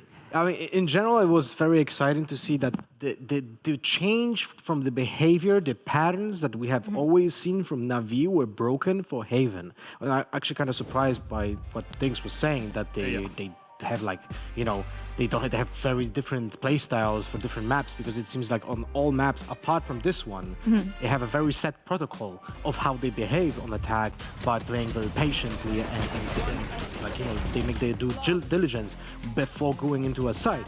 While on Haven here, because of that Neon, I actually was joking around during the agent select that maybe they will become the fastest team on the planet. They didn't become the fastest team on the planet, but when you compare it to the normal typical playstyle that they represent, this was lightning fast. They were just cracking open the rounds in the first 10-15 seconds, and they had really cool set plays with the Neon stance. But that's something that is has to be used with the Neon to make it efficient. Yeah, completely. And we saw that from round one. We saw that pistol round with that little micro just running in, Cloud, staring the map as he wanted to, and there was no rest for the poor Big that actually tried to manage at least to get on some attack, and they were breaking the entrance again and again. They didn't want to play for the post-ban, and they were not scared to take the duels. Very interesting things that we saw here from Na'Vi. And now that we have seen them on Haven, not only what they're capable of, but also the performances from, for example, SSK, that I think was doing a beautiful job on the chamber, just anchoring one of the sides. Really looking forward to seeing against, for example, Guild, because I'm sure that they were watching. We saw what they did against Liquid. They actually picked the maps that they played, so we can see them against them. So it's something that I'm looking forward in the future. Yeah, in detail. In detail? Oh, you mean Telestrator? If you would like. Let's go. Let's go. Over Telestrator. I wanted just also to say that Big had 10 first deaths, by the way, on 2 players, on Obnox and on Aslan. Together, both had 5. But anyway, let's go into the Neon plays, because that's something very interesting. It's gonna break down the play, how Na'Vi is attacking double doors. This is just a very simple but effective push. Here you can see that the stun goes through this small gap on the top of this this small gap on top of the doorway here. This is something that we have seen Sova players use for the recon arrow, but now when it just opens up the entire double doors, and when you combine this with the Prowler, who just goes with a zigzag type of movement like this, checking every single corner like a snake, it's very effective to take this space. And after that, when the player's being affected by the Prowler, and we have seen huge effectiveness with this Prowler, the player's exactly in one spot when the opponents like him to be in. So Obnox is literally like trapped. He's being affected in the first place by the Prowler, right, and the stun that are happening in the double doors, and then when he's trying to escape and goes into the safe corner, he's being assaulted again by the second stun, and Zeddy just goes in and gets the free kill, because that's just how much info is being gathered. And in the pistol round, we have seen another example of how to use the Neon. It's a very also simple and effective way when you combine the Paranoia, the Breach stun, and the Neon stun, and it's super simple but super effective, and it seems like the default setup from Big here was just being dismantled by that. We had many rounds like this being used by Na'Vi, and that's something that I feel like caught Big off guard completely. They didn't expect Na'Vi to just change up the playstyle so much. And after watching that third map, I think the expectation is, who's player of the match? Well, it's the person that played the Neon. It's Cloud. He's the player of the match. Kaquka. I mean, it's completely deserved. We've been highlighting Cloud for like the eternity now, so I really like that the fact that now that they get the win, he gets the player of the match. I think that he has been consistent not only today but on previous weeks, so I think it's 100% deserved. Yeah, and there was also one round that I didn't have the time to break it down, but Cloud also rescued the one setup when Big was waiting for the Breach ult on the Killjoy turret contact in the double doors. One Neon stun rescued the entire setup, and they essentially just closed out the game. Well, that was game number 1 for today. Of course, we have a second one. Fnatic go up against Ascent, but first, it's time for a mic check for Fnatic versus OG. And What are we waiting for? Let's see how this is gonna go. They stunned. I cannot destroy. I'm holding for the garage. I flash long. Dead long. Short. One more long. Short. Dead short. I 1 HP. I don't have drone, by the way. Nice. 2 dead. I'm 10 HP, guys. I'm 10 HP. There is a gap on the left side of this. Yeah, I can see. I'm gonna hide. I'm planting. I'm gonna watch behind. I'm gonna spot behind. First left, I'm Molly. Going graffiti. Can be long already. Going graffiti. Nice. Close me. They have 5 seconds. Nice. I smoked again. They smoked me. They stunned from garage. I can ult here. I can stun garage. I'm stunning garage. Nice Alpha. My reveal is ready, Alpha. Jake. Come on, nice Alpha. Jake, revealing now. There. I've returned. Nice kill. Nice. Good job, guys. Nice. Can we try to keep backside if it's possible? I think it should be possible. Do not let them plant. Make sure we're communicating, staying confident, and just staying positive. We haven't won yet. All right. I'm focusing on backside. Mid, nice. Bomb. So it's gonna be B. I need heal. Bomb was mid. One out B. He's peeking deep. I reveal. B looking. Only one. Okay, let's try. I'm picking field. I'm just taking. Close orange one. Killjoy slow. Let's try. Camber on A. Coming up. Behind me one. I can't. Put on A. Let's fight. Stage low. Nice. One more. Nice, Mystic. Nice. Last A. Come on. Calm down. 3v1. He can win this. He's crossed. He's not holding you, Fear and Alpha. Nice! Yeah, 13-0 for Fnatic. One of the most dominant displays we've seen in a best of 3. A dominant display for Fnatic, of course, but even Boaster was saying we have to control our ego. We are human. We might falter, but we just got to keep it in our heads the whole time. I mean, Boaster is just the perfect captain in my opinion. He's like positive, he's reinforcing his teammates. He's also insanely smart about the game, has good game knowledge, and he's like a combination of a leader, coach, and an analyst. like all like Swiss knives, you know. He always has something to say, definitely. Of course, Fnatic also has something to say to Ascend today. Obviously, this is one of the most expected matchups that we have because obviously we're talking about the two defending teams that we have. Not only that they're going against the champion winners, but of course there's a little bit of history. Not the ones that we consider legacies, but of course they're always on the fun side of things, right? I really like the fact that Bosa has the default knife. That guy never uses a knife, like ever skin. Like, I mean, a skin never. That makes it rare. Well, it kinda, yeah. Got to look at it that way, you know, and always a positive in this. Boaster and the squad trying to make it a flawless run this time. And let's go through their opponent's roster. Ascend is up first. Kaquka, walk us through it. I mean, obviously, we know there's 5 players, or if you don't know the 5, you definitely know the 3. The core, Zenit, Starks of Zeke, and the new integrations of VAC and Monster.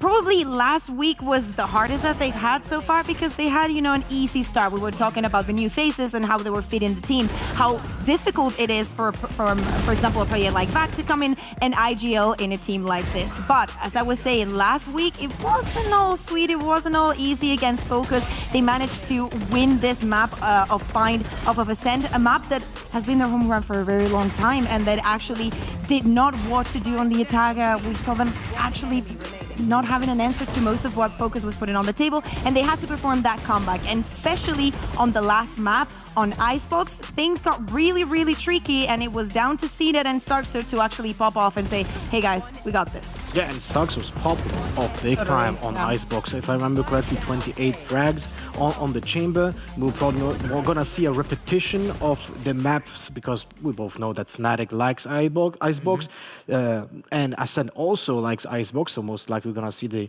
that duel between those two. But in general, I feel like Ascend didn't benefit so much from the changes in the patch like the other teams could have been more creative. Like their best player, Zenit, is just a star Jet player, right? And now he can't really rely on the Jet mastery that he was presenting before, and he is gonna be playing on different characters typically. Yeah, and we need to talk about this head-to-head that you see in your screen right now. Alpha here versus Zenit. We're talking about the new young gun of Alpha coming in from Turkey with the, you know, the guy that created the term, the Turkish Jet. So, of course, brilliant performance from the two, but the fact that Alpha is fitting so well, not only within the team, but also with the harder and harder competition, gives us a lot to think about of how things are going to work. Also, because if we make that comparison, it would be Starkso and Zenit versus Durke and Alpha. Yeah, that's a very good comparison, I would say. Starkso is, you know, silently became one of the most consistent players in our region.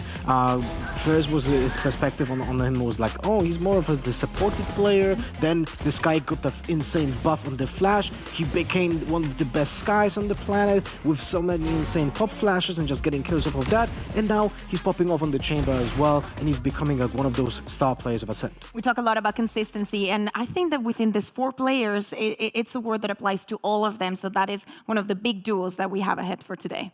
Well, then IGLs. You talked about Boaster, you know, the perfect IGL for the team. He's the one that can really keep it together. What's it look like on the other side? Well, VAC is the new addition to the team, so we don't exactly know how well he fits for this team. And also, at least my outsider perspective when it comes to Ascend is that they are more, let's say, individual based than Fnatic. Fnatic is more on the procedure, on the structured side of the gameplay, while Ascend relies more on small synergies between the players and just like playing off each other than actually having a open, like a very complicated strat book. And VAC, because of that, I feel like relies more on impromptu calling than Fnatic.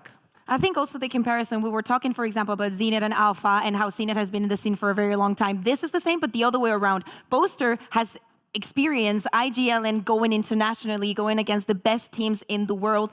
They were there in the finals in Reykjavik, and throughout the entire year we've seen them a lot. So it's not only that he stick to the core and know exactly how to work around the players, this is like the first big test for VAC. Maybe the first big test for the entirety of Ascend in this case. I mean, we talked about this earlier. This is the 3rd time these two teams go up against one another, because when you're thinking usually Fnatic versus Ascend, they probably played each other a million times. No, they did not. This is literally the 3rd time they play one another in an entire year, Lothar. Yeah, I mean, that's one of the fine things about EMEA. We have so many good teams that you're not gonna have all of those duels happening all the time. So I'm pretty happy to see Fnatic versus Ascend already during the group stage, and it's gonna be exciting to watch, specifically also because it's a new patch. I hope that Fnatic will show some maps that we didn't see before, and Ascend, well, maybe they'll have something up their sleeve as well that we didn't see before. You talk about maps, expectations? Expectations, on the side of Fnatic, I need to see that icebox again. We saw the 13-0 last week, and really looking forward to see that. On the side of Ascend, I'm kind of having my doubts on what they want to ban. I don't know if they want to ban that icebox, if they want to go back to banning that fracture. There is a lot of questions because I can see the strengths. We've seen, for example, Guild peeking everything just to know that the counter strats to that. So it's hard to predict. And in general also has, I would say that the teams have to some degree similar map pool, and in the previous iterations of the patches we have seen for example Fnatic play very well and even set up metagame on Fracture, but since last year we didn't really see much Fracture from Fnatic, right? Or Breeze, yes, exactly. So it's like there's so much, I would say, space for both teams to outplay each other in the map selection and hide some information from the potential compositions. That it's just going to be an enjoyable watch for me to see what they're going to end up with. And actually, the two maps that we saw them play against each other on the previous stage, first one was Haven, and let me tell you that it's not only that Ascend could not play that map, is that it was a 13-4, completely one-sided on Fnatic. They knew exactly what to do on every single round. And the second map, I think it was Ascend, and still, you know, it was a 13-10, but it always gave you the feeling that Fnatic had everything under control, and that was before the upgrade that they had. And that's the big challenge now. Can you replicate or even do better than your results in stage one now against teams that have been transformed into something that's supposed to be better? So this was the big question with Boaster. How do you now fit together at Fashion? How is he going to play together? How will you go up in this big challenge against Ascent? During that interview today, he actually also mentioned, when you asked him about Fade, he was like saying that he doesn't like her, and it's like, doesn't really know her either. I'm pressing X to doubt you. Because, you know, I'm almost certain that Boaster is one of those players that always tries out the new stuff to see and understand exactly what are the expectations for the players, and he was like trying maybe to paint like, oh, he doesn't care really that much about Fade, but I wouldn't be surprised if Fnatic just comes in right now with some really cool Fade setups. Well, on to our map, Vito. Let's see exactly where we're going to play. Okay. Are we going to see that icebox? Yes, we will. It'll be map 2, Ascent first, and Haven. Kaquka, guide us through it. So Ascent has banned that Fracture, Fnatic has banned that Breeze. No surprises on that side, so I'm going to assume that it was Ascent picking up that first map. The last time that they faced against each other, as I said, was that 13-10, so definitely they want that revenge. This is also the map that Fnatic lost against FPX, but I think that it was mostly on FPX doing things very, very well. That Fade is probably going to be there. I know that you're looking forward to that. Maybe Boaster, you know, he has to pick his fights as well. Now that you have Enzo on the team, you can rely on doing something else now that he's also moved to the controller. So I think that Ascend picked this map because it's the only one that they actually felt really comfortable playing against Focus, which was a very good opponent in my eyes. And lovely to see that maybe we're going to see CNET back on that Jet. But remember also that this is where Alpha is going to go on that raise. Remember that ace that he got on that eco? Yeah, beautiful. I mean, in general, also Ascent is the actual map where Fnatic already used Fade, right? But it's so interesting to hear, like in the interview when Boaster said that they don't like it, so maybe they will. It's either they're gonna stick it or they're gonna change up the entire composition, right? Yeah. So the previous one was, as you mentioned, Alpha on Race. We had the Fade, KO, Omen, and Chamber. On the other side, for Ascent, last time they played it, it was Jet, Omen, KO, Killjoy, and Sova. So it's gonna be interesting to see if there's gonna be any changes. I expect them. Okay, Mystic is going to go back on that KO. Dirk is actually going to stay on the Chamber. I thought that he was maybe going to go on that Killjoy, Boaster, on the Omen, Alpha. On that. I think that there is no major... that's exactly the same. That's exactly what we expected. That is also the composition that we saw the two previous teams on the side of Ascent playing here. So knowing that Fnatic, I'm going to say that they decided to start on the defense. One thing that I saw in their previous game is that they were very repetitive with the setups that they were doing on defense. Not only how Dirk was playing, but Mystic and Boaster being super right-sided on that map. The major difference here, a very small one, maybe in like when you think about the perspective of what is being changed, is that there's agent that has the ability to play defensively the operator with a means of escaping, and one that has maybe some room to do it. So it's the Jet versus the Chamber difference on the defense. That's gonna be the big test for those two teams. How effective will that be when it comes to the sniper usage on defense? You pressed X to doubt? Yes, we get the fade in it. So we'll see how Fnatic actually perform in this first map against Ascend. We'll toss it to our casters. Enjoy. Thank you so much to our analyst desk. Tom, it's time to dive into this game, and I could not be more excited. I mean, I get to see mon petit ami playing, and that's enough for me. What are you excited for in this series? You know, I don't know. I think I have to look for the Turkish battle. I think it's going to be an absolute banger of a game. And honestly, let's just get this one rolling because it could be the best game of the entire group stage.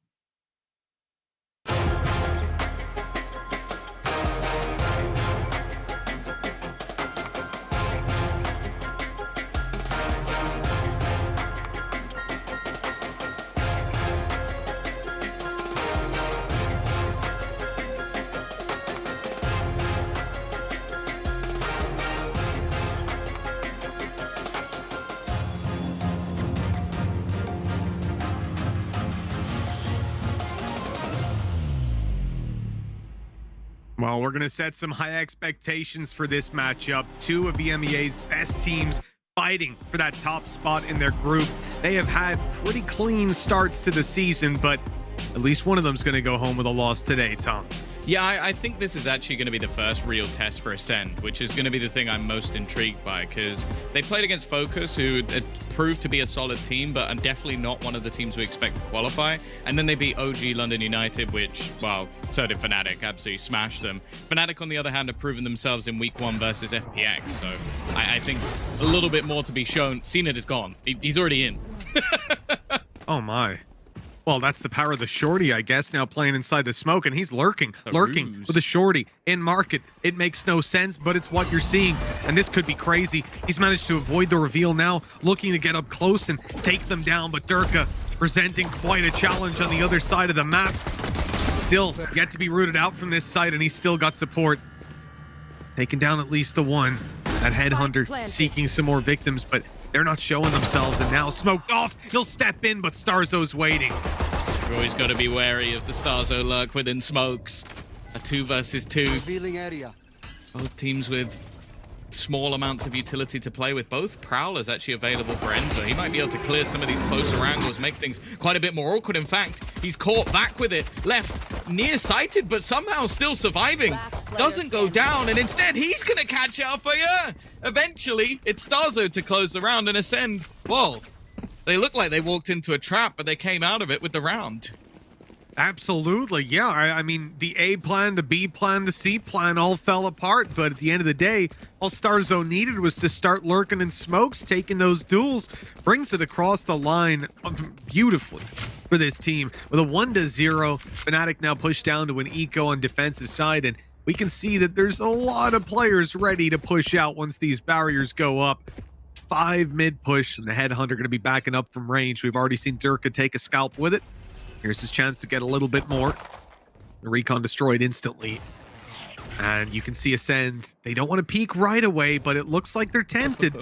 They're poking around. They're trying to see how many are here. It reminded me of like that old school train setup where you would just stand on each other's head as a pyramid. Like that. Just everybody just seeing if they can just set up a firing squad. And, you know, a few stray classic bullets can always help out your team, especially in a round like this where they've literally invested into nothing but the utility, which obviously they can just save over into the next round anyway.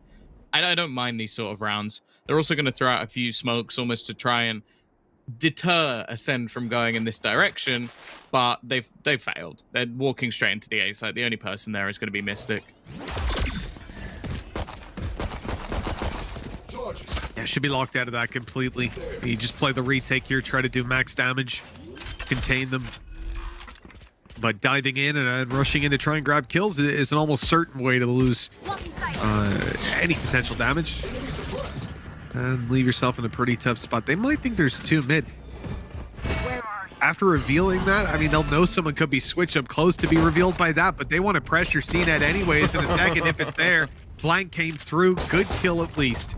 But that was the player who was working with a Ghost. Yeah. The rest are the Spectres. This is where they could actually do some real economic damage. However, already Stars is going to pick off another. Well, that's already more cost than we're expecting to see total. Not going to win the round, of course. The time is far too gone for that. Maybe trying to bait someone into the spike, and Alpha, well, he'd need to hit some pretty crazy shots here. Instead, we'll just run in and make sure that nobody's going to get that extra ultimate orb. Good work from Fnatic. It's still around for Ascend, but only 2 survive. You know, I think it's interesting because I look at that for a split second and think, Alpha Air, you know, it's worth going for that fight and then doubling back into the spike purely because, you know, it's a KO you're up against. But there's 2 things, obviously. Firstly, he doesn't want to get baited if that guy just runs mid and then he can't get to the spike and he just ends up surviving for no reason. And the second thing is, like, Alpha Air has 2 orbs. At this stage, it ain't going to help him building up that one coming into buy round, and it might actually help Ascend. So even worthwhile from that perspective. Here's the dash right on in. Ascend are kicking up the pace. CNED bringing the hurt, but wow, they bring it back. Yeah, the fact that Durka actually manages to get out of there is quite surprising. Just about quick enough on the TP. Still tagged low, and they've retrieved a couple of rifles. Wouldn't mind seeing one of them go into the hands of Monster, but I guess when it's CNED on the other side, you'll accept it. Never mind, they do actually switch up. They're giving that healthier player the opportunity to really do some damage, and it's almost level pegging, which again, considering this is a bonus round, that's a great spot. Cover going out. Shadows. Well, the smoke for the back right. Gonna block out a lot of Ascend's fragging potential on range, but, well, they've come up with some solutions to that. 3-0. A flawless run continues. And Fnatic on the defensive side is certainly showing some weaknesses here. That's a costly loss for them, not only unable to punish the weapons, but now having to go to an eco again. These attackers are already building the foundations of a good half. Yeah, it's also worth mentioning that winning this game for either side, firstly, I think it stops you from possibly falling into last place, of course.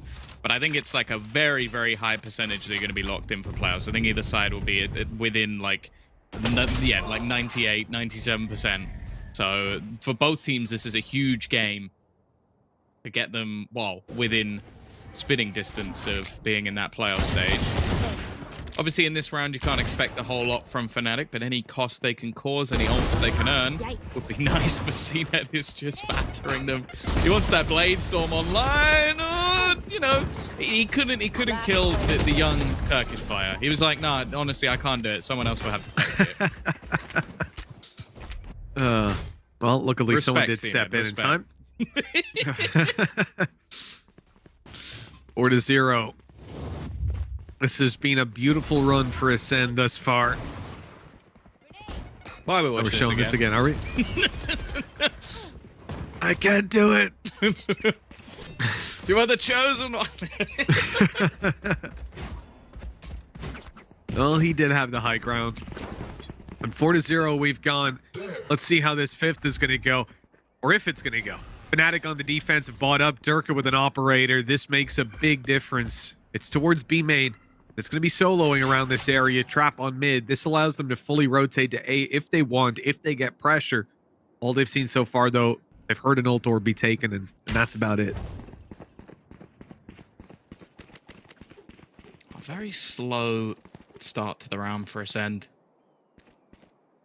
Maybe expecting a little bit more aggression here. Durka is going to have the operator in hand, so, well, that's not really something to take lightly.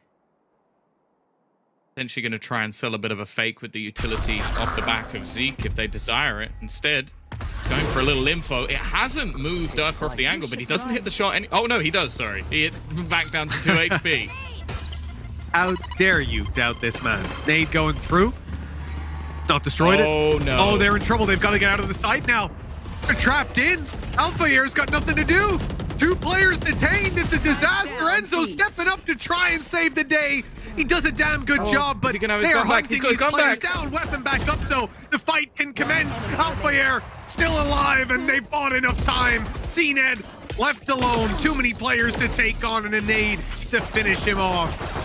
first round found by Fnatic, and the guardian angel that is Enzo stops them from being punished severely. They need to give him some sort of medal for that. Like, he needs to be honored by the team. Like, to spam down 2 players through the smoke while your 2 teammates are just... They basically surrendered. They got their hands up going, yep, no, we realize we're on the wrong side of things here, guys. But we're just gonna hold back. And then he just saves them out of nowhere. And while that should have been around for Ascend, especially with everything going wrong, Nade not quite doing the damage it needed to, and a blip, but somehow, well, Enzo saves them. Huge information here. 3 players spotted outside of A right away. Fnatic know that this is the side of the map they're looking to pressure, but they've done this before, right? They've sent players here, they've made noise, and then they've gone back. But this time, it's full commit, and this time, Mystic's there to stop them. A double kill right away. Zeke, though, hasn't gone down fully. They might try the res, at least they're baiting it out. Baiting the sound cues, trying to get some spams that they can return fire upon. But, well, there's just no chance to get this guy back online. Zeke ultimately goes down, and the advantage sits with Fnatic. Monster's been a little sneaky. Oh, it's an awkward fight. He's hit the dink and manages to win it in the end, but the trade out is instantaneous, leaving these remaining 2 still sat within this smoke. Starzo's teammates have, well, had a taste of their own medicine with how much this guy normally plays within the smokes, but we've seen it many a time from Mystic as well. And now just trying to fall back. 30 seconds left. Reposition not going to be as easy as you think, because already a rotation has come through from Durker. He is well aware that they could be going back in the other direction, and the remaining 2 are left to try and hold on to this A side. Found them. In fact, it almost looks like they're seeking a retake, or at least just a shot on one player. This is a very passive hold. They want to avoid that, though, as they dive onto the site, and, well, that should be the spike denied. There it is. There it is. Oster with a double to close it out. It was definitely shaky at the start, but they got there. It's just teasing, you know. Always the showman. 4-2. Economy's still not in a bad position at all for Ascend because of how clean some of those earlier rounds were.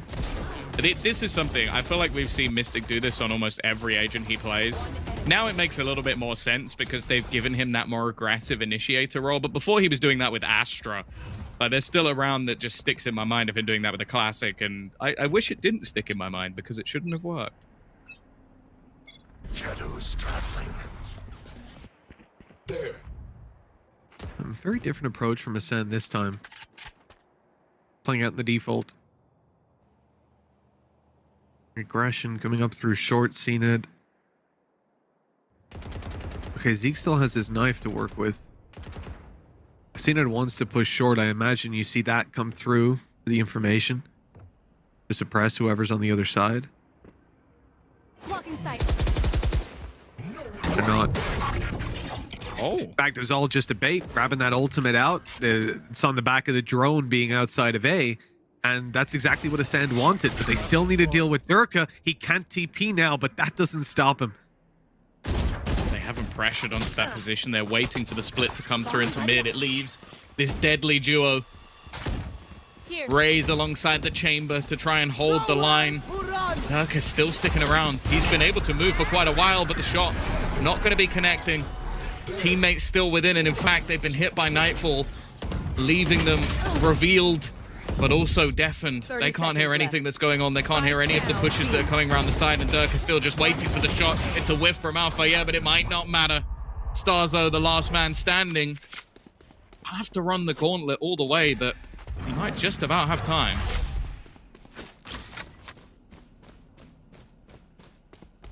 Oh, but I know he doesn't. He's going to be cut off by Mystic here.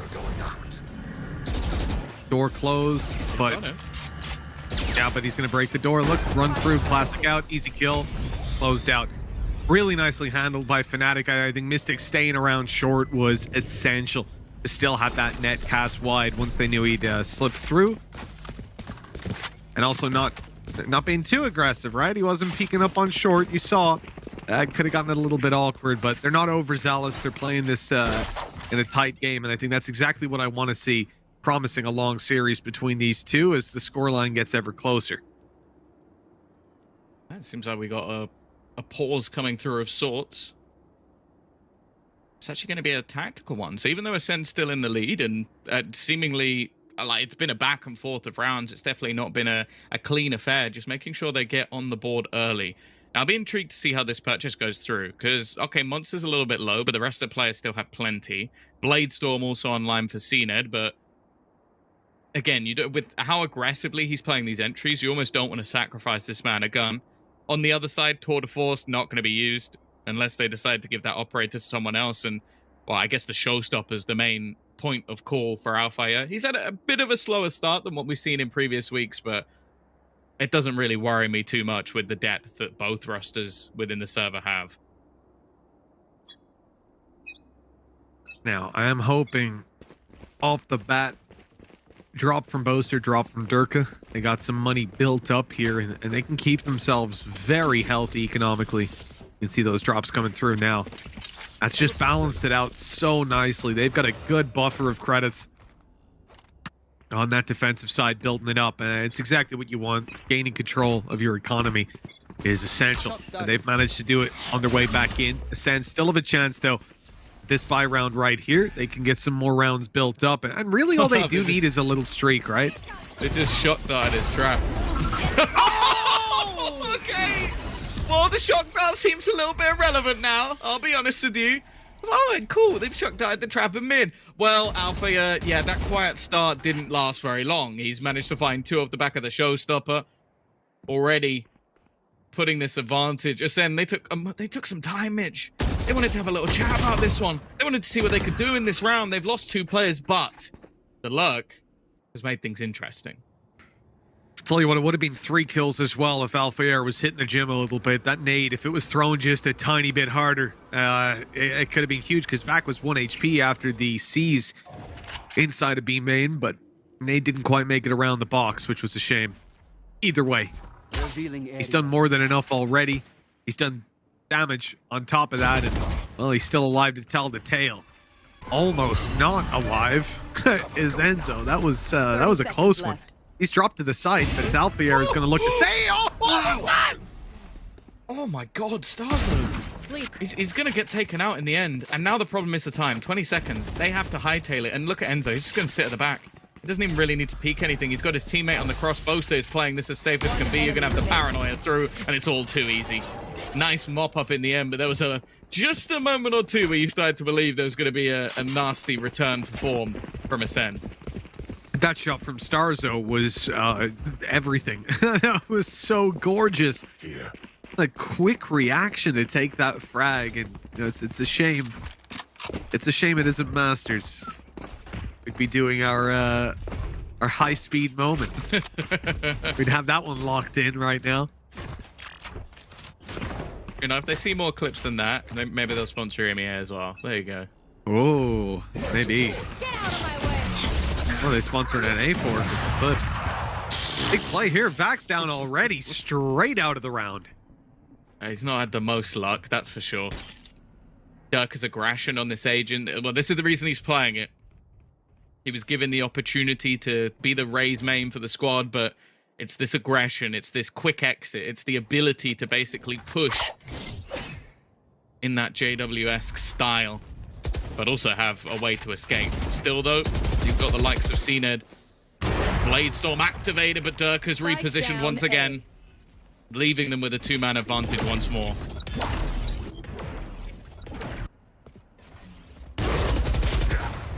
Oh, that spray was not pretty. This time the shot's not quite as clean from Starzo or from anyone on the Ascend side. In fact, they've only barely landed a few points of damage. The one bullet onto Durka, I think, through the wall is all that they're able to write home about. And after eventually taking down Boaster, all monsters left on 40 HP, naded, and then shot in the head. So that's about, you know, an eye for an eye, I guess. 5-4, Fnatic taking the lead, and as I said before, gaining control over your credits defensive side, it's the hardest thing to do. A lot of the time, it's what you strive for, it's what you live for, you yearn for when you don't have it. But right now, Fnatic have absolutely no problem. They're buying for the rest of this half. Well, yeah, and the issue as well is the fact that it has been so clean. Like, the fact that a lot of these rounds have been with 3, 4, maybe even more surviving. So that, as you said, they've just got so much bank. Now, by the looks of it, a split on the cards initially, but there's not a lot invested into this round. Ultimate-wise, you got a lockdown, potentially could give you a little bit of extra control, or maybe if you pull a rotations, you could try something cheeky with a From the Shadows, but chances are it shouldn't be too difficult a round. Oh, timing's really bad! Really bad for Mystic, he's caught. Now it gets dangerous. Oh, good kill at least by Boaster. Spray down, he's trying for it. The RNG not paying off this time. Only a little bit of damage. I'll make it to the corner. Now the cover from Enzo comes in from up above, doing damage, dropping down a Prowler, blinding them up, back trying to take this player down, and he stops Boaster from reloading, deals with Enzo. A big play needed, but he won't be able to get it done in the end. 6-4 we go. Fnatic's dominance might not be done just yet. I mean, the reality is Ascend with 4 rounds. Like I said, they'd already built the foundations and they are very much there. If they can just push that little bit further up to 5 or even 6, it would help so much with the next half. But right now, it seems like they're running headfirst into a brick wall on some of these pushes. We'll hope they found a solution now with the rifles back out and the AWP in CNED's hand. Yeah, I think one of the main issues they need to do is just counter Durka. He's been everywhere and, well, for them, nowhere. Haven't been able to spot where he's pushing in pretty much all of these rounds, and if they do, he's already gone. I think if you look comparatively to the first week, second week, and now third, it just seems like he's got the mechanics down to a T with this agent, especially on the defensive side. Now, mid control has definitely been one of the issues for Fnatic so far. It's a spot they've been able to take. They've also been getting rid or shock darting the trap early in the round, so it's been moved. A lot of damage peppered up onto Enzo. And all for the info that there's a player around mid. Well, I kind of got that from the shooting, to be honest. A big damage done. They still need to find one of these players and weed them out of their position. Lockdown on A. Presence being made. Starzo stepping around. They know they're making noise here. They're dragging rotations. That's exactly what they want. But Zeke, he's gone. Oh, 9 HP! Okay. He gets headshotted, of course he does. 30 seconds Dirk is just too clean. And again, they haven't really taken much ground at all. Still within the sight is Boaster. They'll force him off, but this is exactly what happened last time. The wraparound might make a difference, but no. Still just struggling. Finally, they get those entries into the site. And now, well, one of the best chances we've seen for Ascend in a while. Yeah, this is looking like it could be round number 5 secured. Vac and Starzo, well, Vac mainly very low HP. On the way back through here, Fnatic have got a ton of potential. Alpha Air might be caught. Enzo certainly is. Recon up and above. It's destroyed immediately. The flank underway. CNET's got the op, though. Making the noise, giving it away. Good shot. Another player down below, spotted out. Good kill by Durka. They've got it. They've actually found their way back into that one. Durka, with a headhunter in his hands, was picking them off. And Alpha Air good to trade it out in the end. Last round. Wow, that was one of the best chances for Ascent, Tom, but same result. I think if anybody ever needed to make an argument as to why this agent should be nerfed again, this is it. Just send them some gameplay of Durka playing Chamber. It's just not to filth. Or just send them the gameplay of Starzo playing on Icebox. That's also just nasty, but they're just struggling so much to deal with him individually. 13 and 5, Alpha are up there with him, and there hasn't been a poor performer on the Fnatic squad, and on a defensive half, that's all you really need. Played out straight away, both sides, but Dirk has actually managed to sneak his way into Wine. He's in position here. He can TP back out, and he's got the tour de force. That's the big difference, though. He can swing out, take the kill, and not get out of there. Oh, instantaneous response from Starzo! Animate! It's just anime plays. Like, what?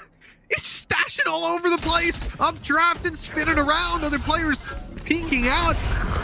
That was unbelievable. They've got the sight on the back of that, and maybe they don't. That's a spike down. Oh, a cheeky play from Alpha. Something we don't see often is him playing with an operator. Maybe we should. He picks off CNED as well. Monster will find the trade. There's another player just around that corner, but with utility in hand, can't really do anything. Nightfall is going to give away these positions as well. Starzo, you're not as sneaky as you might think you are. And now the last player, Monster, it's going to be all Alfire. You finally kill the boss, and well, it turns out you're only halfway through because Alfire is there to close it. This guy had a little bit of a slow start compared to what we're used to seeing, but when it had been this dominant of a quarter, let's say, he wasn't really needed. Finally, Ascend start to step it up, and Alfire goes, oh, but you want to play? All right. Their team is literally like, you've got Durka, who's like, you go into the boss fight of a game, and you're like, oh my god, this guy was so difficult. You like grind and grind and grind. You finally beat him, and then it goes, Stage 2, and Alfire just picks up the operator and just kills you instantly. You're like, oh, so I didn't even get close. I didn't even get close to beating this. Their team is you said you haven't played Elden Ring. What's going on? Gotta get you on that. Sounds like it's right up your alley. The oh, hold on, this blade's gonna catch both on short. They know that there's at least one close. Do they suspect another? Yes, and they've taken CNET down. Back. Look for one somehow reloading, getting out of there, going back in to fight again. But Dirk just shot him through like 7 feet of concrete. All right. Oh my god. Hey Riot, do you think this gun might be a little bit strong? No, to be fair, it does cost quite a lot. You know, 100 credits per bullet. I don't know that that's affordable. If he had hit that one, I would have messaged Xilv and told him to report him in game, because he was full on running just to try and get that final kill. Utter filth once again, and now while this pistol is all but done, Monster once more trying to clutch out a rough spot to say the least. Like just hear the sound cues. At least one will go his way, but yeah, Durka with the 4K. Been unbelievable all the way through this season, and it doesn't look like it's stopping anytime soon. 18-6. Yeah, so you might think Alfire died because you know, he was greedy or anything like that, but no, actually what happened here is or it was Boaster, sorry, he wanted the ult orb, you know, so he sacrificed himself to Monster because he couldn't get the kill. He needed Durka to get the kill, so he'd have another ult orb. So, you know, a really nice, really selfless guy, that Boaster. Now they're 2 orbs, Dom. 2 orbs of the From the Shadows. I mean, Fnatic it's like building Exodia. Yeah. But I'm just kind of be bothered to try and respond to that one. That's fair. 9-4. We're seeing a bit of investment coming through from Ascend. We know how deadly they can be with the pistols. CNED with this Marshal, or Operator, as you could call it, when it's in his hands. And around like this as well, nobody has any shields, so.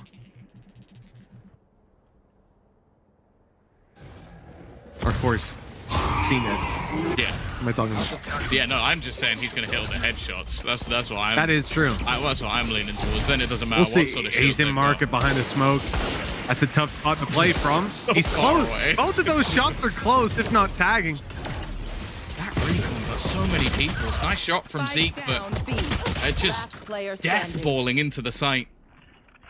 Starzo, yeah, I'm not going to claim the range on this gun is going to be... Yeah, I can understand the smoke.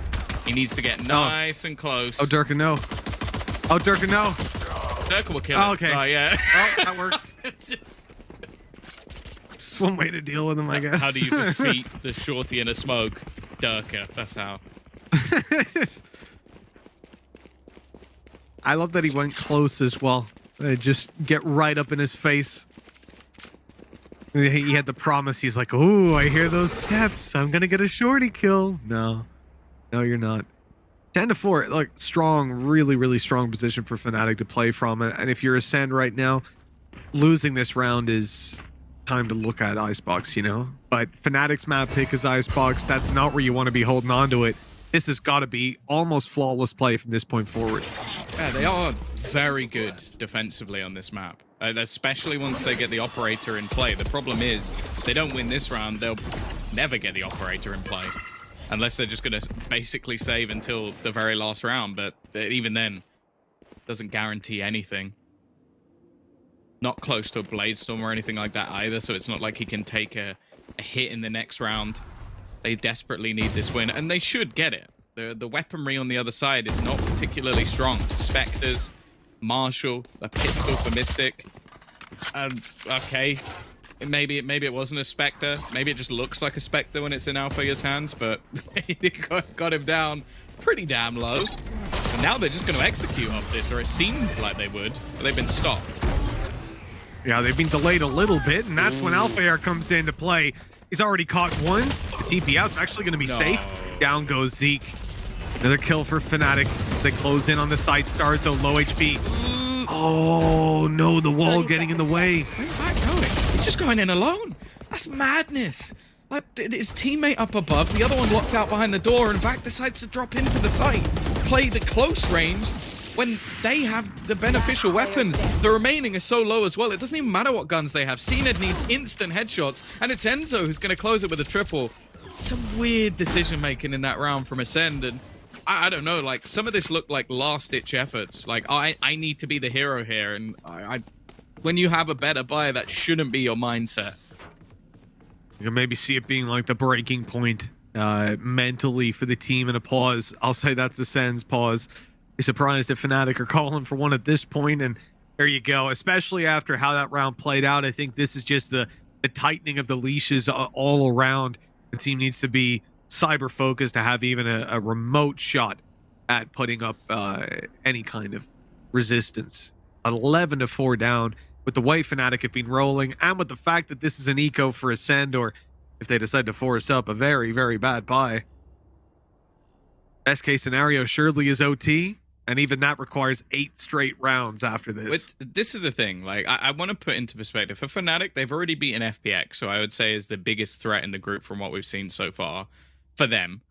They played against Oglu. Okay, that doesn't matter. The Oglu not really in a spot to qualify unless they pull off a miracle run. Ascend on the other side have played Focus alongside that. So their next game is G2 Wounded, which, okay, there's going to be people out there going, but Tom, G2 haven't looked very good.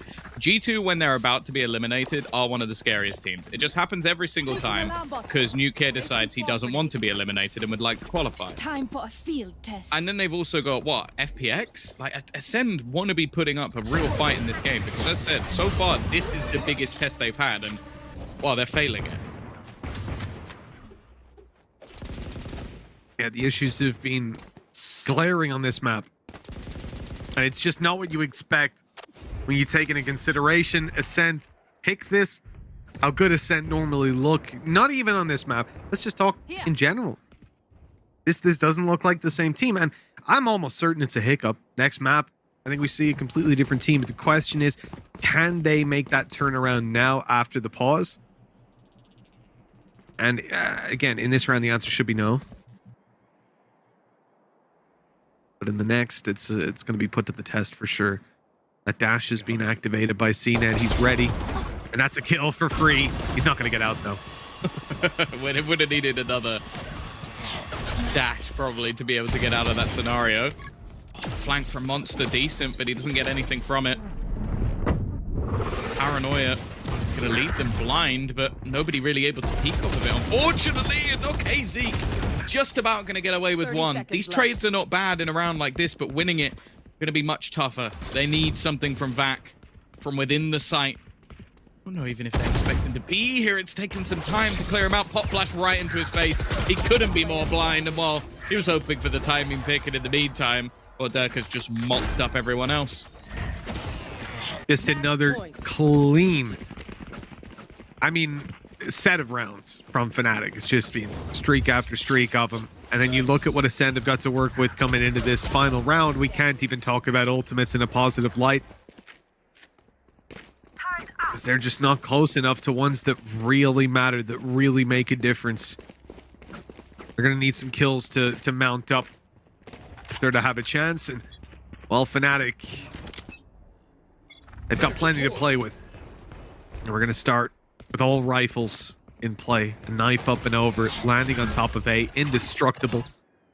And that's going to cause some problems. These players being revealed, but Monster's not deterred. He is staying aggressive.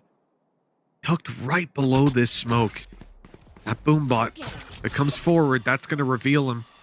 So he's decided, yeah, right call just to back up.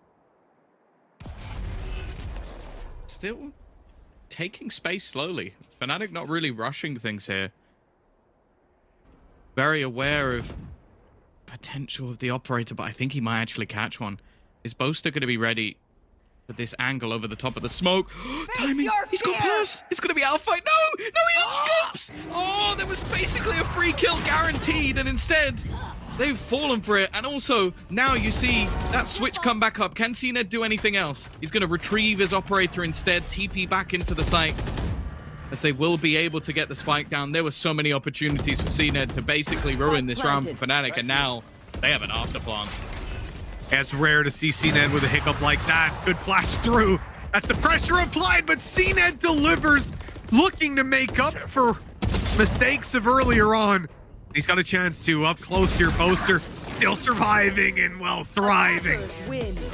A triple with Zeke falling after time, and, well, 13-4 we go. Tom, that was a dominant display from Fnatic. Not the game that I expected to see coming into it. And, well, I'm looking for hope now on Icebox, and I didn't expect to be needing Ascend to perform here. This is unreal, because it's not just the fact that they've lost the map. 13-4 just seems unbelievable. Now 13-4 from Oglu doesn't seem anywhere near as bad, but luckily for us, Mitch, we don't have to explain any of this. There are 3 wonderful people back at the desk who are going to enjoy doing that for us. Dare to challenge yourself.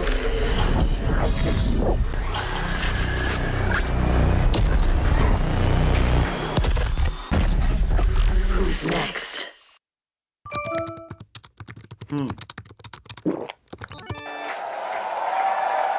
Red Bull gives you wings.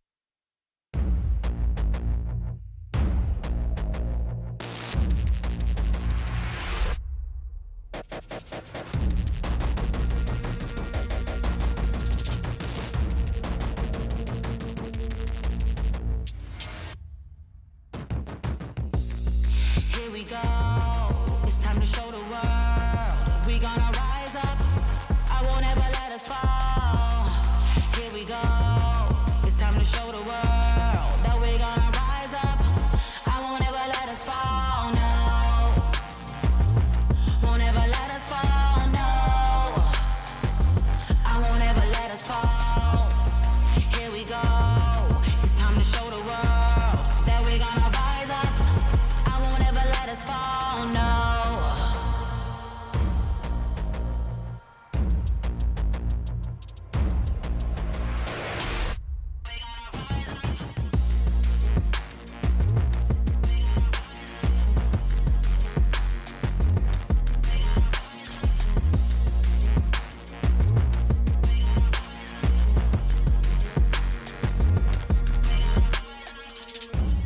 So high, we will never hit the ground. There's levels to this, and we taking a crown. We on a level, a whole nother level, it's just us. We going, keep going, it's only one way in, it's way up. I won't ever let us fall, no.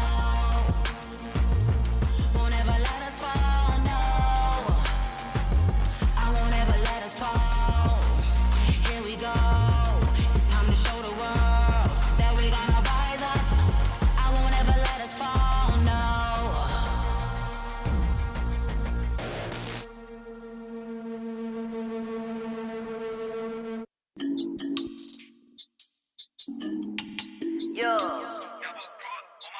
Yeah, show you how a real chick's supposed to. Yeah, the brand new fit cost a rover. And I'm real slim fit, Coca-Cola. Why you thirsty for a pic? You a poser. Evian on the chain, bubble bath, champagne. Went from Spain to Dubai, I guess hot on the plane. Just saying, this how you supposed to. I'ma show you how a real chick's supposed to. Yeah, this one, this or that. All my diamonds mix and match. All my whips I bought in cash. ACDC back in black. You can't buy this bag of sacks. Send my paper through the fax. I'ma drag it by your tracks. Folgers, Wake up, you sleep, spend your rent on Fashion Nova. I guess that for free. Noble with my friends, we eat. Even with them stripper heels, know I'm out of reach. Show you how a real chick's supposed to. Yeah, the brand new fit cost a rover. Dare to challenge yourself.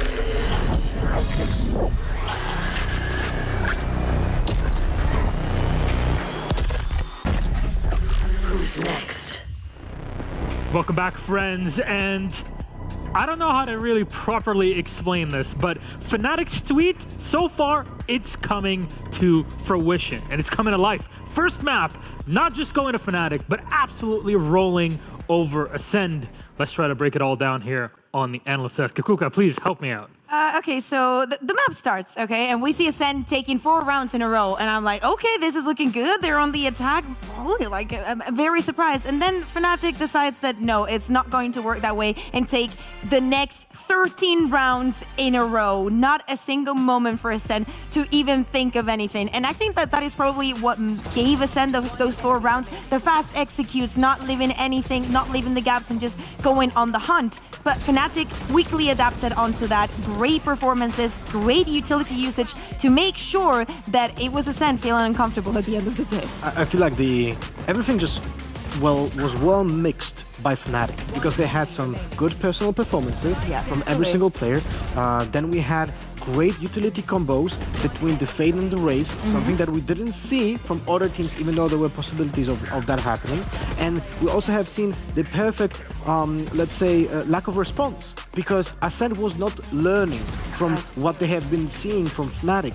And they didn't apply like a different playstyle because they were being punished by the utility. So Fnatic was just running away with rounds after round after round because they did repeat what was effective for them. Yeah, we saw, for example, 2 rounds in a row where Boaster is just assaulted there on the side, and he literally repeats the same movements, knowing that his teammates are going to repeat the same formula that gave them the round on the previous. The fast rotations on every single part of the map, and a sense inability to actually turn it around. There was also a very strict set of protocols for Fnatic when it comes to defense, because you can see it both from Boaster on A side and on B side when Alpha had or Enzo had the same situation. The main point is not to die. You need to buy time for your teammates to rotate to your side, and that was happening all the time. And you said, both of you, that all of Fnatic performed together as a team. Well, Dirk and Enzo actually performed even better than what you would expect. Yeah, first of all, from Durke, I think it's as disgusting as always, because on the first week that when we saw him picking up the chamber, he was like, I actually like this a lot. I'm having a lot of fun with the operator, and I'm going to keep getting better and better. And that is exactly what he gave us. And for the side of Enzo, I completely agree. The utility usage that we saw from week 2 to this, sorry, from week 1 when they played against FPX to this one has improved so much. We were highlighting how some of his teammates did not follow on to what phase utility can give you, but on this one, it was flawless. Like when you compare Big with the Fade utility usage today, and then you have Enzo with the utility usage, it's like night and day. There was brutality on Fnatic's side because they just cascade on the utility usage from Fade, while Big was just using it for faking. Brutality. I missed that. It's a good thing you remind me of it. We were having a quick chat yesterday, but you're being called to the lab. Lothar. And then when it comes to Fade, I just wanted to show you guys something, because there are very neat small pieces of utility that gain huge advantage. So nothing complicated, but rather the raw power of Fade when you cascade on it, as I said before. We're gonna take round 10 from Fnatic, retake 3v3. And you can see that Enzo has both Seize and the Hunt in his at his disposal. So we're gonna play the clip, and now 3 players are taking the space from Heaven. So what is the main response from the Ascent here, right? You expect the Hound to being used. This is why you see Vak do this movement that he's following the utility, because he thinks, oh, this is a Hunt. He sees it's a Seize instead. So he's now in the safe place. Oh, they don't have the eye right now, I'm gonna just now hold Heaven. But instead, the eye is being used before the players are going through the smoke. But it's in this crucial moment. Look where the eye lands, and look what it does. It's actually unreal how much value does this one piece of utility gather, because it gets all the players here in Garden on site in behind the generator and the player next to heaven. And all of those players are now exposed. Every single piece of utility just works perfectly, and the players cascade on that. Now let's go to pistol round. It's literally the same eye, but it's used on attack instead of retaking from heaven. And the players look at the A side, A main, the eye is being used right now, exposing 2 players on short, and because this eye also exposes the entire side, we're gonna rewind here, look at the mini-map, we're gonna zoom it in, entire side is now being cleared, only players on short are now visible, and the players from A main can just push and go here. And during the exec, it's gonna be the same, and Killjoy here on the Jenny, she's not gonna reply to it, even though those rounds are round after round where the same eye is just gathering informations all the time. And Ascend, as I said before, they just didn't learn from all of that utility that Enzo was using to counter it. And so far in this game, 17 assists were being done by Enzo. That's insane. Wow. That's completely insane. He definitely learned a lot from that matchup that they got against FPX, because that was also one that Xiao was using a lot. And definitely the fact that it's not only that Ascend does not have a response, it's like they literally have no time. It's so perfectly timed that they are going to rush the utility, and you know that if you step for one side and go kill it, you're dead.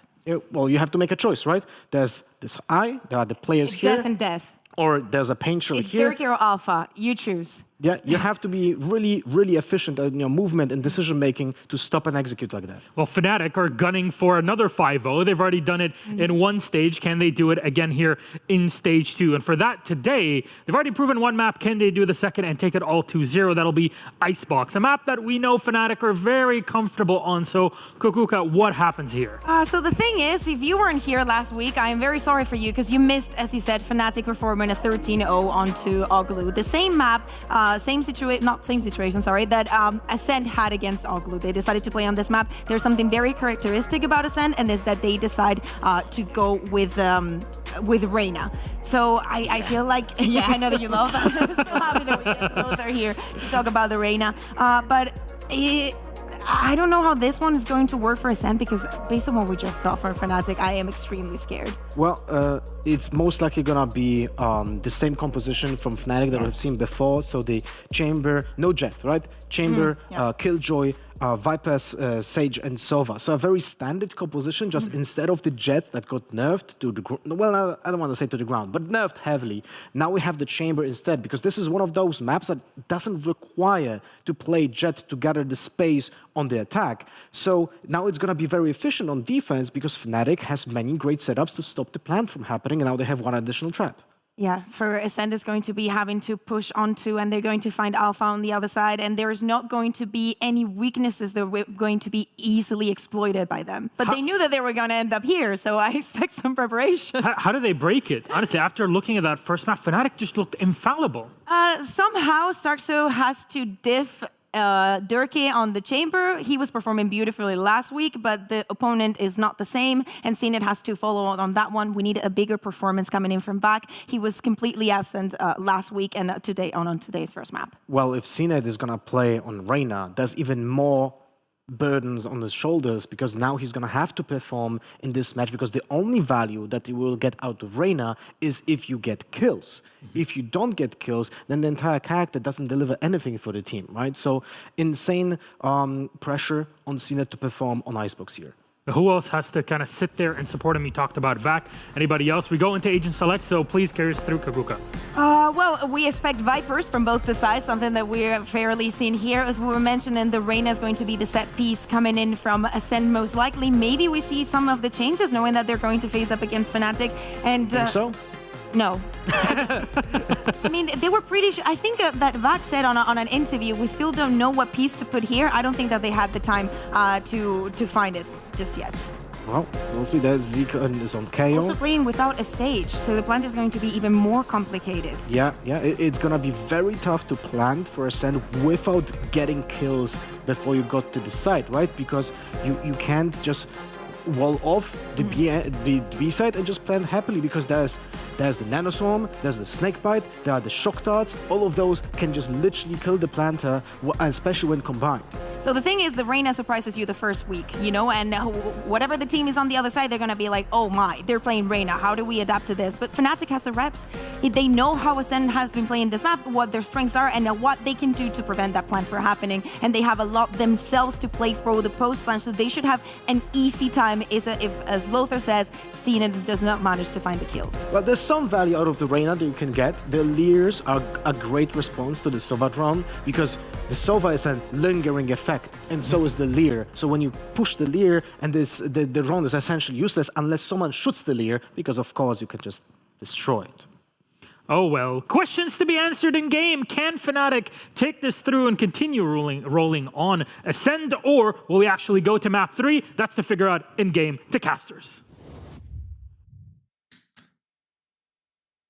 Well, we've certainly got a lot to figure out here, don't we, Tom? In particular, you had to figure out how to turn your camera on, but it seems like you've gotten. I don't like people watching me eat, you know. Like it's. I know some people enjoy that. I know our producers like. So I was like, I don't want to give that to him. So either way, that's fair. We are going to be getting into the game, which is much more important. And I think it's quite interesting because obviously you've got the idea that like. I think it's actually the attack chosen by Ascend. Now, when we saw them play previously, one of the things I really wanted to hammer home is that this comp looks like it will work wonderfully on the defense and on attack, as it was said on the desk. It's going to be difficult to get into afterplants without getting those opening kills. So to choose to start on the attack is interesting. Maybe there's something that they've pinpointed that they can break down, or they're just looking for that streak of comeback. Either that, or they did see Fnatic get 12 rounds in a row last time on the attack and went, yeah, let's see what the defense is like instead. We've spoken many times about how a lot of teams prefer, a lot of teams in other games prefer to start attack side.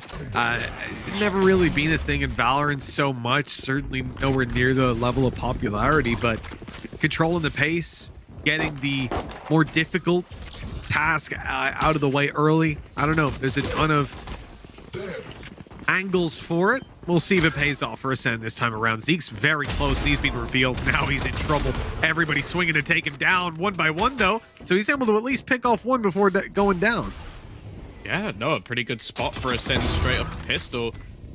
Interested as well by, is Boaster just timed out, or is he just waiting for exits at this point? He's so far away, it just looks like he's taking a ridiculous fight. In a frenzy, like, basically they've just given up on this round, and Alpha is like, right, boss, don't worry, I'm gonna win this. He's like, yeah, you keep fighting, I'm definitely on my way. Oh, that time might be a little bit too far gone for Boaster to have a shot, plus a few too many players. 1-0.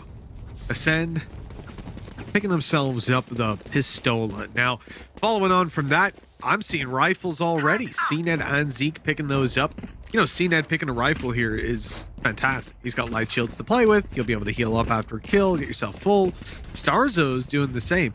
This is a strong buy. First of all, I appreciate the fact that it's symmetrical. The Bulldog perfectly cutting into the Spectres and the weapons, although I suppose it's rifles. Phantom and Vandal are acceptable. They're interchangeable. It's okay. I do like it though. 2 rifles and a Bulldog to play with is a really strong round. Obviously, they've gotten rid of the Bulldog now, playing with a pistol instead, but that probably makes even more sense because now it allows you to even lose a player and still not have those credits left on the floor. Yeah, and I think, as said, they have to be fairly aggressive with this composition, so it's one of those things where realistically they don't mind too much if like Vac hangs out in the back and the other players are the ones just farming up the kills. It also leans into the ultimates you want to get up, but they've still managed to take a couple of kills here on Fnatic. Not something they're going to be too unhappy about, getting those ultimate orbs available. And for CNED, just try to pop a few heads along the way. Not much Mystic can realistically do here. He does manage to pick himself up a gun, hoping to get 1 kill, but I don't think it's happening. So Monster saves his shields. I do wonder about Starzo and CNED though, with 25 HP added on top of their base. I feel like they're probably going to want to have the full shields to work with, but then it's that extra 1k, you know. Most players are playing with Vandals on this map as well, so maybe you can get away with it. Kind of a tough decision to make, but especially for CNED because he can heal, but you get one shot by Phantom. You'll be pretty annoyed with yourself. You can see they're going towards the B side as well. And this is going to be Boaster, Phantom in hand, looking to challenge. Although challenge is maybe a little bit ambitious, it seems like he's just falling back. Yeah, they're putting instant pressure here. One of the things that is always going to be difficult is firstly shutting down Durka, but they did that in the early rounds. And while if you could wipe out Boaster instantly, that's any utility that they had gone as well. This is a real troublesome spot, because as I said, it's difficult to get into these afterplots. They've done it with relative ease.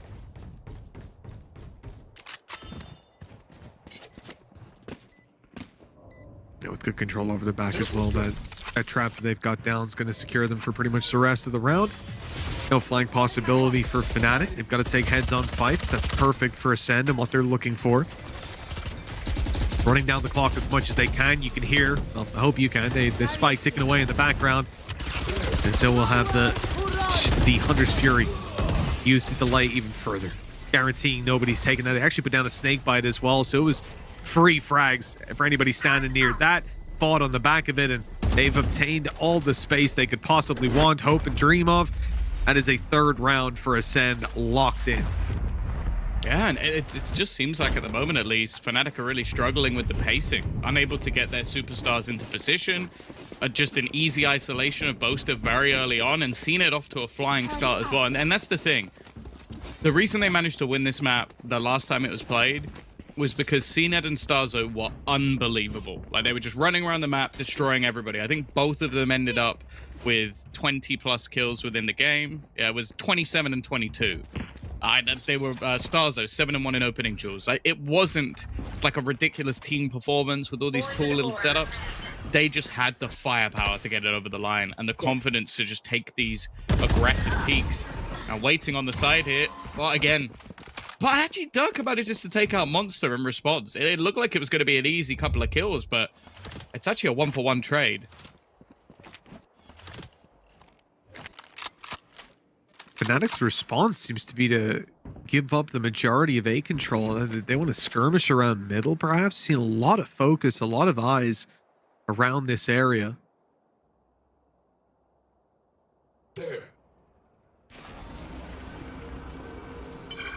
And yeah, the drone coming out. It's going to be a B play, but Fnatic's mid attack has finally come through. They've grabbed a weapon, walled it off. That's great security for them now, able to fully focus forward like we discussed before, and that leads to the spike being dropped. Damage on the way back, snakebite down. Nobody can even retrieve that spike just yet, but they have managed to trade it out for Mystic's life. A worthwhile trade for them in this scenario. They still need to get that spike down. Oh, nice shot from Durka. They've got the reveal as well, so the next peek is even easier.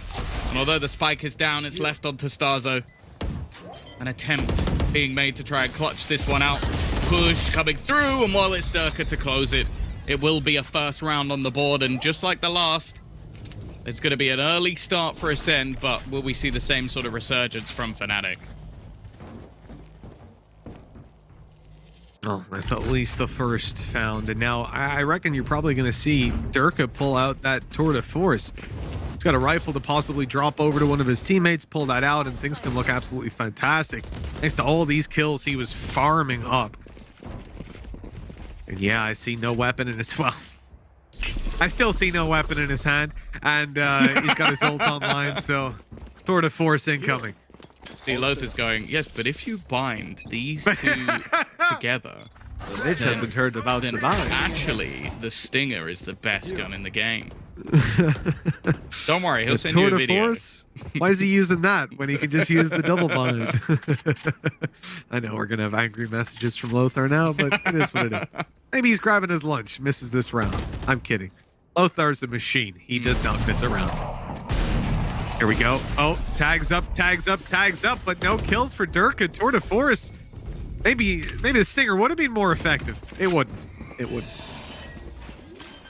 Either way, again, this A-side take has worked out. After plant in, shock dart, not really going to do anything in terms of damage. Drone will try and clear out some of these closer positions, and the flank has already been spotted by Starzo. Nobody going in that direction. It's all 5 members of Fnatic trying to entry from the same spot. 2 bullets in the tour de force on the way back through.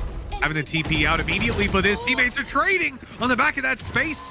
They were swinging to take him down and ran into the rest of the team instead. Tour de Force still with those 2 shots, 3 victims to look for, to seek out, to try to find the Stinger. Grabs one, but it can't take Monster down. And so Ascend, they answer right back up with a round of their own, 4-1, as the lead extends and Fnatic are left in the dust, Tom. They've got no money to invest into this round. Yeah, I'm almost wondering if there'll have to be an adaptation, because this is now a few times they've attempted to play retake on this A site and it hasn't worked. They haven't been able to get back in. They haven't been able to trade effectively enough. And Ascend have just done their job of basically back and forth, making sure that every single player is in position to get those trade frags. So you almost need to have a little bit more aggression on that side of the map. Also, to point out, Lothar has messaged and he said, actually, because of him, they fixed the double bind, so we can't even meme about that anymore. So the gun is actual trash. Thank you for confirming. No. You can get in a rhythm. Yeah, in a rhythm of right click, left click. Bind was just cheating the skill. While Boaster's being spotted and dealt with just as quickly. Good space seized by Ascend, and they don't need to get too aggressive now realistically up against the pistols here. Better to just secure this with all 5 alive, build up some economy. Yeah, you say that. I think they're leaving CNED behind. Yeah. Enzo is still here, but what can he really do against 4 players? And while CNED should die here. Well, there you go. Mystic will at least get himself a gun. Might just want to keep that into the next round. Althea left with a Marshall and no real reason for the remaining players to peek over aggress, but they are starting to build up a bit of a bank. They might just want to try and remove that remaining gun.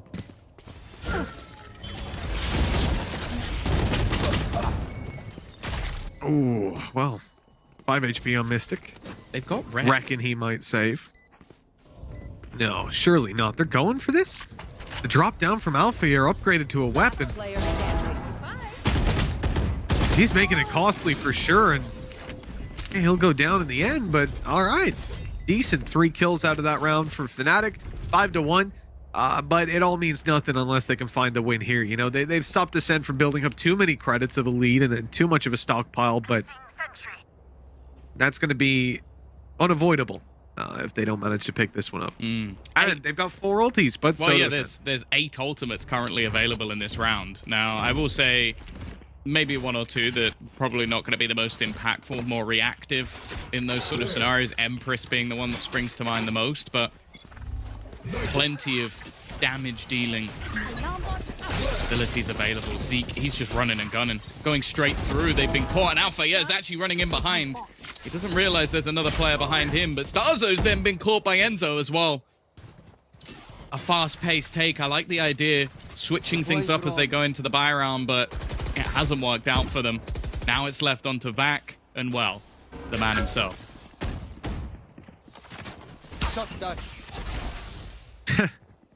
Little cheeky bit of damage on the Boaster. Here comes the drone. Vac's backing out now, trying to bait them into a swing so CNED can grab a frag and dismissed out of there for free, but instead they've ended up losing back to the flank and CNED falls right after. 2 on the board for Fnatic. Second round, but they got to keep it coming. And as we said, Ascend have got that little bit of a build-up that they're not too worried. I think CNED has ult coming out of this round, but not money to buy a rifle.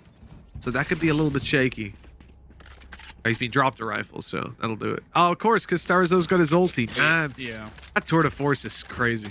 Well, the thing is as well, they haven't actually quelled the A take yet. And I think that's the thing that worries me a bit for Fnatic is, okay, they managed to win this round. What was a very aggressive play from Ascend, an attempt to play through mid, something you're not going to see teams do with that much pace too regularly. Their actual default executions, though, they've been pretty damn good. So they'll go back to this slower pace, waiting to see if there's any sort of aggression out, still leaving the spike on the A side of the map, and I would assume there's going to be some sort of fallback in either direction.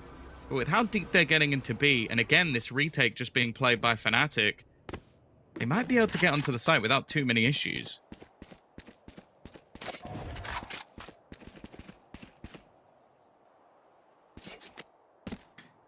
Yeah, well, a minute left on the clock. Ascend are backing off.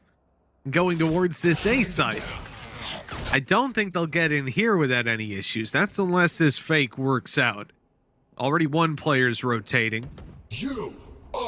Fnatic sending Enzo over towards middle. Now moving a little bit further towards the B site.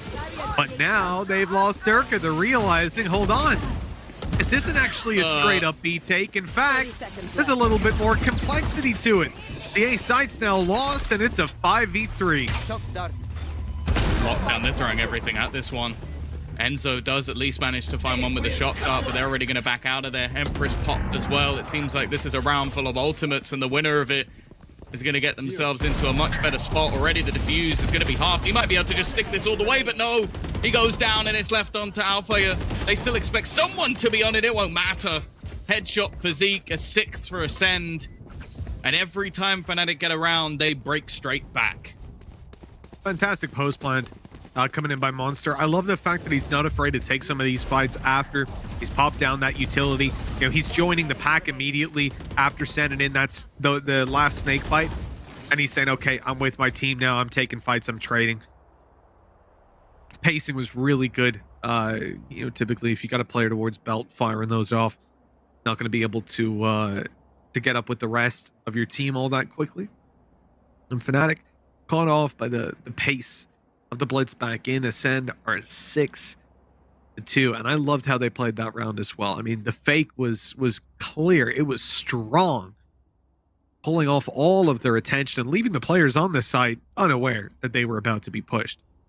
I think they've also done quite well in shutting down Durka, because I think it was even Starzo after the last game just tweeted Durka, and it's like, yeah, you know, fair enough. There's not really much you could do in the last map, but he's been caught out a couple of times in aggressive positions because they need it to be there.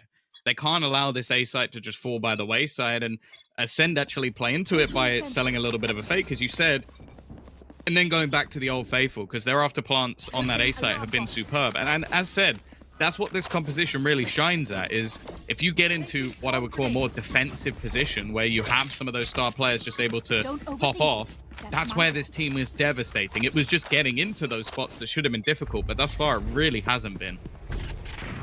Enemy suppressed. Well, that's a problem. Durka straight away able to pop off and take CNED. That's denying any A main control and making this take a lot more two-dimensional. Now, Fnatic don't yet know that it's a B take, but getting in onto this site should be pretty easy because of that. Essentially, you've got Boaster, who can't really overextend into this fight. He's just going to look to... Oh, that... I don't even blame him for that. That was unlucky. Oh, well, from one misplay to... Oh, a fantastic shot from Alpha. Yeah, now Enzo's caught another. Just able to pop heads one by one. Giving an opportunity here still, though, for Ascend. They've got themselves the Viper's Pit. The counter obviously gone, and the res going to be there to bring back Boaster. They might actually just use it straight away just to make sure that both teams are struggling within the Viper's Pit, but instead just running straight through, trying to get onto the spike. Zeke, well, he can't even get back inside of the pit. Tries to flash in and just gets destroyed from back yellow. The third on the board for Fnatic. 4 players surviving. Am I out of my mind, or did Boaster just defuse that when he already had his ult? Or was the hood ahead? No, he definitely did have the ult because he had it going into the retake as well. That's one of the reasons I thought they rezzed him specifically, is that he will have that ultimate online already to be used. Am I dumb? He did defuse it, didn't he? I know Durka was defusing. I won't lie, I wasn't paying attention to see if they swapped. I'm pretty sure he stopped and Boaster, because when he stopped, I looked to go, oh, I wonder who they're giving the orb to, and it was Boaster. It's like, what? Monster go. Well, that was strange. He's already playing around in his orb. This is something they've attempted a couple of times, but it's had very limited success. And in fact, a very interesting Viper's Pit going down on the other side, almost just trying to lock down the site. Normally you see this much, much deeper on B so that you don't actually allow them the control. They've even got an alarm bot on the edge of it, so that if anybody tries to sneak through the gap, they're going to be notified of that position. This is intriguing. I don't know if it'll work, but we'll soon find out. Well, you know what? Boaster's double or overcharged that ultimate, I suppose. We'll see if it does double damage now with the extra power. The decay underway for CNED. He's quite low on the way through. Flash in, not going to catch him at all. But they've heard him. They know where he is. They'll seek him out. Snake bite no longer able to put down, but CNED's gone. Only the one bullet needed. He was so low. The decay doing its job. And allowing them to get back in towards this site, but not where they've planted. Look at that deep plant. Yeah, it had to be somewhere audacious. They've actually got a wall ready for it, though.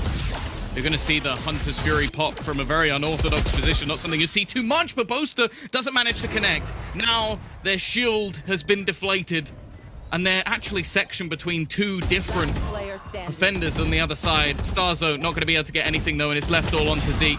Just trying to stick this one through, but he's found two in quick succession. It's left to Durka, and he'll just be able to get things over the line. A cool setup from Fnatic, but Ascend still almost make that one work. Well, I can't help but feel like I have to give some credit to Mini for that one. You know, watching over Durka from behind, you could see he gave him the confidence to go out for that swing and take the kills. So, incredible. A really nice attempt by Zeke, though. You could see how he was sitting there realizing, okay, I've got to play this one fight at a time. There's no other way. You can't just swing out, try to deny this defuse. It was systematic. It was very well done, but Durka gets the better of him. 4 rounds for Fnatic. The defense building up a little bit of momentum. We'll see if it can carry on. Yeah, a cool setup. Definitely something to be explored as well. Like, I like the idea of the Viper's Pit, the fact that they knew all the flaws in their own setup as well. But this is where that pace on towards the A side. They've had troubles with it so far. Of course, the weaponry much weaker this time for Ascend, but, well, it is Ascend. Out of charges. Oh, yes. CNED with a Sheriff. Is he good with it? He's all right, actually, to be honest. Oh, Monster, maybe not so much. A little missed shot there for Alpha here.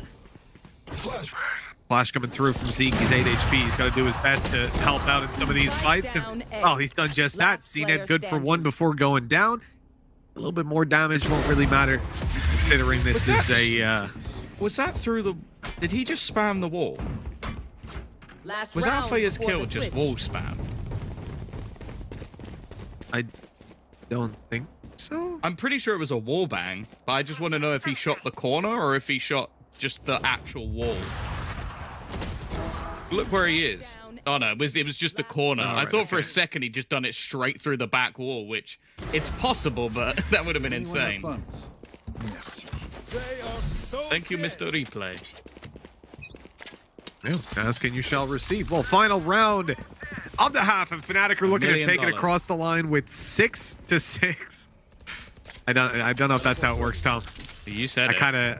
It was more, well, yeah, but it was in a specific genre. You know, you can't ask for exotic animals, for example. Penguin. I think that falls under the umbrella that I just clearly stated, so... I feel like you're not trying very hard here, Tom. Big play in towards B, and Zeke is running it down. Now he's down on the floor, and they're going to look to revive him, but they can't. It's a firing squad. Into the meat grinder. Everybody falls, and 6-6. We are tied up at the half. An impressive recovery coming out of Fnatic. Yeah, I don't think either side are going to be too unhappy with that as well. Like, I think Fnatic will be unhappy with the start, and obviously on the other side, Ascend will probably be disappointed they didn't get more, but going in at a 6-6 is absolutely fine. I still rate the defensive side of this Ascend composition quite a bit more. The chances for both Starzo and CNED to get that little bit more aggressive, have a lot less risk in the duels they take. And on the other side, well, need I say, last time Fnatic got 12 rounds in the attack, so they were feeling very confident in that attacking side. Even still, though, definitely a lot closer than the last map, and, well, this pistol could easily be a difference maker. Well, for sure. Give one of the teams that little bit of a leg up. Ascend's defense starts here, and, well, this is what we've been hoping would be a difference maker.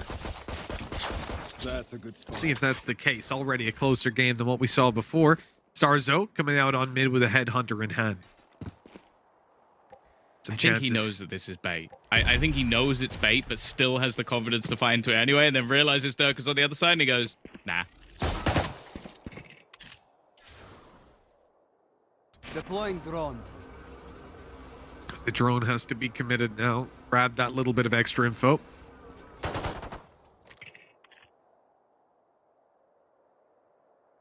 clock burns. Monster set to take a peek. The rest of the team posturing for A. This is going to be a split through spawn by the looks of it. They can go right past with this orb.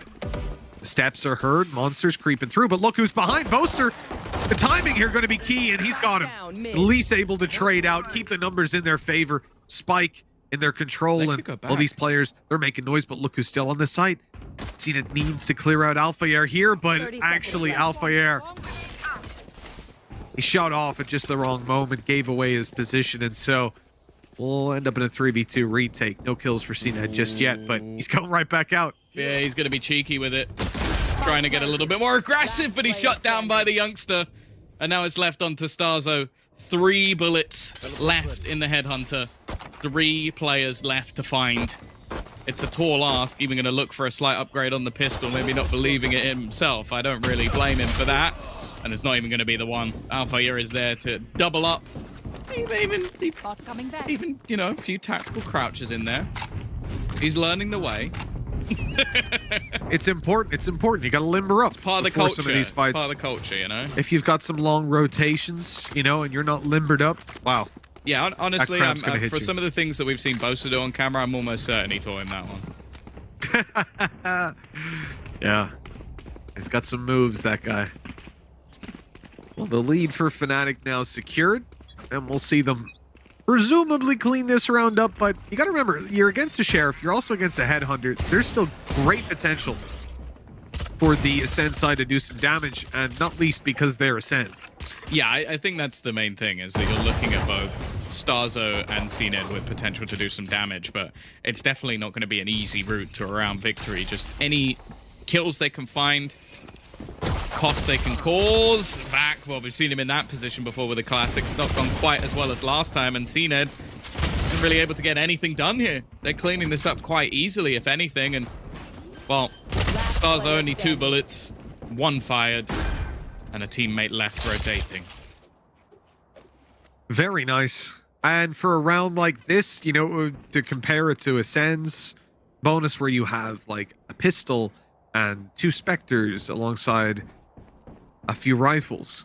The big difference here is everybody on Fnatic is invested. You don't have the rifles to play with, but you do have Durka with both a Spectre and a Headhunter to play with, so your Guardian Spectre, essentially, a Guardian in the hands of Alpha Air, and then plenty of close range potential on the rest of the Spectres.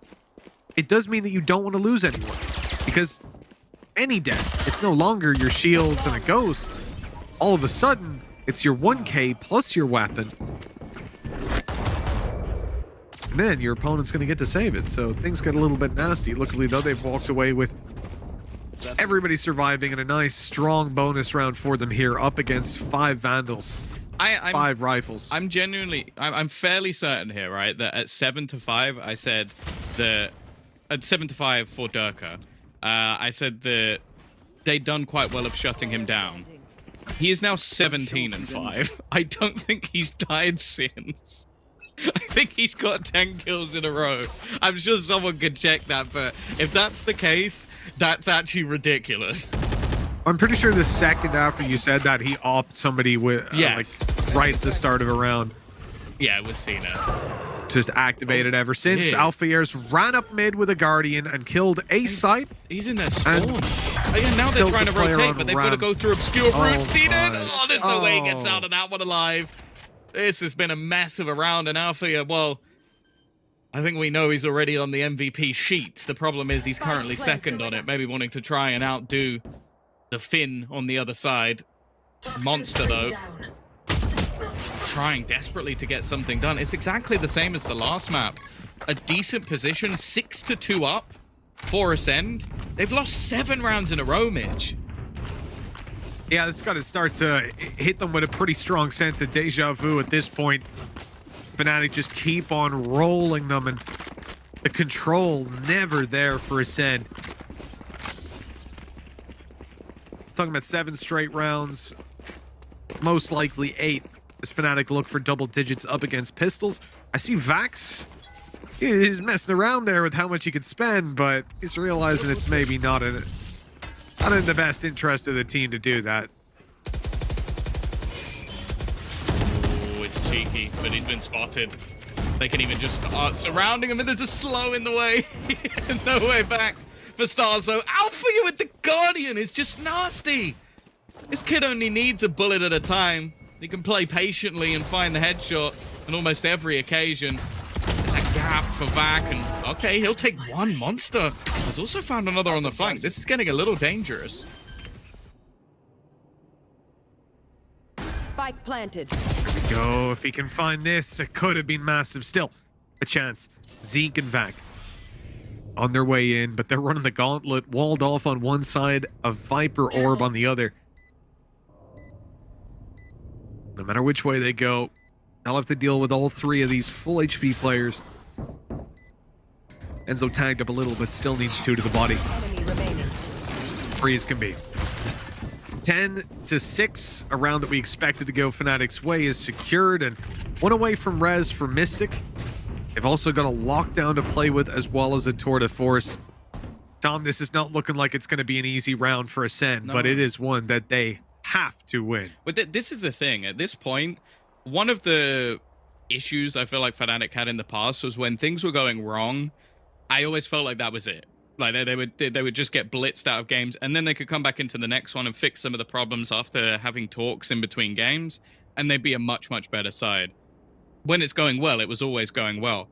This team looks different though, because that's now both maps, 4-0 down, 6-2 down, taking pauses, taking their time, having a chat through things, and then they just come back and, well, 8 rounds in a row? That's what we're looking at the moment. It doesn't seem like they have that mental dip. Now, part of that could be the Forsaken sort of look towards a honeymoon period and go like, oh yeah, no, they're all feeling great at the moment, but I genuinely just believe they brought in the right personnel. They've got Althea, who has clearly come in as one of the greatest firepower additions to any squad ever. I think the one before that was probably also Fnatic with Durka, but hey, whatever. And then on the other side, I think this is the point I'm making, is the mental side of things. I think Enzo has clearly helped with a lot, because they won, I think, their second round when they were 6-1 down. They won their second round. He's laughing and joking. You can see it on the cameras. They're having a good time, even though they were losing. And that is when a team is devastatingly scary. Let's play. I'll say, by far his best quality as a person is just Enzo is a bundle of joy.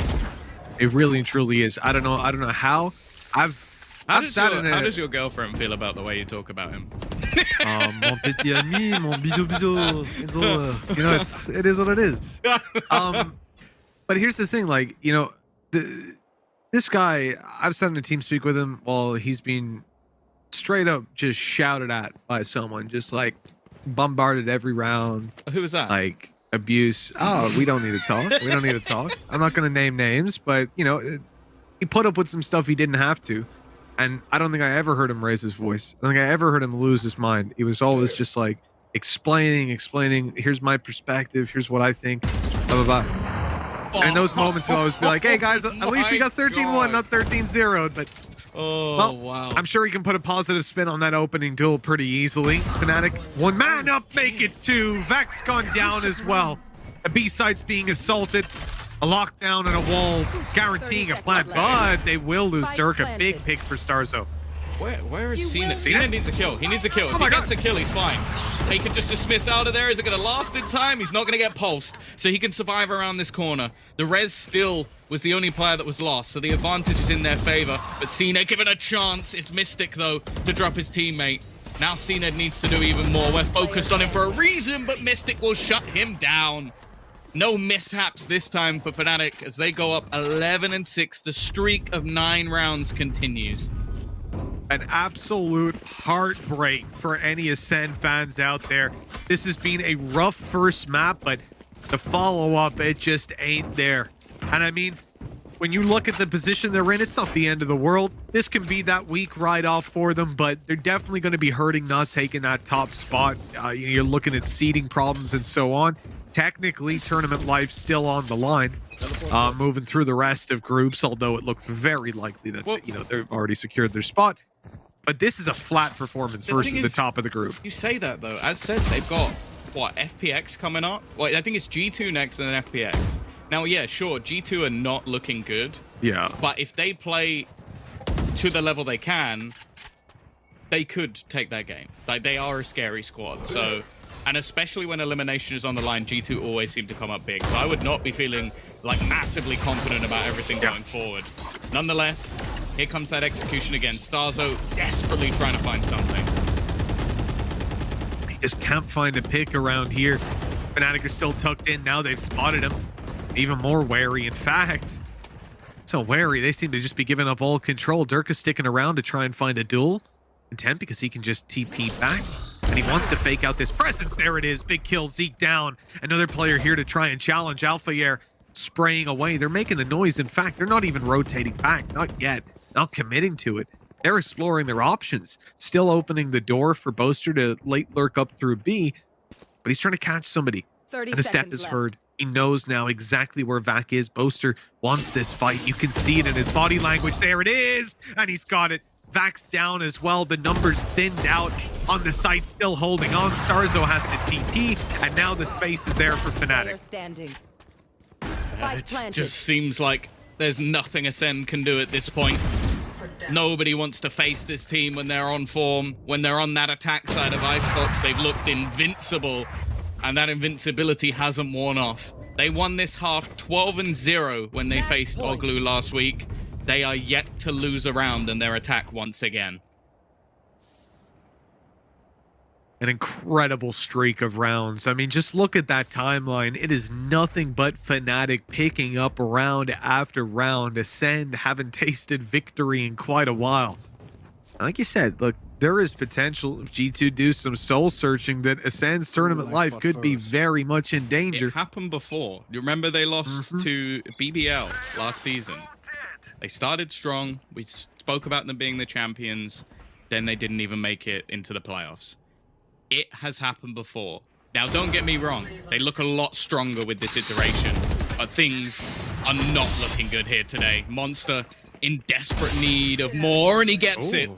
A 2K that might have just given them the tiniest of lifelines. There's still so many players still to find. Durka being one of them. A Viper's Pit available as well. And more so just the space that Boaster is taking.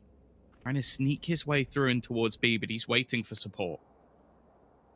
Look at how low Monster is, and nobody else has a rifle to work with, but of course Starzo. The drone for Vac. He might have actually heard it as he used it just now. Oh no, he turns around! I thought he was going to just be stuck there instead. It's not going to be anything. It looked like a free kill because his back was turned. I assumed he was in the drone just because he wasn't actually moving, but instead, he was just stood dead still. Timing, though, actually ends up working out for him. Welcome to my world. That Viper's pick could be the difference maker here for Boaster. He's going to hope it is. Sort of force for Starzo. Going to be tough to get back in with it. Hunter's Fury thrown in blindly. Makes sense, right? You no point just going in and dying, and then you don't have a Hunter's Fury, but you wanted a tag. They didn't find it. Snakebite down. And Boaster's going to just leave a little bit of space here. Try to get Durka a pick. Backside is covered. They're going to look to push it. Good swing by Monster. A successful challenge. And the defuse underway. Boaster good for one. Down goes the Viper's Pit. All he needed was one bullet to each. But Starzo was too aggressive. He was swinging wide. Catching Boaster off and putting 7 on the board for Ascend. The dream is not dead yet. They finally found a defensive round. Now they need 5 more yeah, in a row. It's a combo breaker, that's for sure. I think, what was it, 9, 10? Can't even remember at this point. A lot. Yeah. I think it was 10. It was, because it was 6-2. 10 rounds in a row. So, and they're actually going to go for a double operator. I guess throwing everything they can at the wall here in an attempt to try and get something done. It looks like Zeke might be left with some weaker weaponry if that is the case. Yeah, just going to be a Guardian, but relying on this deadly duo, the duelist for the squad. Instant Viper's Pit. out here looking like Pac-Man, but we'll see if there's going to be any attackers to gobble up.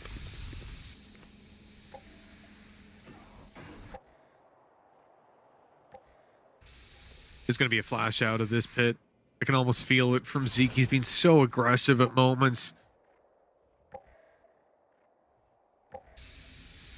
For Fnatic, pumping the brakes and waiting for some sign of life from Ascend, but with a minute on the clock, they've seen nothing. Start to put up a little bit of utility. It's the orb inside of mid that they've caught a player off with before. I like that idea. Put the orb down, the ops inside it, looking out, trying to find the pick, but still nothing. Ascend are just sitting down, waiting, confident in their setup. The mid containment here for CNET. He's going to get a peek out with the operator, but they're going back, looking to move elsewhere underneath the tube in towards the B site, but there's still a lurk outside A. Alphayer is still there, and he's caught his reward. Zeke goes down. Starzo, though, manages to find two with a flank. Vac jumps down and gets a double headshot as well. And now Alphayer, no time for him to really get anything done. 15 seconds, a monster will close it out. It was a round of fine margins just based on timing, but both Starzo and Vac come up big in this round. It is now a difference of just 4. It was a streak set of 10. Is the final hurdle going to be too much? 4 attempts to close this out, Tom. It just seems surreal. It seems impossible that Ascend make this happen. You're waiting for that one pop-off round where Alphayer, Durka, Boaster, these players have been on fire so far. You're waiting for one of them or all of them to step it up, take that multi-kill to close it across the line, if nothing else. But so far, that hasn't happened. Now, they're going to look to change things up moving towards A. Remember that Hunter's Fury got used up for nothing earlier on. Well, now there's a lockdown for Alphayer, and if they can get it into position, there's very little that Ascend can do to deny it.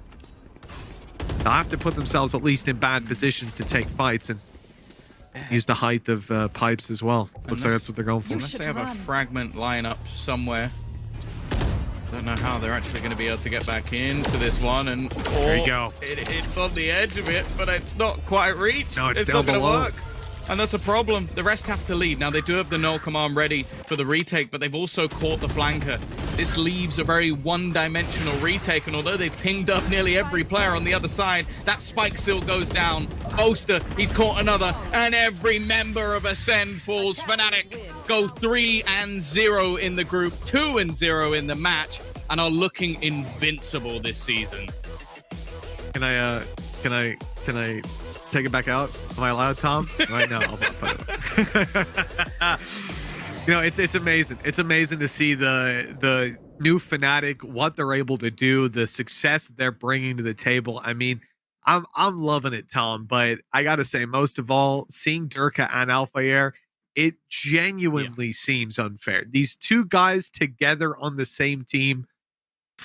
Wow, it's mind blowing. Yeah, I imagine some of the Turkish teams are kicking themselves at this point that they didn't manage to get in there first. I'm sure every single organization in the world is currently doing that. But, well, we can get on to the player of the match. Now, I can guess without even looking at the list, 2 of the 3 names. The third one's going to be Enzo. So, Mitch, here's your pitch. Why is Enzo the player of the match? Because we already know the reason for the other 2. Yeah, listen, at the end of the day, the others have had their time in the limelight. Support players don't get enough credit. And playing as a Sova, constantly using that utility to help out his teammates to clear traps. Remember, those are the stats that don't get tracked. Cut him That's off. the ACS cut him you off. never see. Throw it to the desk. Yeah, let's go to a break before we keep this going too it's long. Dirk or Alpha. We'll catch you in a little bit. We'll see you Find out another who the day. player of the match is after this. Dare to challenge yourself.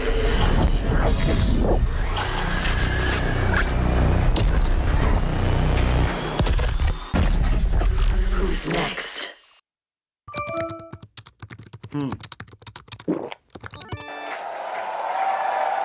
Red Bull gives you wings.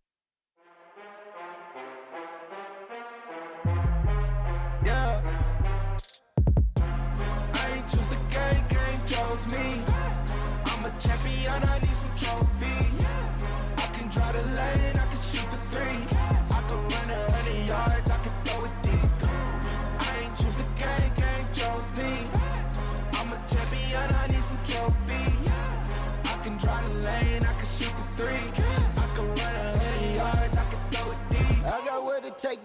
champ. You know bars life, you should come and join the camp. Title after title, put my rivals off the map. Thought you had the trophy till I came in for the snatch. I was born in it, not sworn in it. I ain't come to play, my wrist mean all business. Running like a mimic, check my jersey, all authentic. In Oakland with some Raiders, till my haters deal with it. I'm in the field with it. Stop playing. I ain't choose the game, game chose me. I'm a champion, I need some trophies. I can draw the lane, I can shoot the three. I can run 100 yards, I can throw it deep. I ain't choose the game, game chose me. I'm a champion, I need some trophies. I can draw the lane, I can shoot the three. I can run 100 yards, I can throw it deep. I do not know defeat, no. All I know is eat. True. I am ahead of these boys. All they see is cleats. 10 toes down. They won't get the best of me. No. I've been cooking all day. They want the recipe. No rookie, I'm OG. I am the king of the league. That mean I do what I please. Whenever I please. I keep a trick up my sleeve. Whenever they coming from me, I'ma pull up from the half. Right in your face, that's a 3. I ain't choose the game, game chose me. I'm a champion, I need some trophies. I can draw the lane, I can shoot the 3. I can run 100 yards, I can throw it deep. I ain't choose the game, game chose me.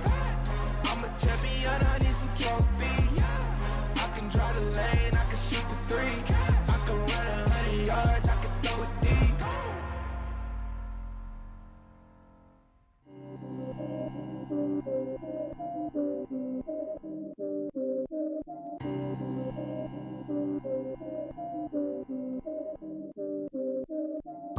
I know we on the way. Gotta know we on the way. Yeah, it's time to make a play. Swear it's time to make a play. Let me tell the world the truth. Gotta tell the world something. Hard times never stay. Hard times never stay. Put in that work, yeah. No giving up for real. You know the deal. It's written in stone. We stay going strong. They already know what it is. They want us to lack, but we come up with stamina. Put a new vision, no camera.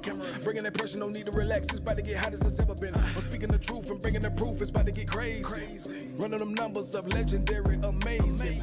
Gotta be careful the fire we bring in this blazing. Dare to challenge yourself.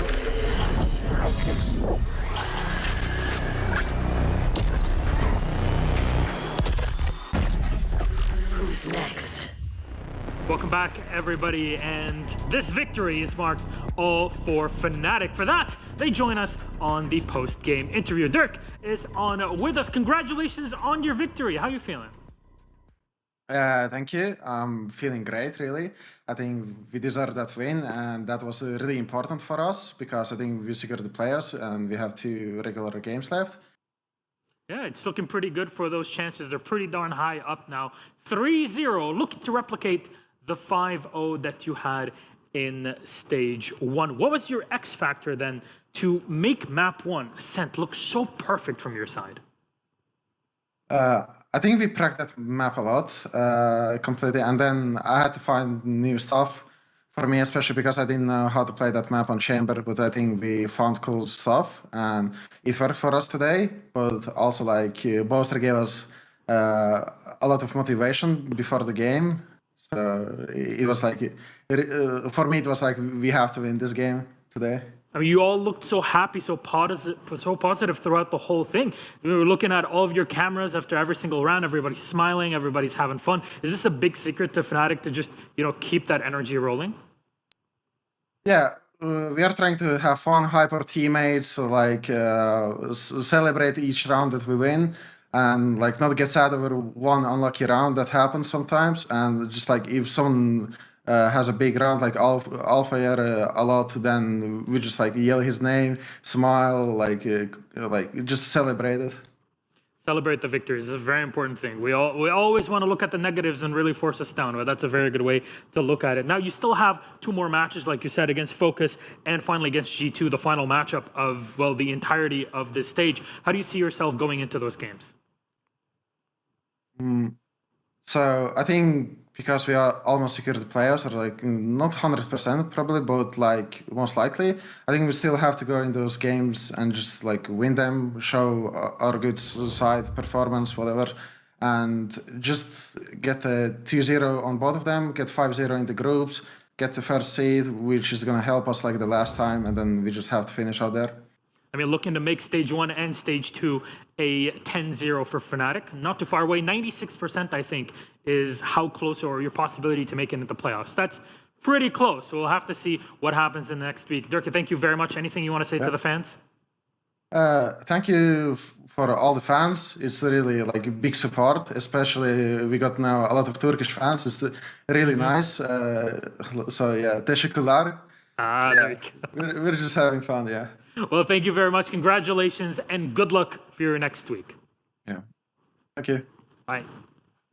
And there it is. Fnatic victorious. Make it 3-0. 2 away from completing the 10-0 they're looking for in 2 stages. It's a cheeky smile is Meanie watching from above. And on the side of Fnatic is more of what we've been getting this past first 2 weeks. I think is not only the consistency that they show, it's also how they read onto their opponent and they allow no answer. Even when Ascend was trying to change something onto their favor, Fnatic had already thought of that. It's very actually peculiar because, I mean, not peculiar, interesting.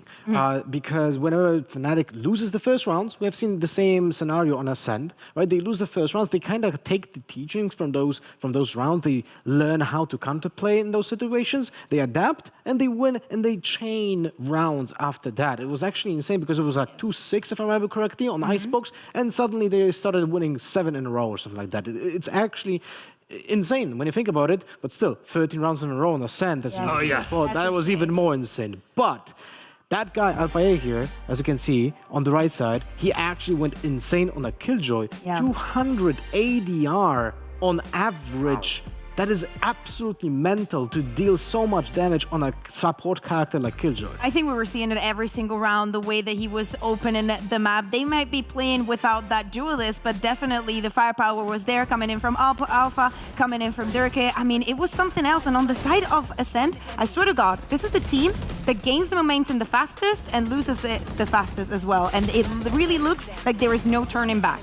Well, the problem is they also have a composition that relies on that, right? They had no sentinel, like no true sentinel that now can control the map because they only have 1 trap on chamber. And CNET, as I said in the pre-show, because he plays on Arena, there's a lot of pressure on him to perform. And he only dealt 89 damage per average on a round on a character that only relies on getting kills.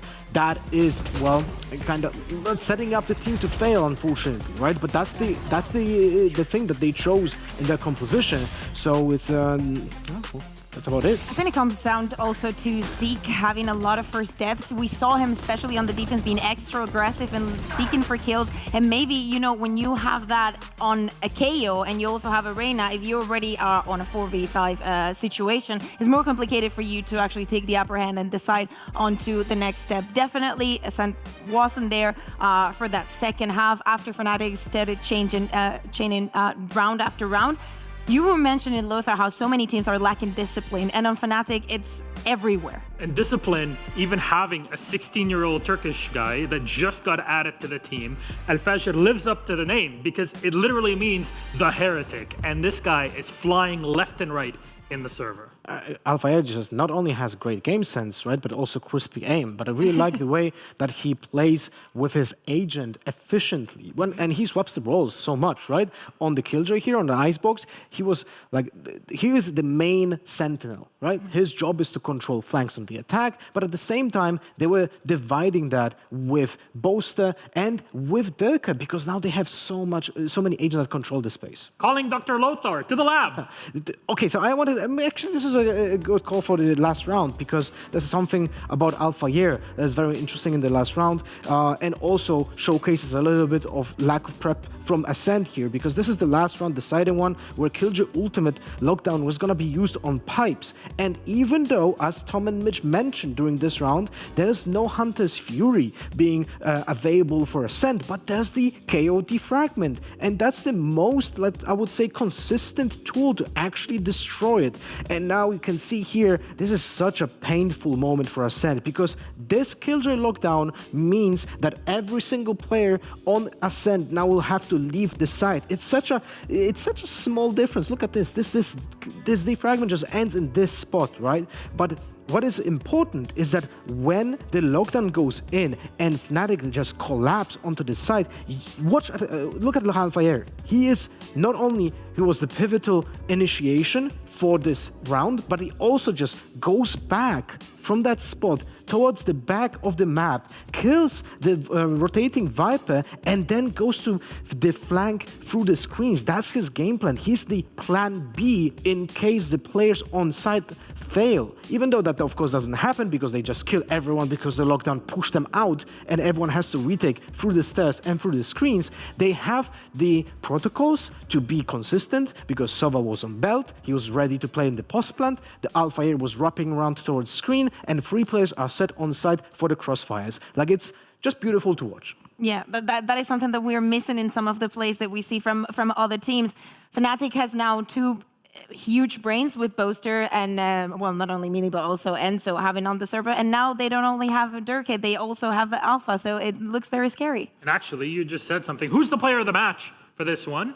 Well, Durkhead. It's I mean, I was kind of waiting for that one because, in my opinion, I think that Enzo did wonders today because I actually see the improvement week to week. But I can say the same for Durkhead. Honestly, everybody on Fnatic did so excellently well today that it's very difficult to tell in between. They're all playing their roles perfectly, and they just look like a perfect cohesive unit. Probably the best we see right now in EMEA.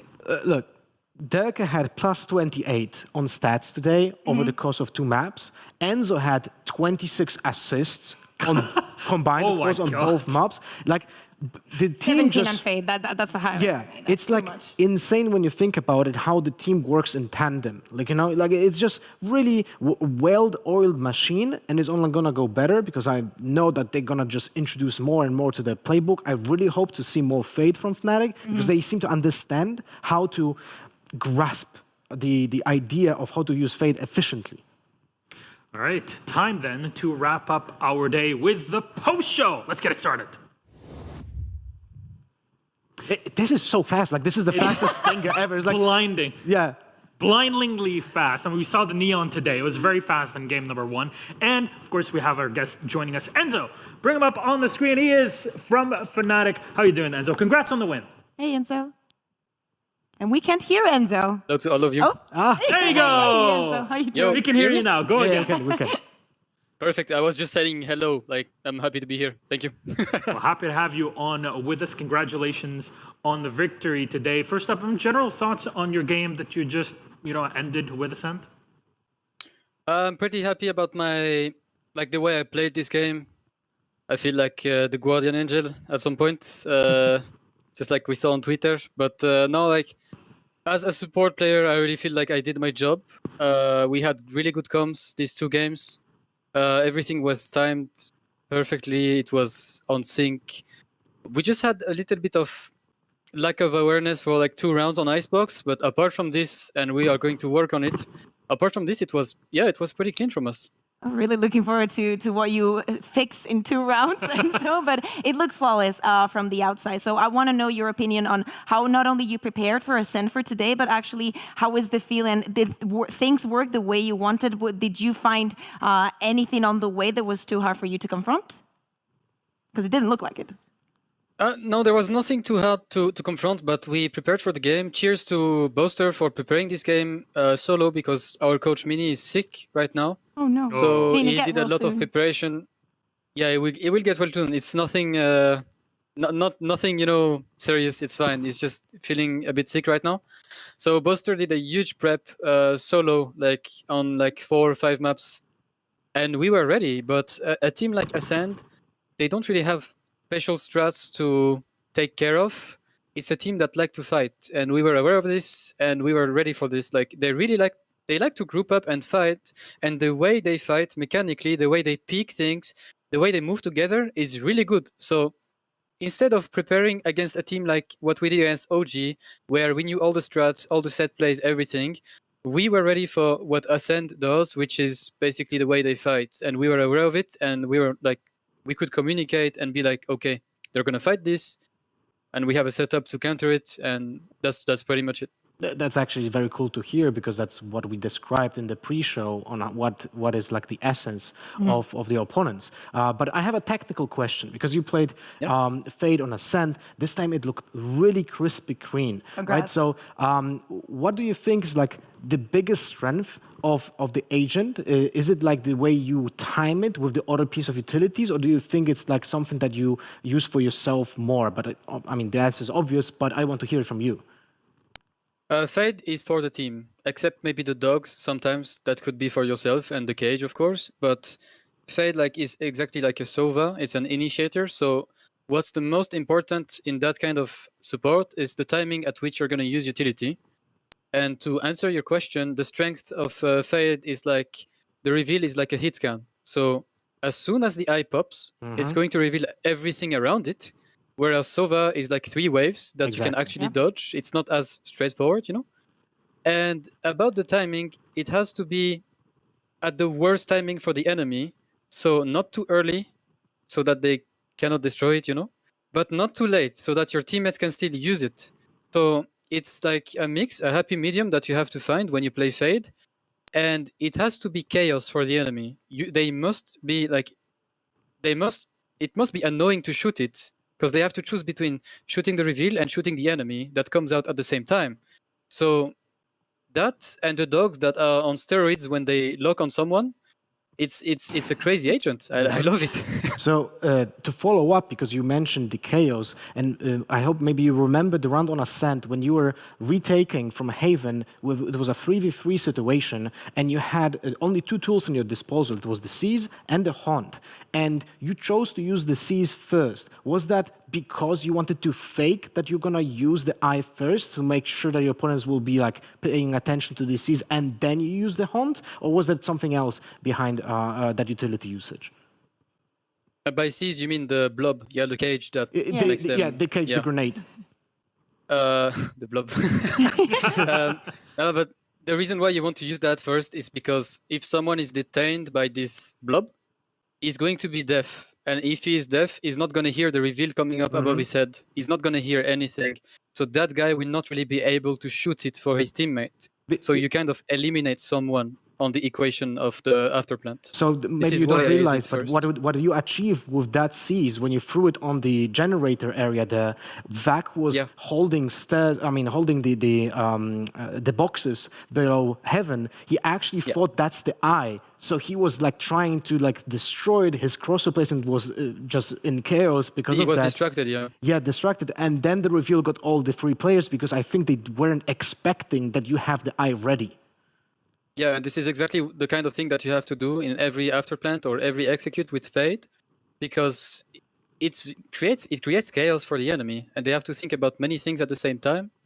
And also, every time you play a Sova or a Fade, it's nice to do both reveal and flash at the same time, because they have to look at the reveal, but then they get blind because they're looking at it, because the flash comes at the same time.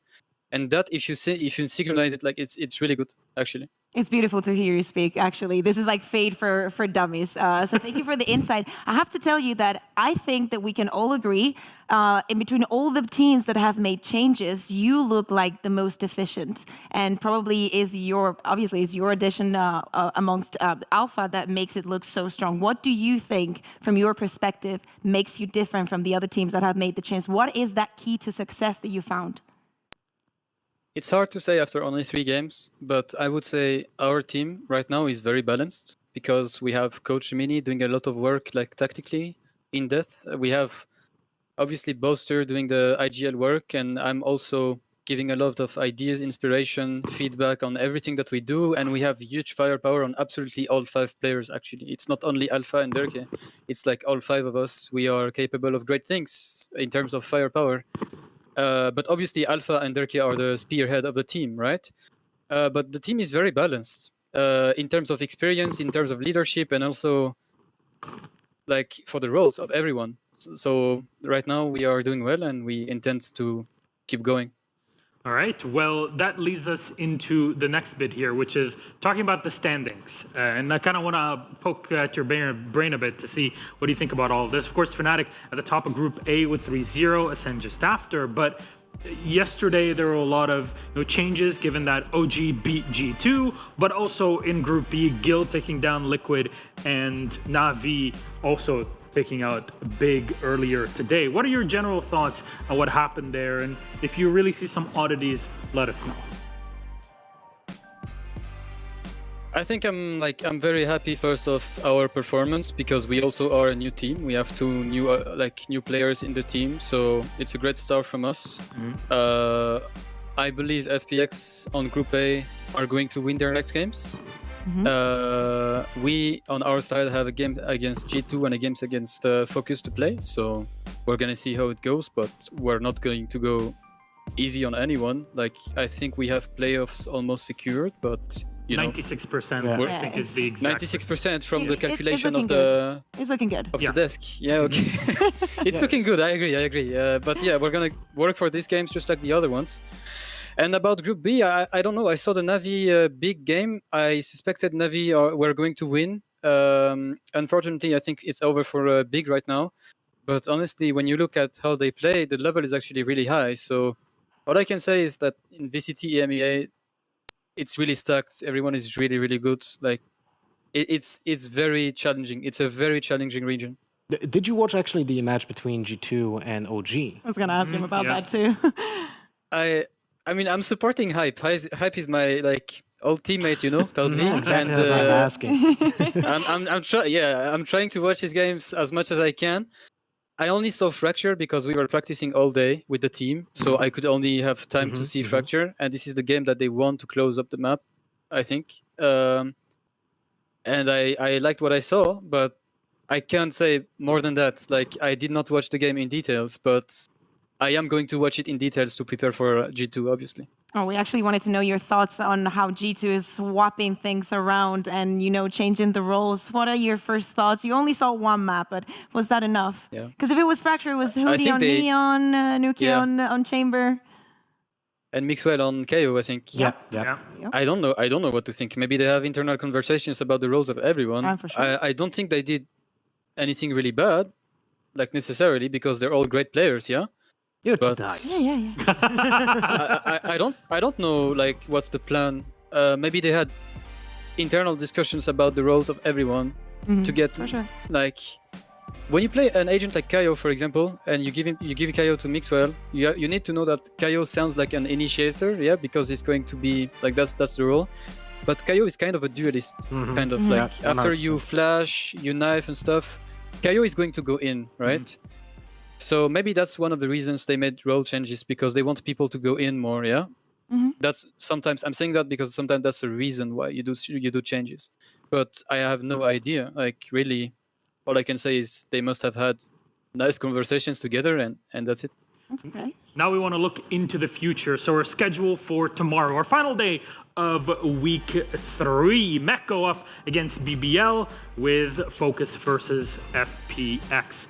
Turn to you first, Enzo, for some thoughts on this. How do you see these games going?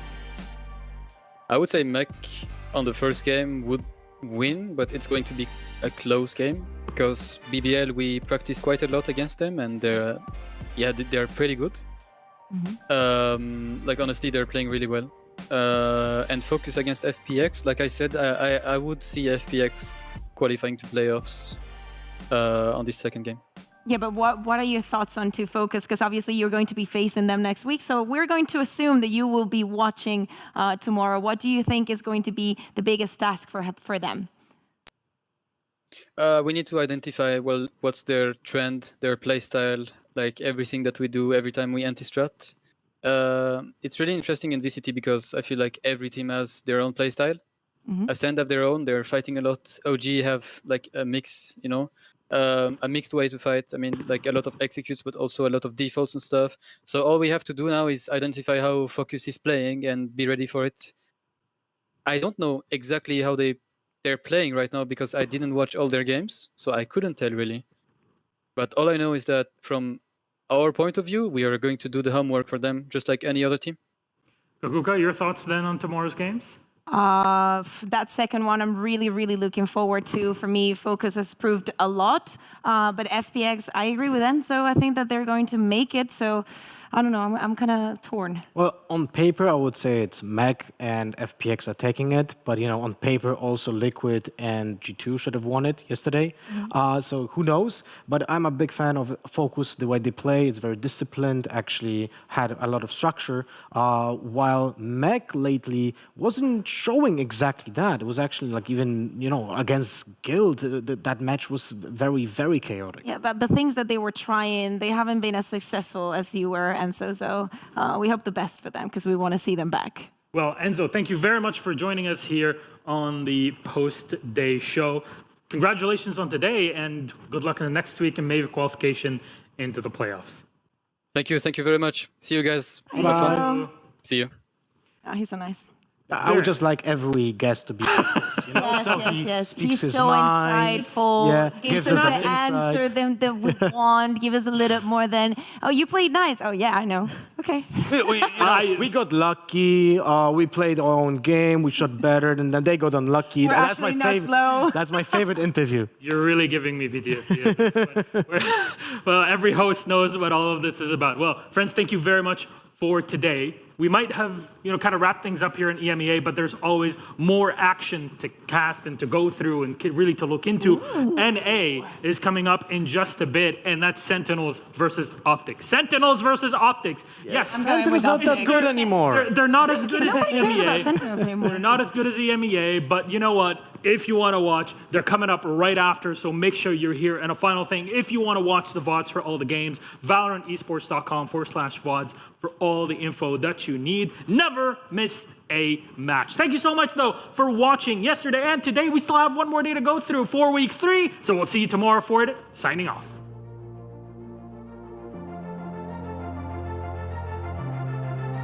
I can't stop me now. You can't stop me now. You can't stop me now. You can't stop me now. You can't stop me now. You can't stop me now. You can't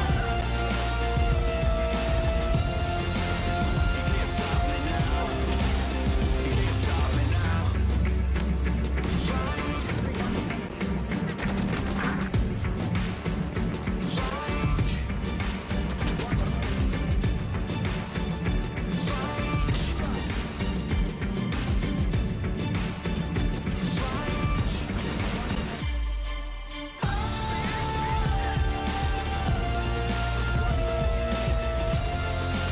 can't stop me now. You can't stop me now. You can't stop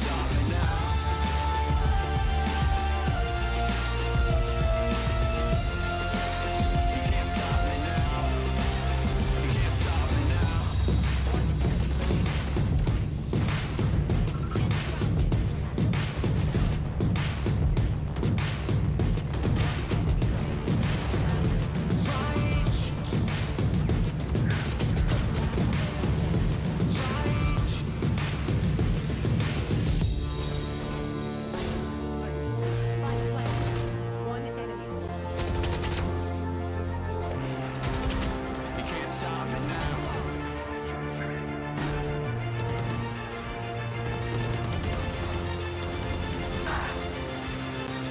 You can't stop me now.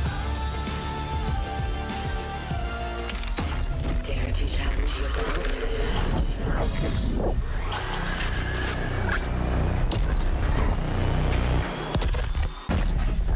Who's next?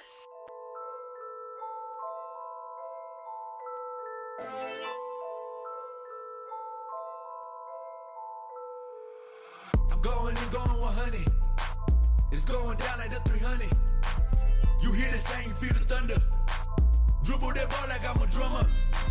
It's getting hot in here, no summer. Whole team going dumb in here, no dumber. Belly aching, got that hunger. If we going OT, I'll go under. Running gun, this game without no gunner. But my squad a pack of hunters. All in the family, no Archie Bunker. Chop a team down like a stack of lumber. Run the pipe on them, no plumber. Jersey stripe, you know my number. Check the score, you know the sum up. Another win, we never run up. Been around, ain't on the come up. Putting work, sun up to sun up. I'm going and going 100. It's going down like the 300. You hear the same, feel the thunder. Dribble that ball like I'm a drummer. I'm going and going 100. It's going down like the 300. You hear the same, feel the thunder. Dribble that ball like I'm a drummer. Still going and going. Energizer. Never beef on the court, but I keep a tenderizer.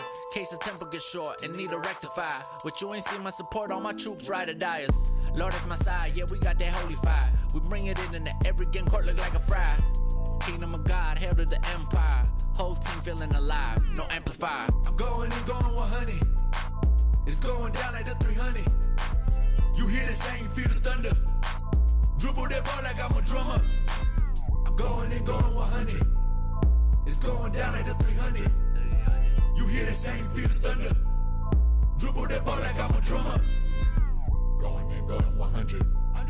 It's going down like the 300. You hear the same, feel the thunder. Dribble that ball like I'm a drummer.